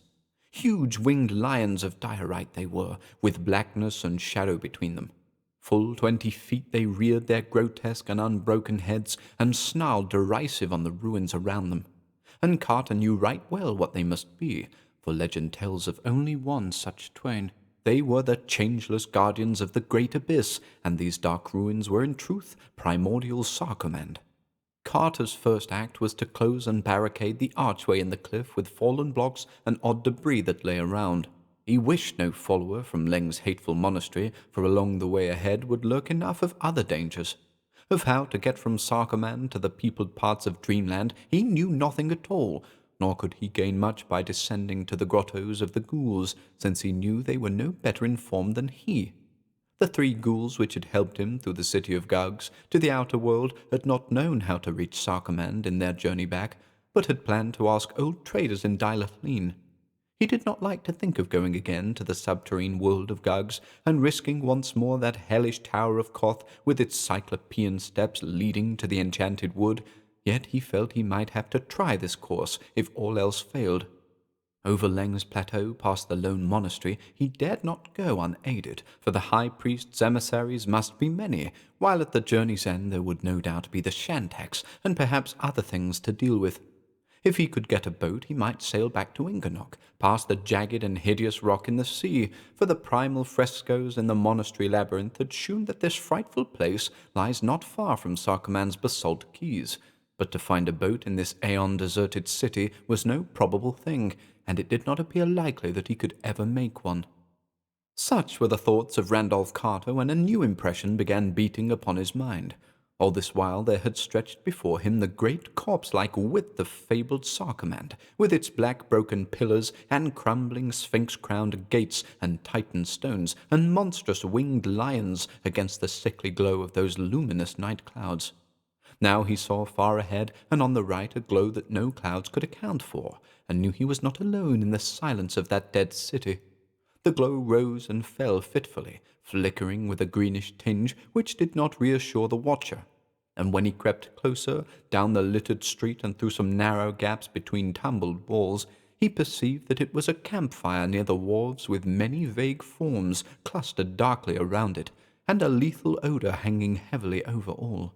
Beyond was the oily lapping of the harbour water, with a great ship riding at anchor, and Carter paused in stark terror when he saw that the ship was indeed one of the dreaded black galleys from the moon. Then, just as he was about to creep back from that detestable flame, he saw a stirring among the vague dark forms, and heard a peculiar and unmistakable sound. It was the frightened meeping of a ghoul, and in a moment it had swelled to a veritable chorus of anguish. Secure as he was in the shadow of monstrous ruins, Carter allowed his curiosity to conquer his fear, and crept forward again instead of retreating. Once, in crossing an open street, he wriggled worm-like on his stomach, and in another place he had to rise to his feet to avoid making a noise among heaps of fallen marble. But always he succeeded in avoiding discovery, so that in a short time he had found a spot behind a Titan pillar whence he could watch the whole green-litten scene of action. There, around a hideous fire fed by the obnoxious stems of lunar fungi, there squatted a stinking circle of the toad-like moon-beasts and their almost human slaves.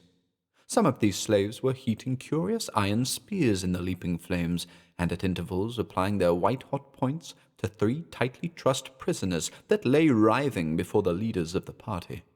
From the motions of their tentacles, Carter could see that the blunt-snouted moon-beasts were enjoying the spectacle hugely, and vast was his horror when he suddenly recognized the frantic meeping, and knew that the tortured ghouls were none other than the faithful trio which had guided him safely from the abyss, and had thereafter set out from the enchanted wood to find Sarcommand and the gate to their native deeps.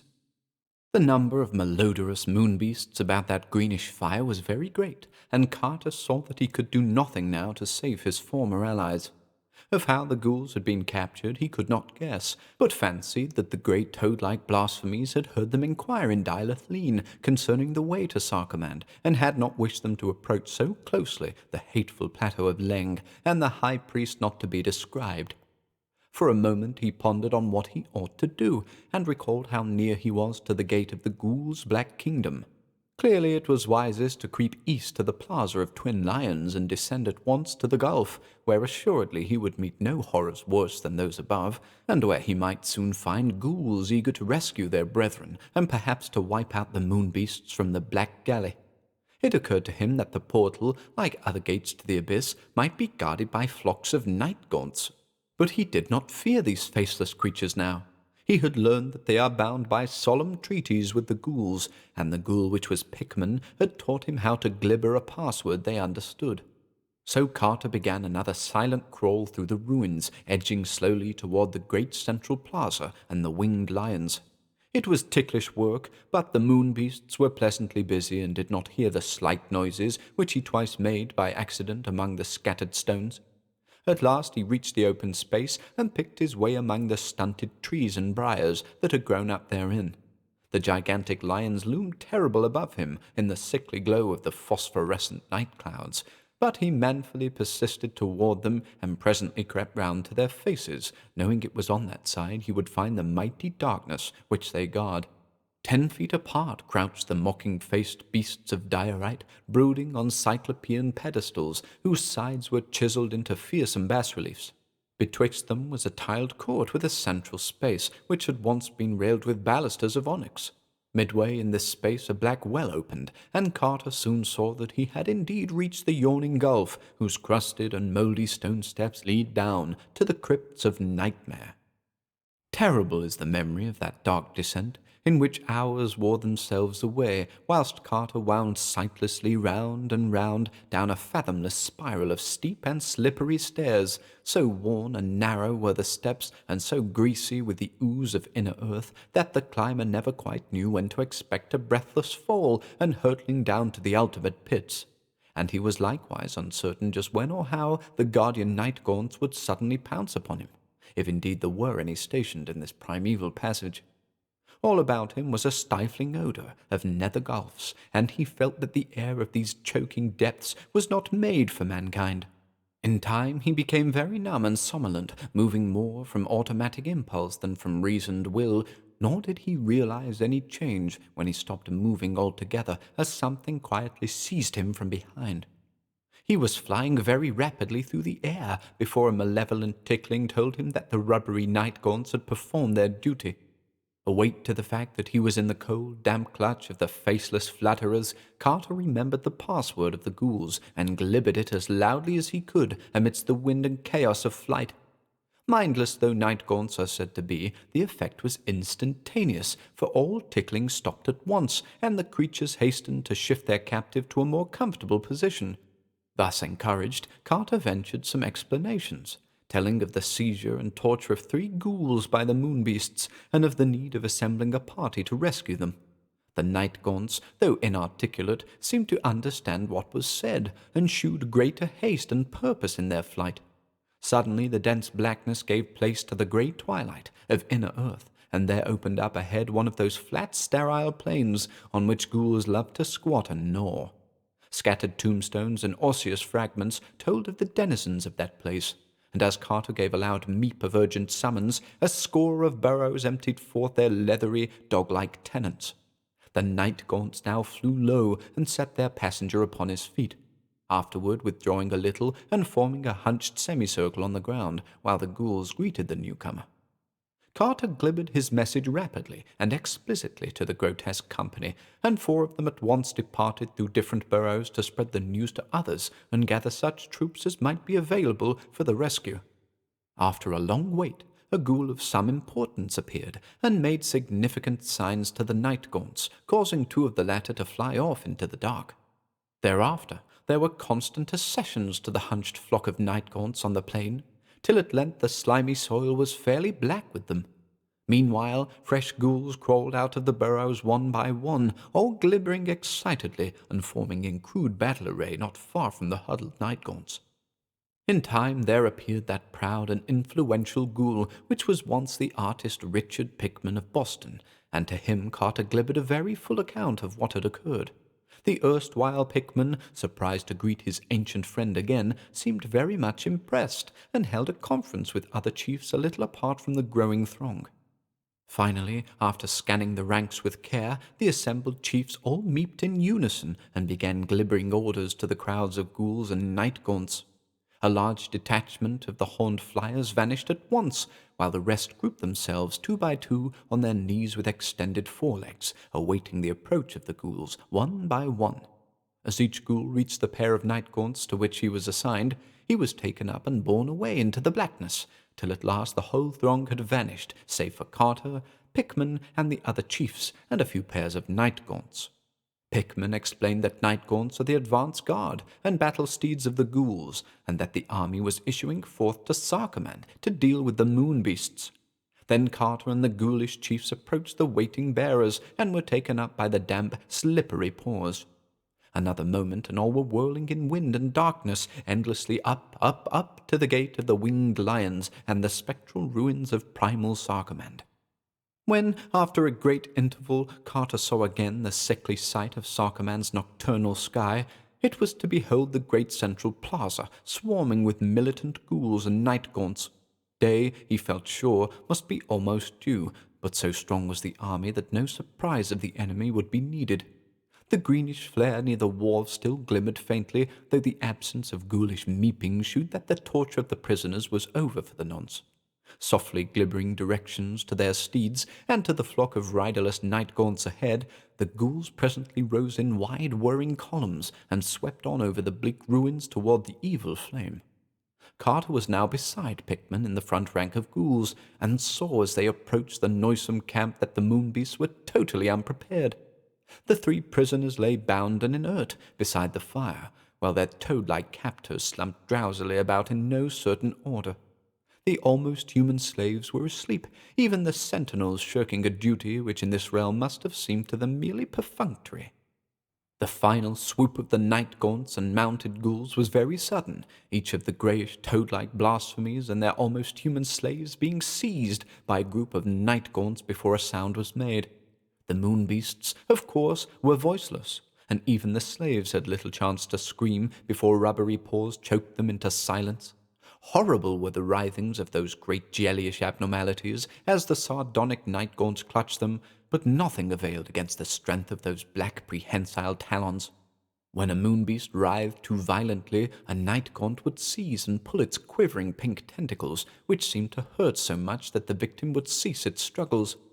Carter expected to see much slaughter, but found that the ghouls were far subtler in their plans.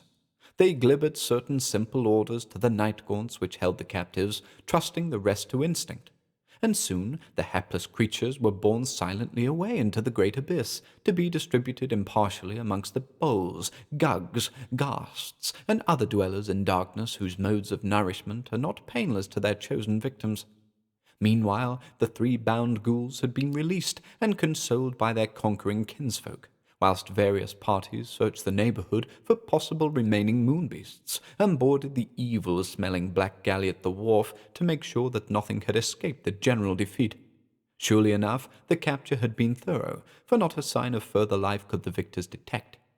Carter, anxious to preserve a means of access to the rest of Dreamland, urged them not to sink the anchored galley, and this request was freely granted out of gratitude for his act in reporting the plight of the captured trio.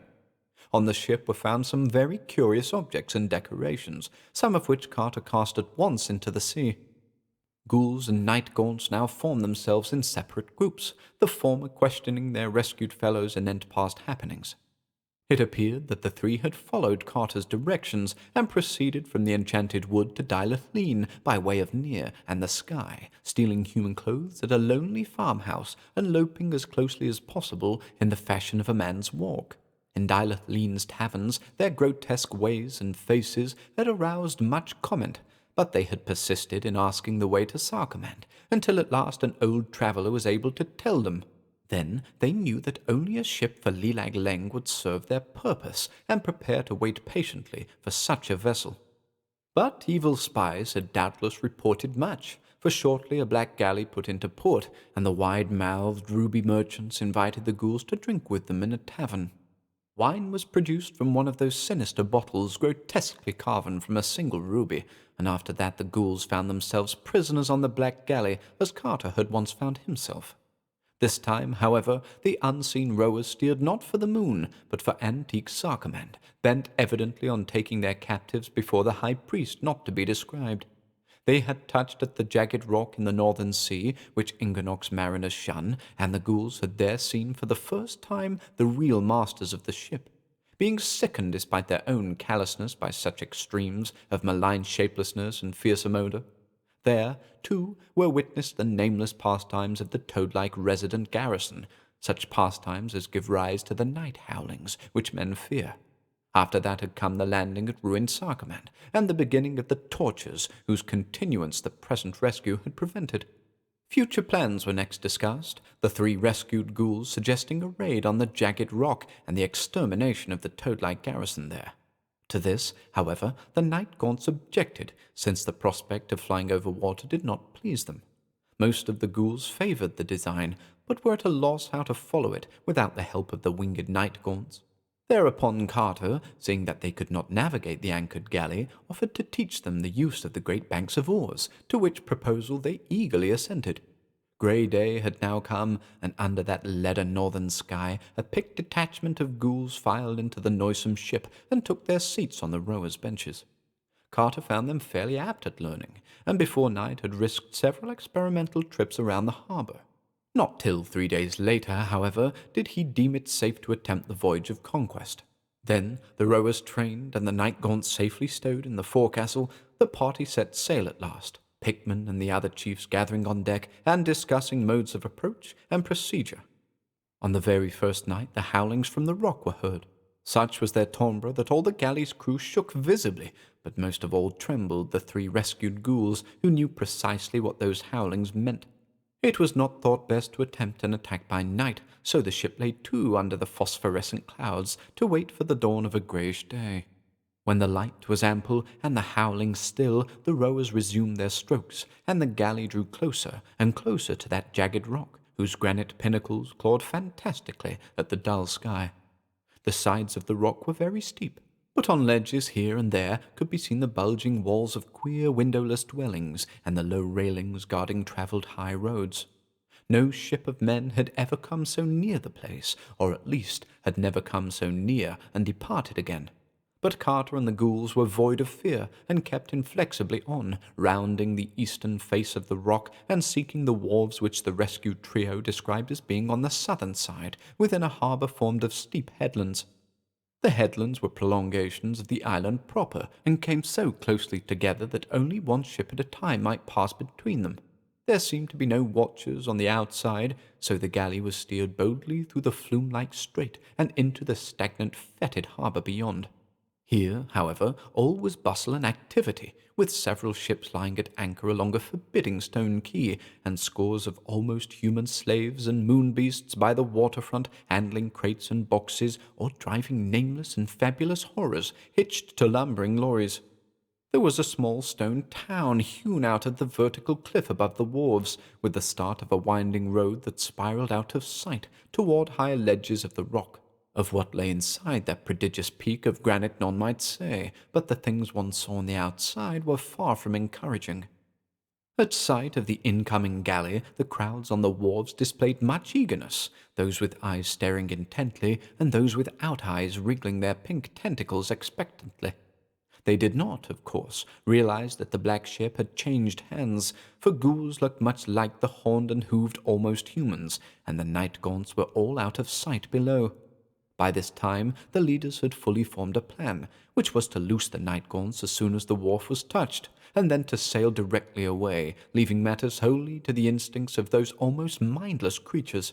Marooned on the rock, the horned flyers would first of all seize whatever living things they found there, and afterward, quite helpless to think except in terms of the homing instinct, would forget their fear of water and fly swiftly back to the abyss, bearing their noisome prey to appropriate destinations in the dark, from which not much would emerge alive. The ghoul that was Pickman now went below and gave the night gaunts their simple instructions, while the ship drew very near to the ominous and malodorous wharves. Presently a fresh stir rose along the waterfront, and Carter saw that the motions of the galley had begun to excite suspicion. Evidently, the steersman was not making for the right dock, and probably the watchers had noticed the difference between the hideous ghouls and the almost human slaves whose places they were taking. Some silent alarm must have been given, for almost at once a horde of the mephitic moon beasts began to pour from the little black doorways of the windowless houses and down the winding road at the right. A rain of curious javelins struck the galley as the prow hit the wharf, felling 2 ghouls and slightly wounding another, but at this point all the hatches were thrown open to emit a black cloud of whirring night gaunts, which swarmed over the town like a flock of horned and cyclopean bats. The jellyish moonbeasts had procured a great pole and were trying to push off the invading ship, but when the night gaunt struck them, they thought of such things no more. It was a very terrible spectacle to see those faceless and rubbery ticklers at their pastime, and tremendously impressive to watch the dense cloud of them spreading through the town and up the winding roadway to the reaches above. Sometimes a group of the black flutterers would drop a toad-like prisoner from aloft by mistake, and the manner in which the victim would burst was highly offensive to the sight and smell. When the last of the night gaunts had left the galley, the ghoulish leaders glibbered an order of withdrawal, and the rowers pulled quietly out of the harbour between the grey headlands, while still the town was a chaos of battle and conquest. The Pickman ghoul allowed several hours for the night gaunts to make up their rudimentary minds and overcome their fear of flying over the sea, and kept the galley standing about a mile off the jagged rock while he waited and dressed the wounds of the injured men. Night fell, and the grey twilight gave place to the sickly phosphorescence of low clouds, and all the while the leaders watched the high peaks of that accursed rock for signs of the night gaunt's flight. Toward morning, a black speck was seen hovering timidly over the topmost pinnacle, and shortly afterward the speck had become a swarm. Just before daybreak, the swarm seemed to scatter, and within a quarter of an hour it had vanished wholly in the distance toward the northeast. Once or twice something seemed to fall from the thinning swarm into the sea, but Carter did not worry, since he knew from observation that the toad-like moon beasts cannot swim. At length, when the ghouls were satisfied that all the night gaunts had left for Sarkomand and the great abyss with their doomed burdens, the galley put back into the harbour betwixt the grey headlands, and all the hideous company landed and roamed curiously over the denuded rock, with its towers and eyries and fortresses chiselled from the solid stone. Frightful were the secrets uncovered in those evil and windowless crypts, for the remnants of unfinished pastimes were many, and in various stages of departure from their primal state. Carter put out of the way certain things which were after a fashion alive, and fled precipitately from a few other things about which he could not be very positive. The stench-filled houses were furnished mostly with grotesque stools and benches carven from moon trees, and were painted inside with nameless and frantic designs. Countless weapons, implements, and ornaments lay about, including some large idols of solid ruby depicting singular beings not found on the earth. These latter did not, despite their material, invite either appropriation or long inspection, and Carter took the trouble to hammer 5 of them into very small pieces. The scattered spears and javelins he collected, and with Pickman's approval distributed among the ghouls. Such devices were new to the dog-like lopers, but their relative simplicity made them easy to master after a few concise hints. The upper parts of the rock held more temples than private homes, and in numerous hewn chambers were found terrible carven altars, and doubtfully stained fonts and shrines for the worship of things more monstrous than the mild gods atop Kadath. From the rear of one great temple stretched a low black passage, which Carter followed far into the rock with a torch, till he came to a lightless domed hall of vast proportions, whose vaultings were covered with demoniac carvings, and in whose centre yawned a foul and bottomless well, like that in the hideous monastery of Leng, where broods alone the high priest not to be described. On the distant shadowy side, beyond the noisome well, he thought he discerned a small door of strangely wrought bronze, but for some reason he felt an unaccountable dread of opening it, or even approaching it, and hastened back through the cavern to his unlovely allies as they shambled about with an ease and abandon he could scarcely feel. The ghouls had observed the unfinished pastimes of the moon beasts and had profited in their fashion. They had also found a hogshead of potent moon wine and were rolling it down to the wharves for removal and later use in diplomatic dealings, though the rescued trio, remembering its effect on them in Dilithleen, had warned their company to taste none of it. Of rubies from lunar mines there was a great store, both rough and polished, in one of the vaults near the water, but when the ghouls found they were not good to eat, they lost all interest in them. Carter did not try to carry any away, since he knew too much about those which had mined them. Suddenly there came an excited meeping from the sentries on the wharves, and all the loathsome foragers turned from their tasks to stare seaward and cluster round the waterfront. Betwixt the grey headlands a fresh black galley was rapidly advancing, and it could be but a moment before the almost humans on deck would perceive the invasion of the town and give the alarm to the monstrous things below. Fortunately, the ghouls still bore the spears and javelins which Carter had distributed amongst them, and at his command, sustained by the being that was Pickman, they now formed a line of battle and prepared to prevent the landing of the ship. Presently, a burst of excitement on the galley told of the crew's discovery of the changed state of things, and the instant stoppage of the vessel proved that the superior numbers of the ghouls had been noted and taken into account. After a moment of hesitation, the newcomers silently turned and passed out between the headlands again, but not for an instant did the ghouls imagine that the conflict was averted. Either the dark ship would seek reinforcements, or the crew would try to land elsewhere on the island, hence a party of scouts was at once sent up toward the pinnacle to see what the enemy's course would be. In a very few minutes a ghoul returned breathless to say that the moon beasts and almost humans were landing on the outside of the more easterly of the rugged grey headlands, and ascending by hidden paths and ledges which a goat could scarcely tread in safety. Almost immediately afterward the galley was sighted again through the flume-like strait, but only for a second. Then, a few moments later, a second messenger panted down from aloft to say that another party was landing on the other headland, both being much more numerous than the size of the galley would seem to allow for. The ship itself, moving slowly with only one sparsely manned tier of oars, soon hove in sight betwixt the cliffs and lay to in the fetid harbour, as if to watch the coming fray and stand by for any possible use. By this time Carter and Pickman had divided the ghouls into 3 parties, one to meet each of the 2 invading columns, and one to remain in the town. The first 2 at once scrambled up the rocks in their respective directions, while the third was subdivided into a land party and a sea party. The sea party, commanded by Carter, boarded the anchored galley and rowed out to meet the undermanned galley of the newcomers, whereat the latter retreated through the strait to the open sea. Carter did not at once pursue it, for he knew he might be needed more acutely near the town.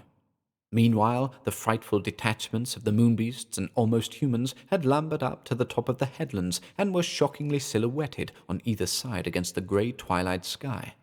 The thin, hellish flutes of the invaders had now begun to whine, and the general effect of those hybrid, half-amorphous processions was as nauseating as the actual odour given off by the toad-like lunar blasphemies. Then the 2 parties of the ghouls swarmed into sight and joined the silhouetted panorama. Javelins began to fly from both sides, and the swelling meeps of the ghouls and the bestial howls of the almost humans gradually joined the hellish whine of the flutes to form a frantic and indescribable chaos of demon cacophony. Now and then bodies fell from the narrow ridges of the headlands into the sea outside or the harbour inside, in the latter case being sucked quickly under by certain submarine lurkers, whose presence was indicated only by prodigious bubbles. For half an hour this duel battle raged in the sky, till upon the west cliff the invaders were completely annihilated. On the east cliff, however, where the leader of the moon-beast party appeared to be present, the ghouls had not fared so well, and were slowly retreating to the slopes of the pinnacle proper. Pickman had quickly ordered reinforcements for this front from the party in the town, and these had helped greatly in the earlier stages of the combat. Then, when the western battle was over, the victorious survivors hastened across to the aid of their hard-pressed fellows, turning the tide and forcing the invaders back again along the narrow ridge of the headland. The almost humans were by this time all slain, but the last of the toad-like horrors fought desperately with the great spears clutched in their powerful and disgusting paws. The time for javelins was now nearly past, and the fight became a hand-to-hand contest of what few spearmen could meet upon that narrow ridge. As fury and recklessness increased, the number falling into the sea became very great. Those striking the harbour met nameless extinction from the unseen bubblers, but of those striking the open sea, some were able to swim to the foot of the cliffs and land on tidal rocks, while the hovering galley of the enemy rescued several moonbeasts. The cliffs were unscalable except where the monsters had debarked, so that none of the ghouls on the rocks could rejoin their battle line. Some were killed by javelins from the hostile galley or from the moonbeasts above, but a few survived to be rescued.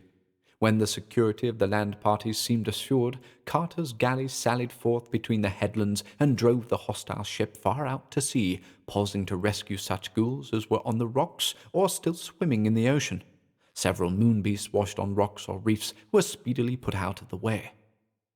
Finally, the moonbeast's galley being safely in the distance, and the invading land army concentrated in one place, Carter landed a considerable force on the eastern headland in the enemy's rear, after which the fight was short-lived indeed.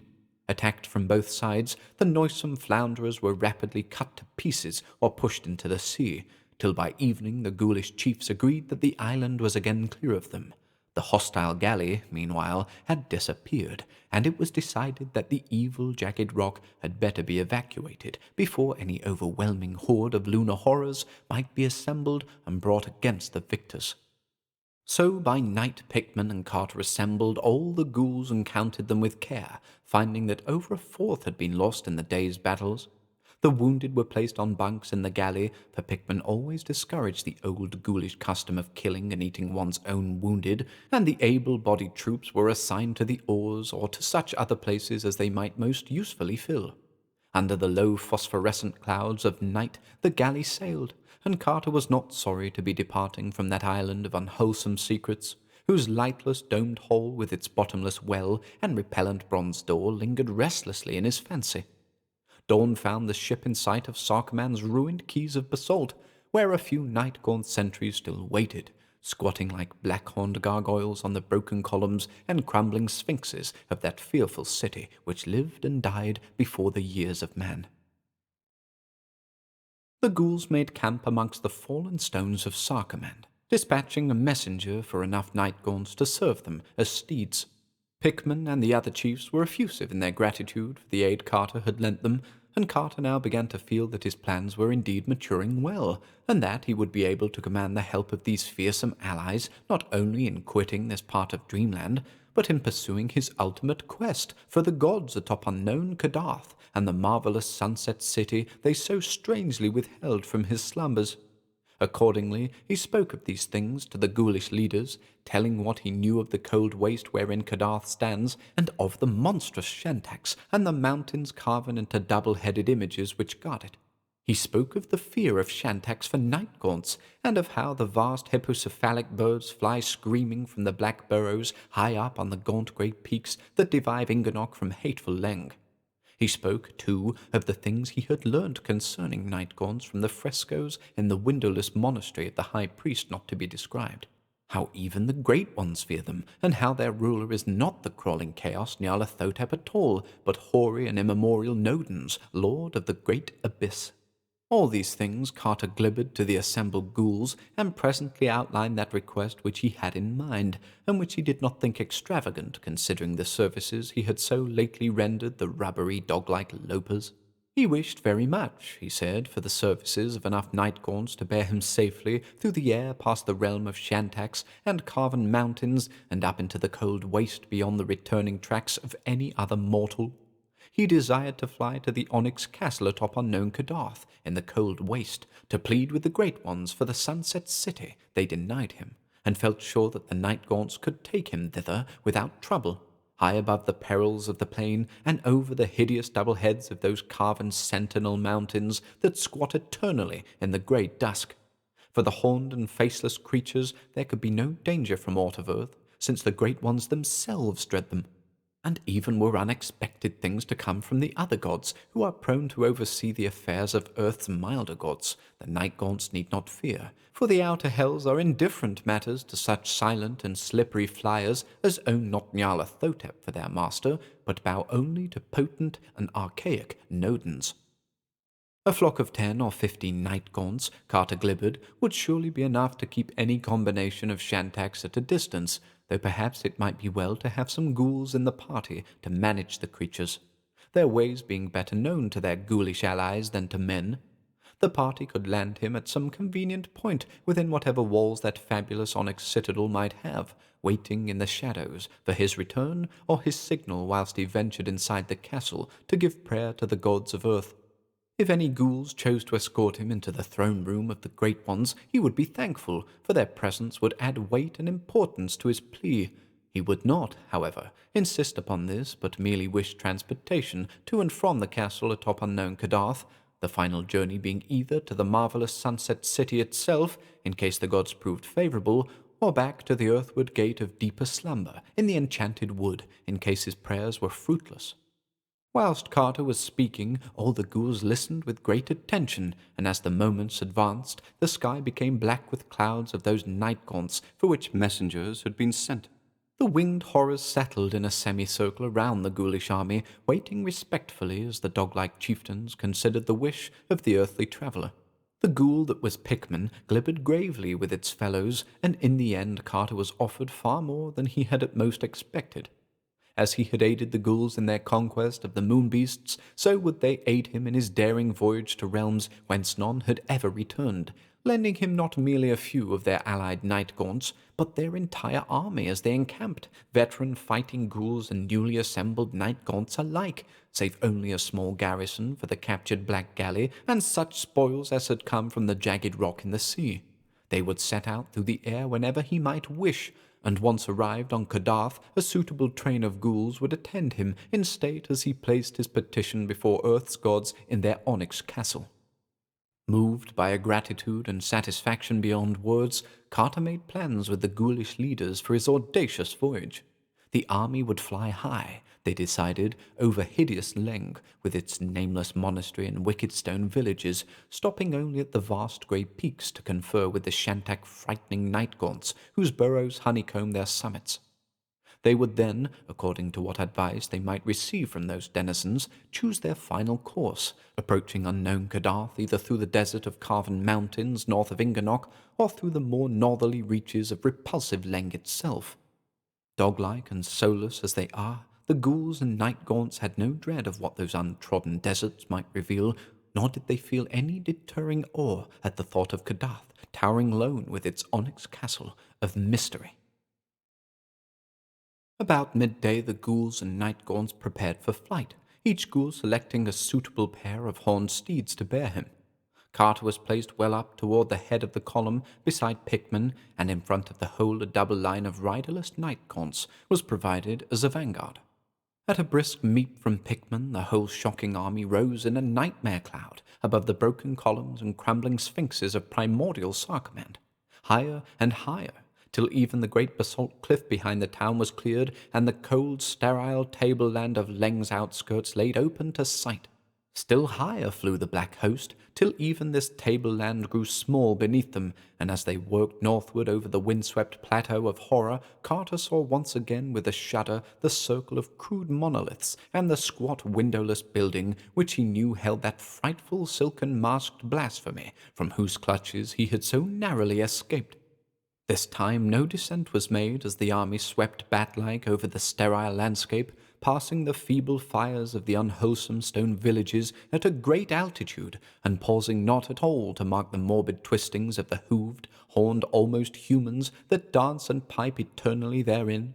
Once they saw a Shantak bird flying low over the plain, but when it saw them it screamed noxiously and flapped off to the north in grotesque panic.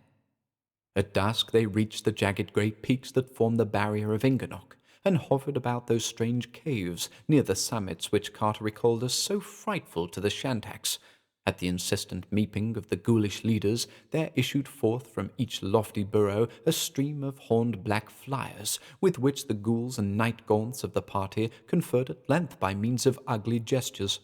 It soon became clear that the best course would be that over the cold waste north of Inganock, for Leng's northward reaches are full of unseen pitfalls that even the night-gaunts dislike, abysmal influences centering in certain white hemispherical buildings on curious knolls, which common folklore associates unpleasantly with the other gods and their crawling chaos Nyarlathotep.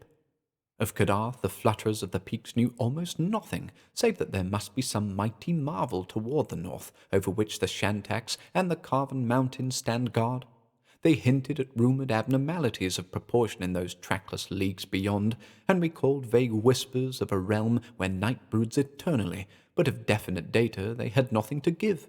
So Carter and his party thanked them kindly, and, crossing the topmost granite pinnacles to the skies of Inganock, dropped below the level of the phosphorescent night clouds and beheld in the distance those terrible squatting gargoyles that were mountains till some Titan hand carved fright into their virgin rock.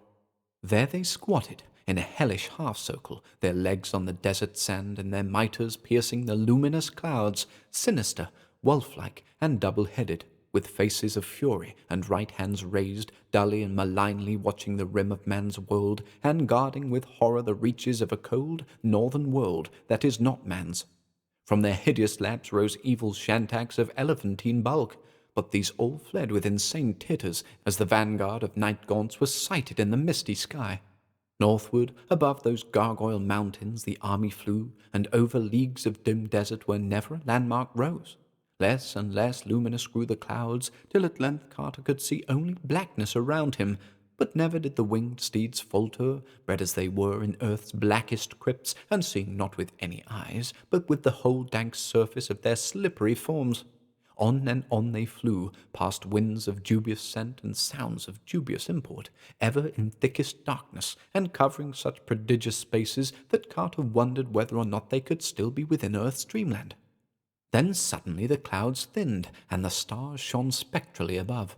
All below was still black, but those pallid beacons in the sky seemed alive with a meaning and directiveness they had never possessed elsewhere. It was not that the figures of the constellations were different, but that the same familiar shapes now revealed a significance they had formerly failed to make plain. Everything focused toward the north. Every curve and asterism of the glittering sky became part of a vast design whose function was to hurry first the eye and then the whole observer onward to some secret and terrible goal of convergence beyond the frozen waste that stretched endlessly ahead. Carter looked toward the east where the great ridge of barrier peaks had towered along all the length of Inganock, and saw against the stars a jagged silhouette which told of its continued presence. It was more broken now, with yawning clefts and fantastically erratic pinnacles, and Carter studied closely the suggestive turns and inclinations of that grotesque outline, which seemed to share with the stars some subtle northward urge. They were flying past at a tremendous speed, so that the watcher had to strain hard to catch details, when all at once he beheld just above the line of the topmost peaks a dark and moving object against the stars, whose course exactly paralleled that of his own bizarre party. The ghouls had likewise glimpsed it, for he heard their low glibbering all about him, and for a moment he fancied the object was a gigantic Shantak, of a size vastly greater than that of the average specimen. Soon, however, he saw that this theory would not hold, for the shape of the thing above the mountains was not that of any hippocephalic bird. Its outline against the stars, necessarily vague as it was, resembled rather some huge mitred head or pair of heads infinitely magnified, and its rapid bobbing flight through the sky seemed most peculiarly a wingless one. Carter could not tell which side of the mountains it was on, but soon perceived that it had parts below the parts he had first seen, since it blotted out all the stars in places where the ridge was deeply cleft. Then came a wide gap in the range, where the hideous reaches of transmontane Leng were joined to the cold waste on this side by a low pass through which the stars shone wanly. Carter watched this gap with intense care, knowing that he might see outlined against the sky beyond it the lower parts of the vast thing that flew undulantly above the pinnacles. The object had now floated ahead a trifle, and every eye of the party was fixed on the rift where it would presently appear in full-length silhouette. Gradually, the huge thing above the peaks neared the gap, slightly slackening its speed as if conscious of having outdistanced the ghoulish army. For another minute suspense was keen, and then the brief instant of full silhouette and revelation came, bringing to the lips of the ghouls an awed and half-choked meep of cosmic fear, and to the soul of the traveller a chill that has never wholly left it.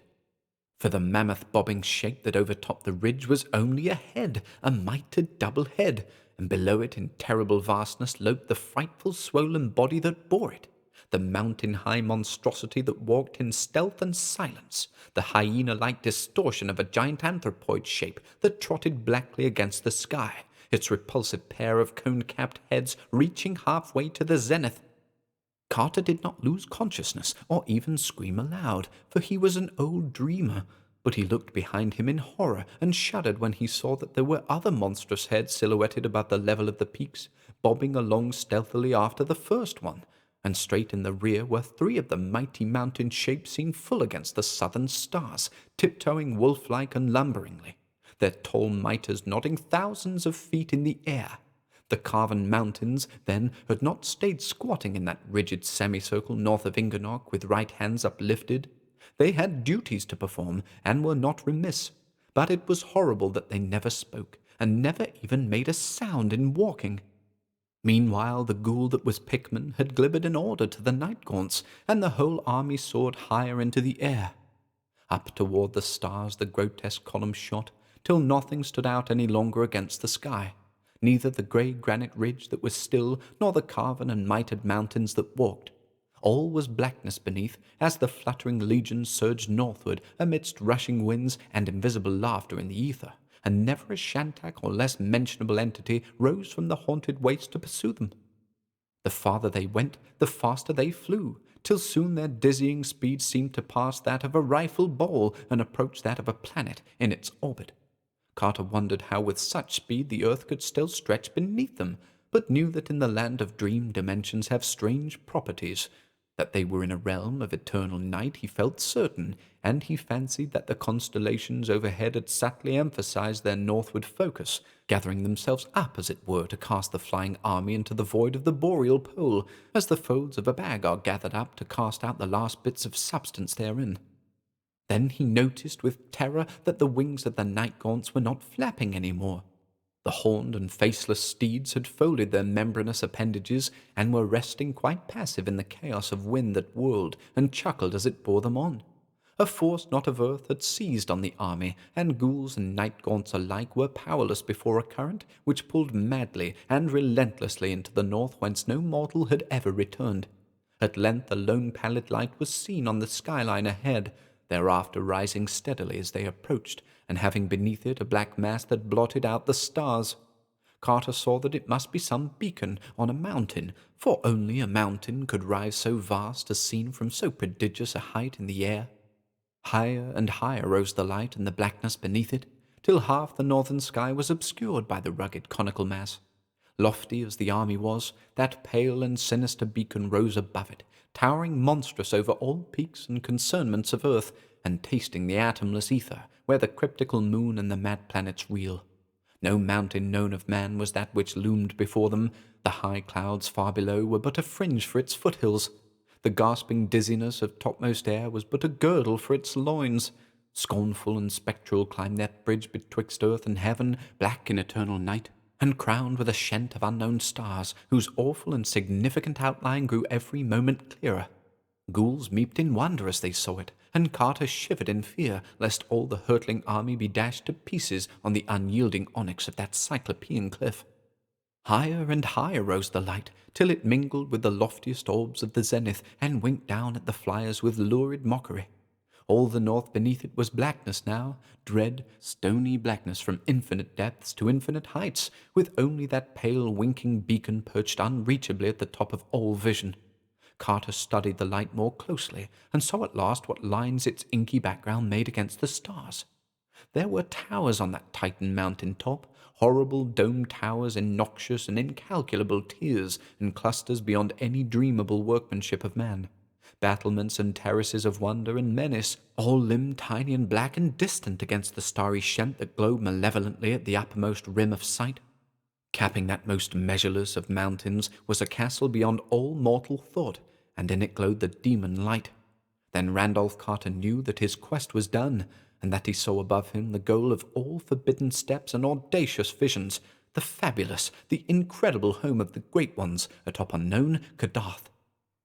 Even as he realized this thing, Carter noticed a change in the course of the helplessly wind-sucked party. They were rising abruptly now, and it was plain that the focus of their flight was the onyx castle where the pale light shone. So close was the great black mountain that its sides sped by them dizzily as they shot upward, and in the darkness they could discern nothing upon it. Vaster and vaster loomed the tenebrous towers of the nighted castle above, and Carter could see that it was well nigh blasphemous in its immensity.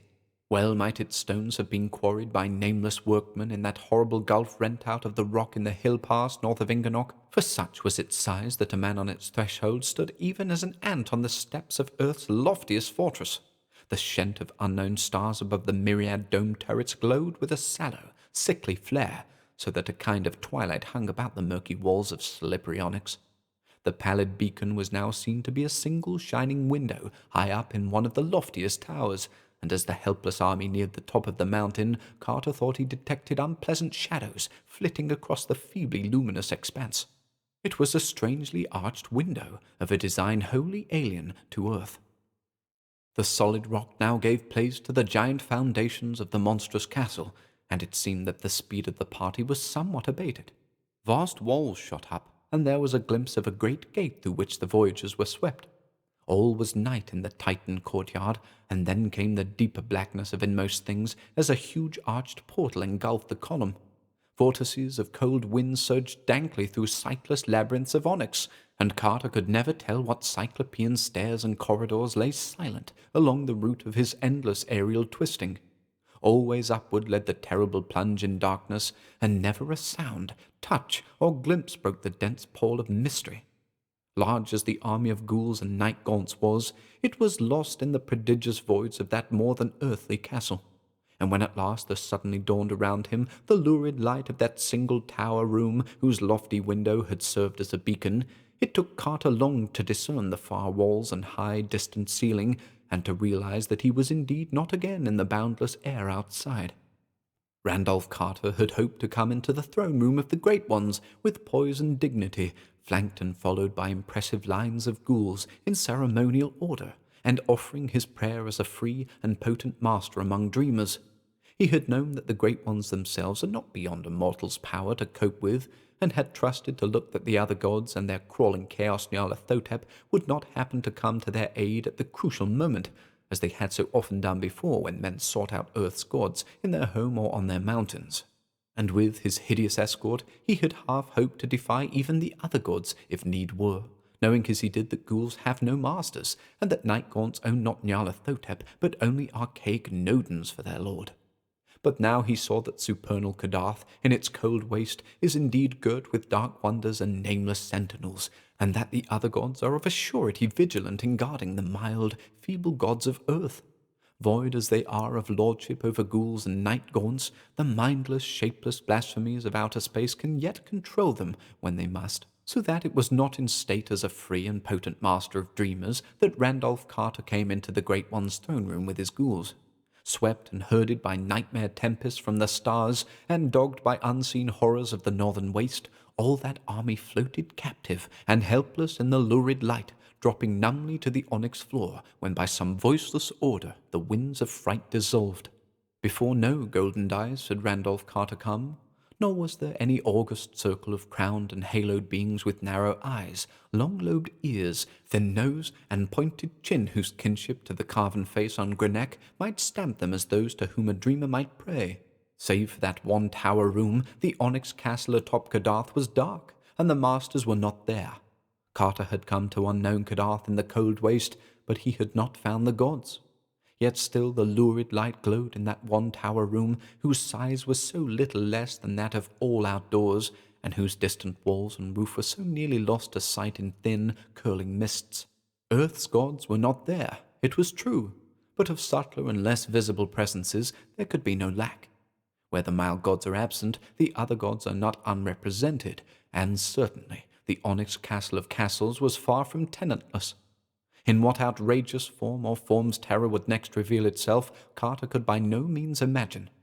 He felt that his visit had been expected, and wondered how close a watch had all along been kept upon him by the crawling chaos Nyarlathotep.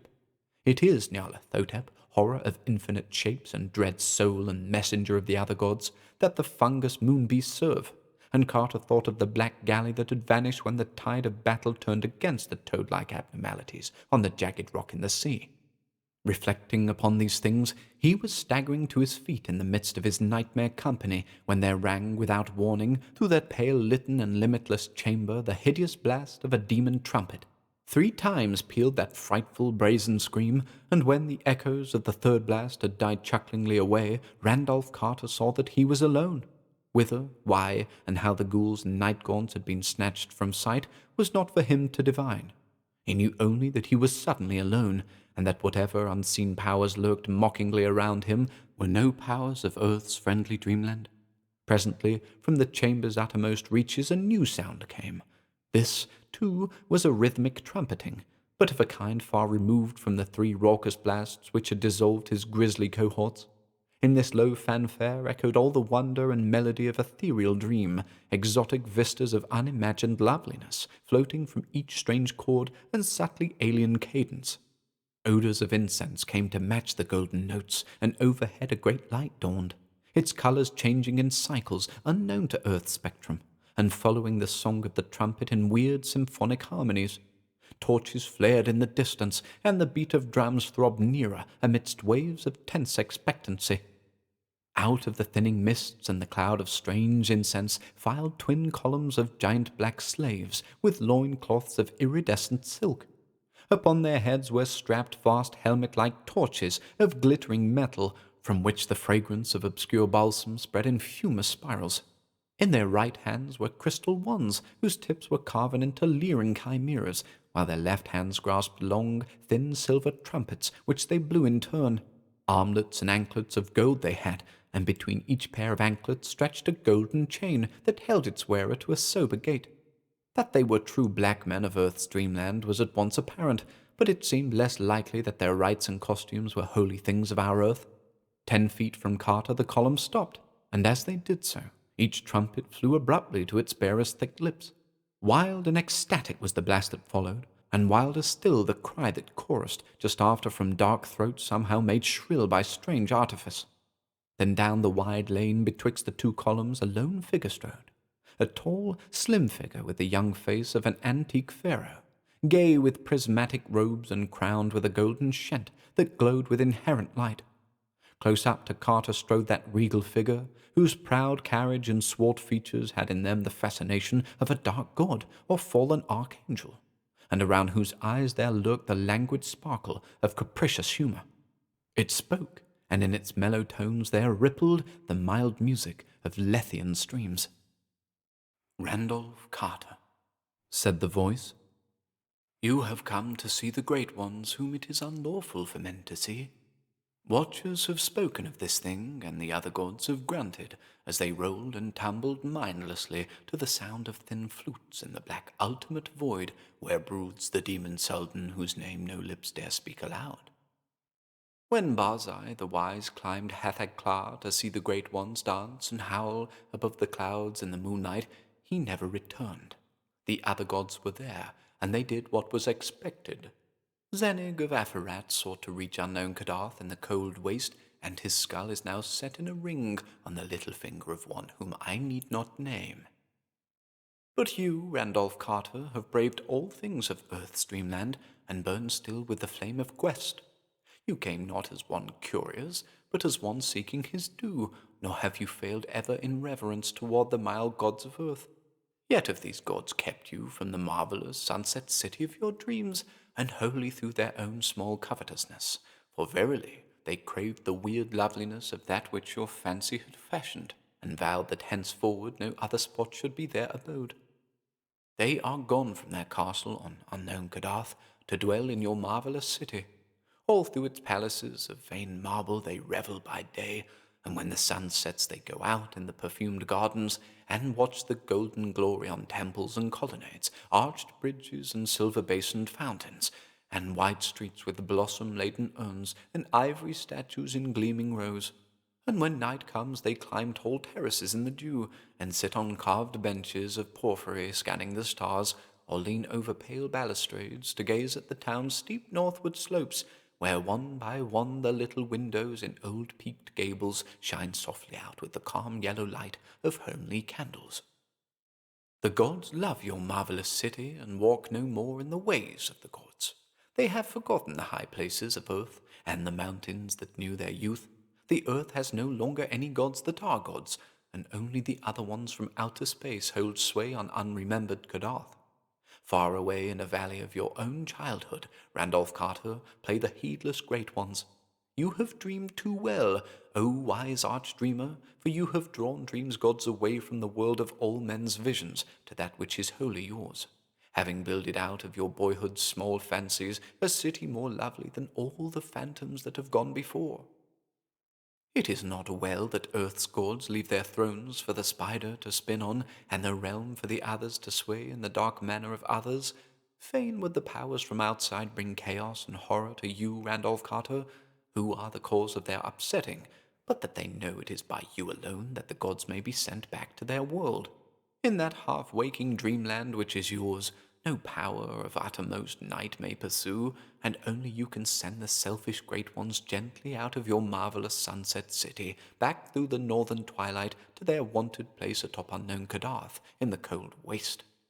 So, Randolph Carter, in the name of the other gods, I spare you and charge you to serve my will. I charge you to seek that sunset city which is yours, and to send thence the drowsy truant gods for whom the dream world waits. Not hard to find is that rosial fever of the gods, that fanfare of supernal trumpets and clash of immortal cymbals, that mystery whose place and meaning have haunted you through the halls of waking and the gulfs of dreaming, and tormented you with hints of vanished memory and the pain of lost things awesome and momentous. Not hard to find is that symbol and relic of your days of wonder, for truly it is but the stable and eternal gem wherein all that wonder sparkles crystallized to light your evening path. Behold, it is not over unknown seas, but back over well-known years that your quest must go. Back to the bright, strange things of infancy, and the quick sun-drenched glimpses of magic that old scenes brought to wide young eyes. For know you that your golden marble city of wonder is only the sum of what you have seen and loved in youth? It is the glory of Boston's hillside roofs and western windows aflame with sunset, of the flower-fragrant common and the great dome on the hill and the tangle of gables and chimneys in the violet valley, where the many-bridged Charles flows drowsily. These things you saw, Randolph Carter, when your nurse first wheeled you out in the springtime, and they will be the last things you will ever see with eyes of memory and of love.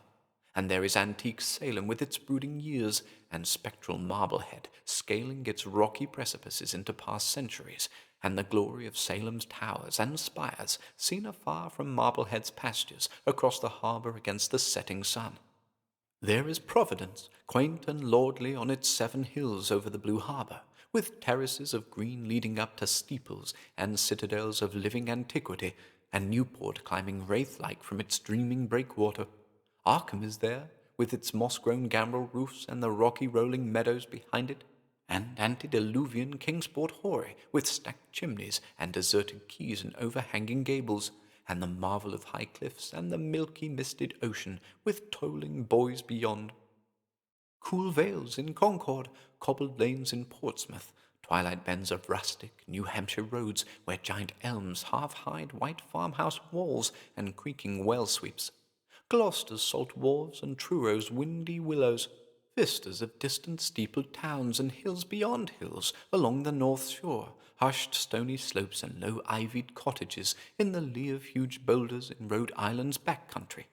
Scent of the sea and fragrance of the fields, spell of the dark woods and joy of the orchards and gardens at dawn. These, Randolph Carter, are your city, for they are yourself. New England bore you, and into your soul she poured a liquid loveliness which cannot die. This loveliness, molded, crystallized, and polished by years of memory and dreaming, is your terraced wonder of elusive sunsets.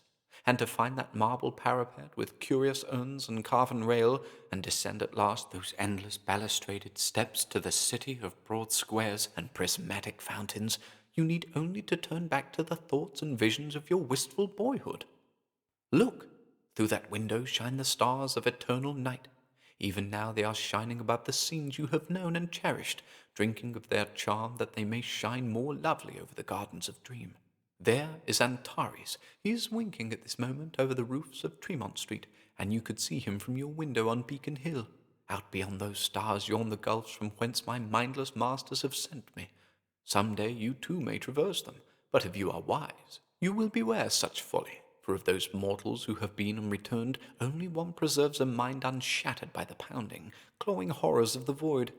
Terrors and blasphemies gnaw at one another for space, and there is more evil in the lesser ones than in the greater, even as you know from the deeds of those who sought to deliver you into my hands, whilst I myself harboured no wish to shatter you, and would indeed have helped you hither long ago, had I not been elsewhere busy, and certain that you would yourself find the way.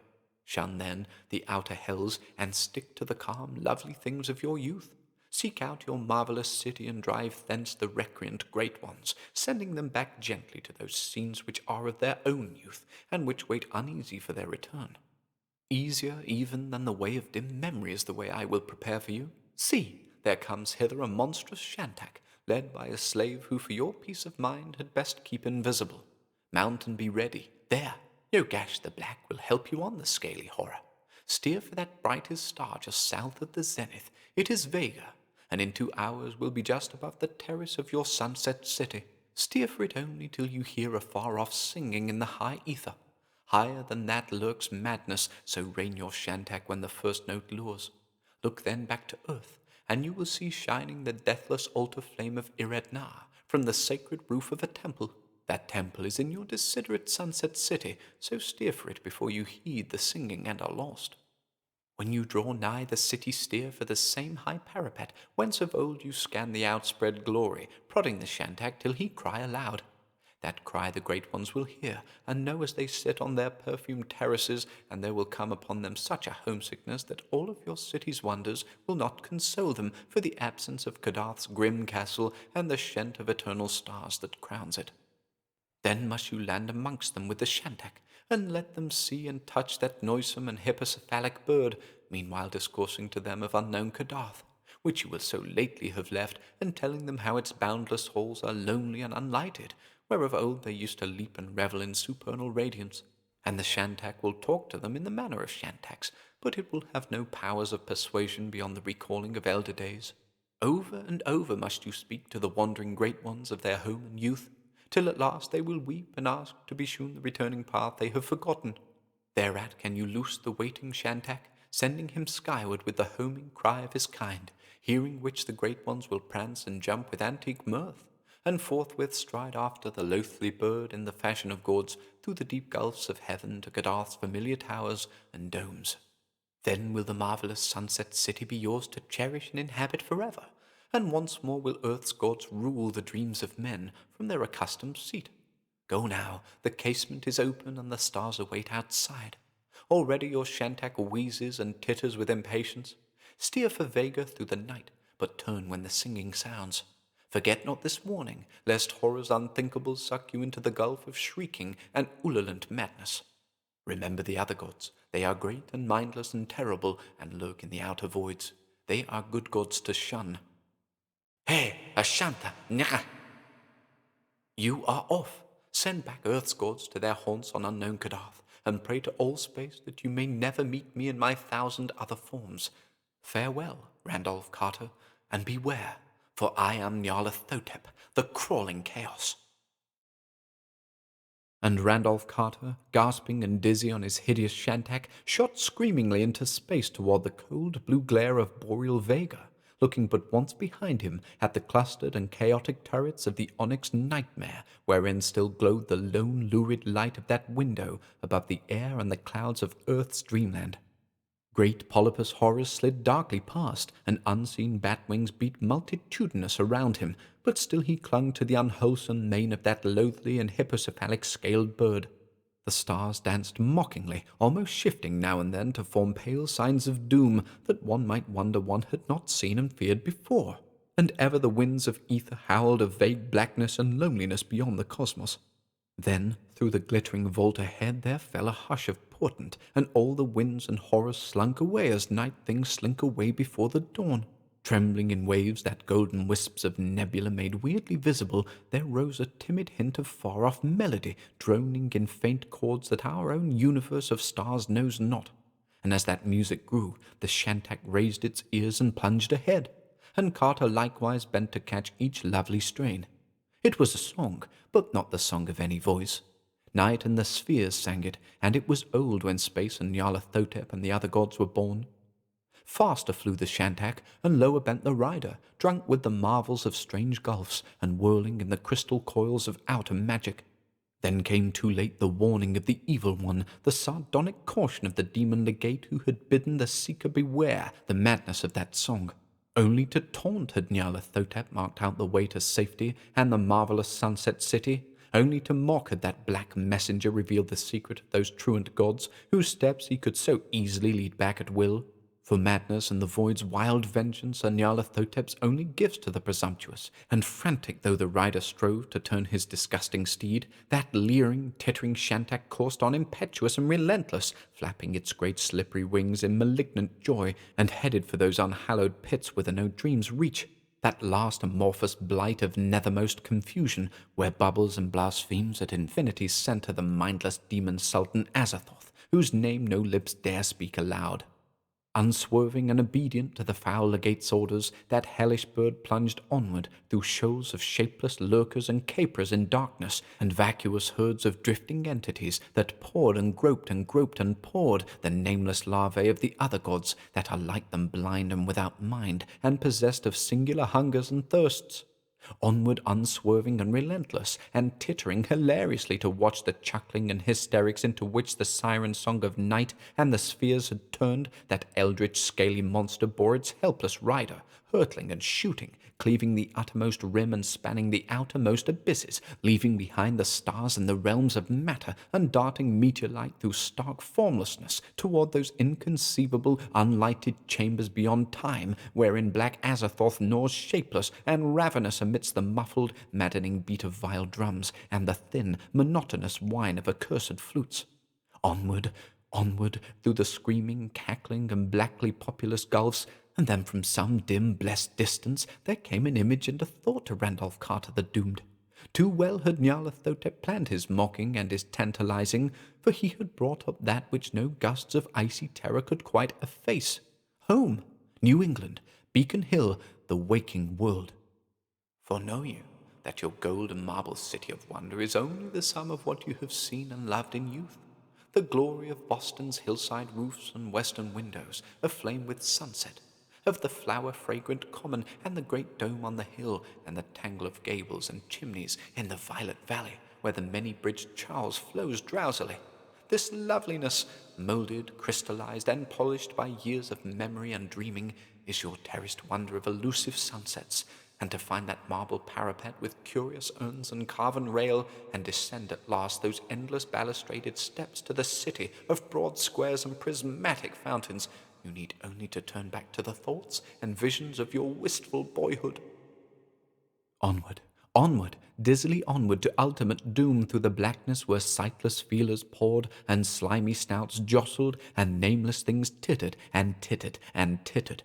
But the image and the thought had come, and Randolph Carter knew clearly that he was dreaming, and only dreaming, and that somewhere in the background the world of waking and the city of his infancy still lay.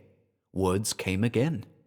You need only turn back to the thoughts and visions of your wistful boyhood. Turn, turn, blackness on every side, but Randolph Carter could turn. Thick though the rushing nightmare that clutched his senses, Randolph Carter could turn and move. He could move, and if he chose, he could leap off the evil shantak that bore him hurtlingly doomward at the orders of Nyarlathotep. He could leap off and dare those depths of night that yawned interminably down, those depths of fear whose terrors yet could not exceed the nameless doom that lurked waiting at chaos's core. He could turn and move and leap. He would. Off that vast hippocephalic abomination leaped the doomed and desperate dreamer, and down through endless voids of sentient blackness he fell. Aeons reeled, universes died and were born again, stars became nebulae, and nebulae became stars, and still Randolph Carter fell through those endless voids of sentient blackness. Then, in the slow creeping course of eternity, the utmost cycle of the cosmos churned itself into another futile completion, and all things became again as they were unreckoned kalpas before. Matter and light were born anew, as space once had known them, and comets, suns, and worlds sprang flaming into life, though nothing survived to tell that they had been and gone, always and always, back to no first beginning. And there was a firmament again, and a wind, and a glare of purple light in the eyes of the falling dreamer. There were gods and presences and wills, beauty and evil, and the shrieking of noxious night robbed of its prey. For through the unknown ultimate cycle had lived a thought and a vision of a dreamer's boyhood, and now there were remade a waking world and an old cherished city to body and to justify these things. Out of the void Sungak, the violet gas had pointed the way, and archaic Nodens was bellowing his guidance from unhinted deeps. Stars swelled to dawns, and dawns burst into fountains of gold, carmine, and purple, and still the dreamer fell. Cries rent the ether as ribbons of light beat back the fiends from outside, and hoary Nodens raised a howl of triumph when Nyarlathotep, close on his quarry, stopped baffled by a glare that seared his formless hunting horrors to grey dust. Randolph Carter had indeed descended at last the wide memorial flights to his marvellous city, for he was come again to the fair New England world that had wrought him. So to the organ chords of morning's myriad whistles, and dawn's blaze thrown dazzling through purple panes by the great gold dome of the State House on the hill, Randolph Carter leaped shoutingly awake within his Boston room. Birds sang in hidden gardens, and the perfume of trellised vines came wistful from arbors his grandfather had reared. Beauty and light glowed from classic mantel and carven cornice, and walls grotesquely figured, while a sleek black cat rose yawning from hearthside sleep that his master's start and shriek had disturbed. And vast infinities away, past the gate of deeper slumber and the enchanted wood, and the garden lands and the Serenarian sea, and the twilight reaches of Inganok, the crawling chaos Nyarlathotep strode brooding into the onyx castle atop unknown Kadath in the cold waste, and taunted insolently the mild gods of earth, whom he had snatched abruptly from their scented revels in the marvelous Sunset City.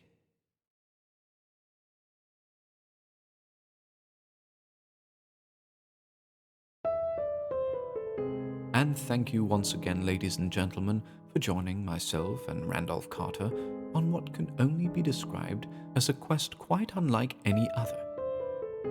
There is plenty yet to come for Randolph Carter, so be sure to join us again for further adventures in the Carter series. And of course, for other adventures here at HorrorBabble. And until then, goodbye.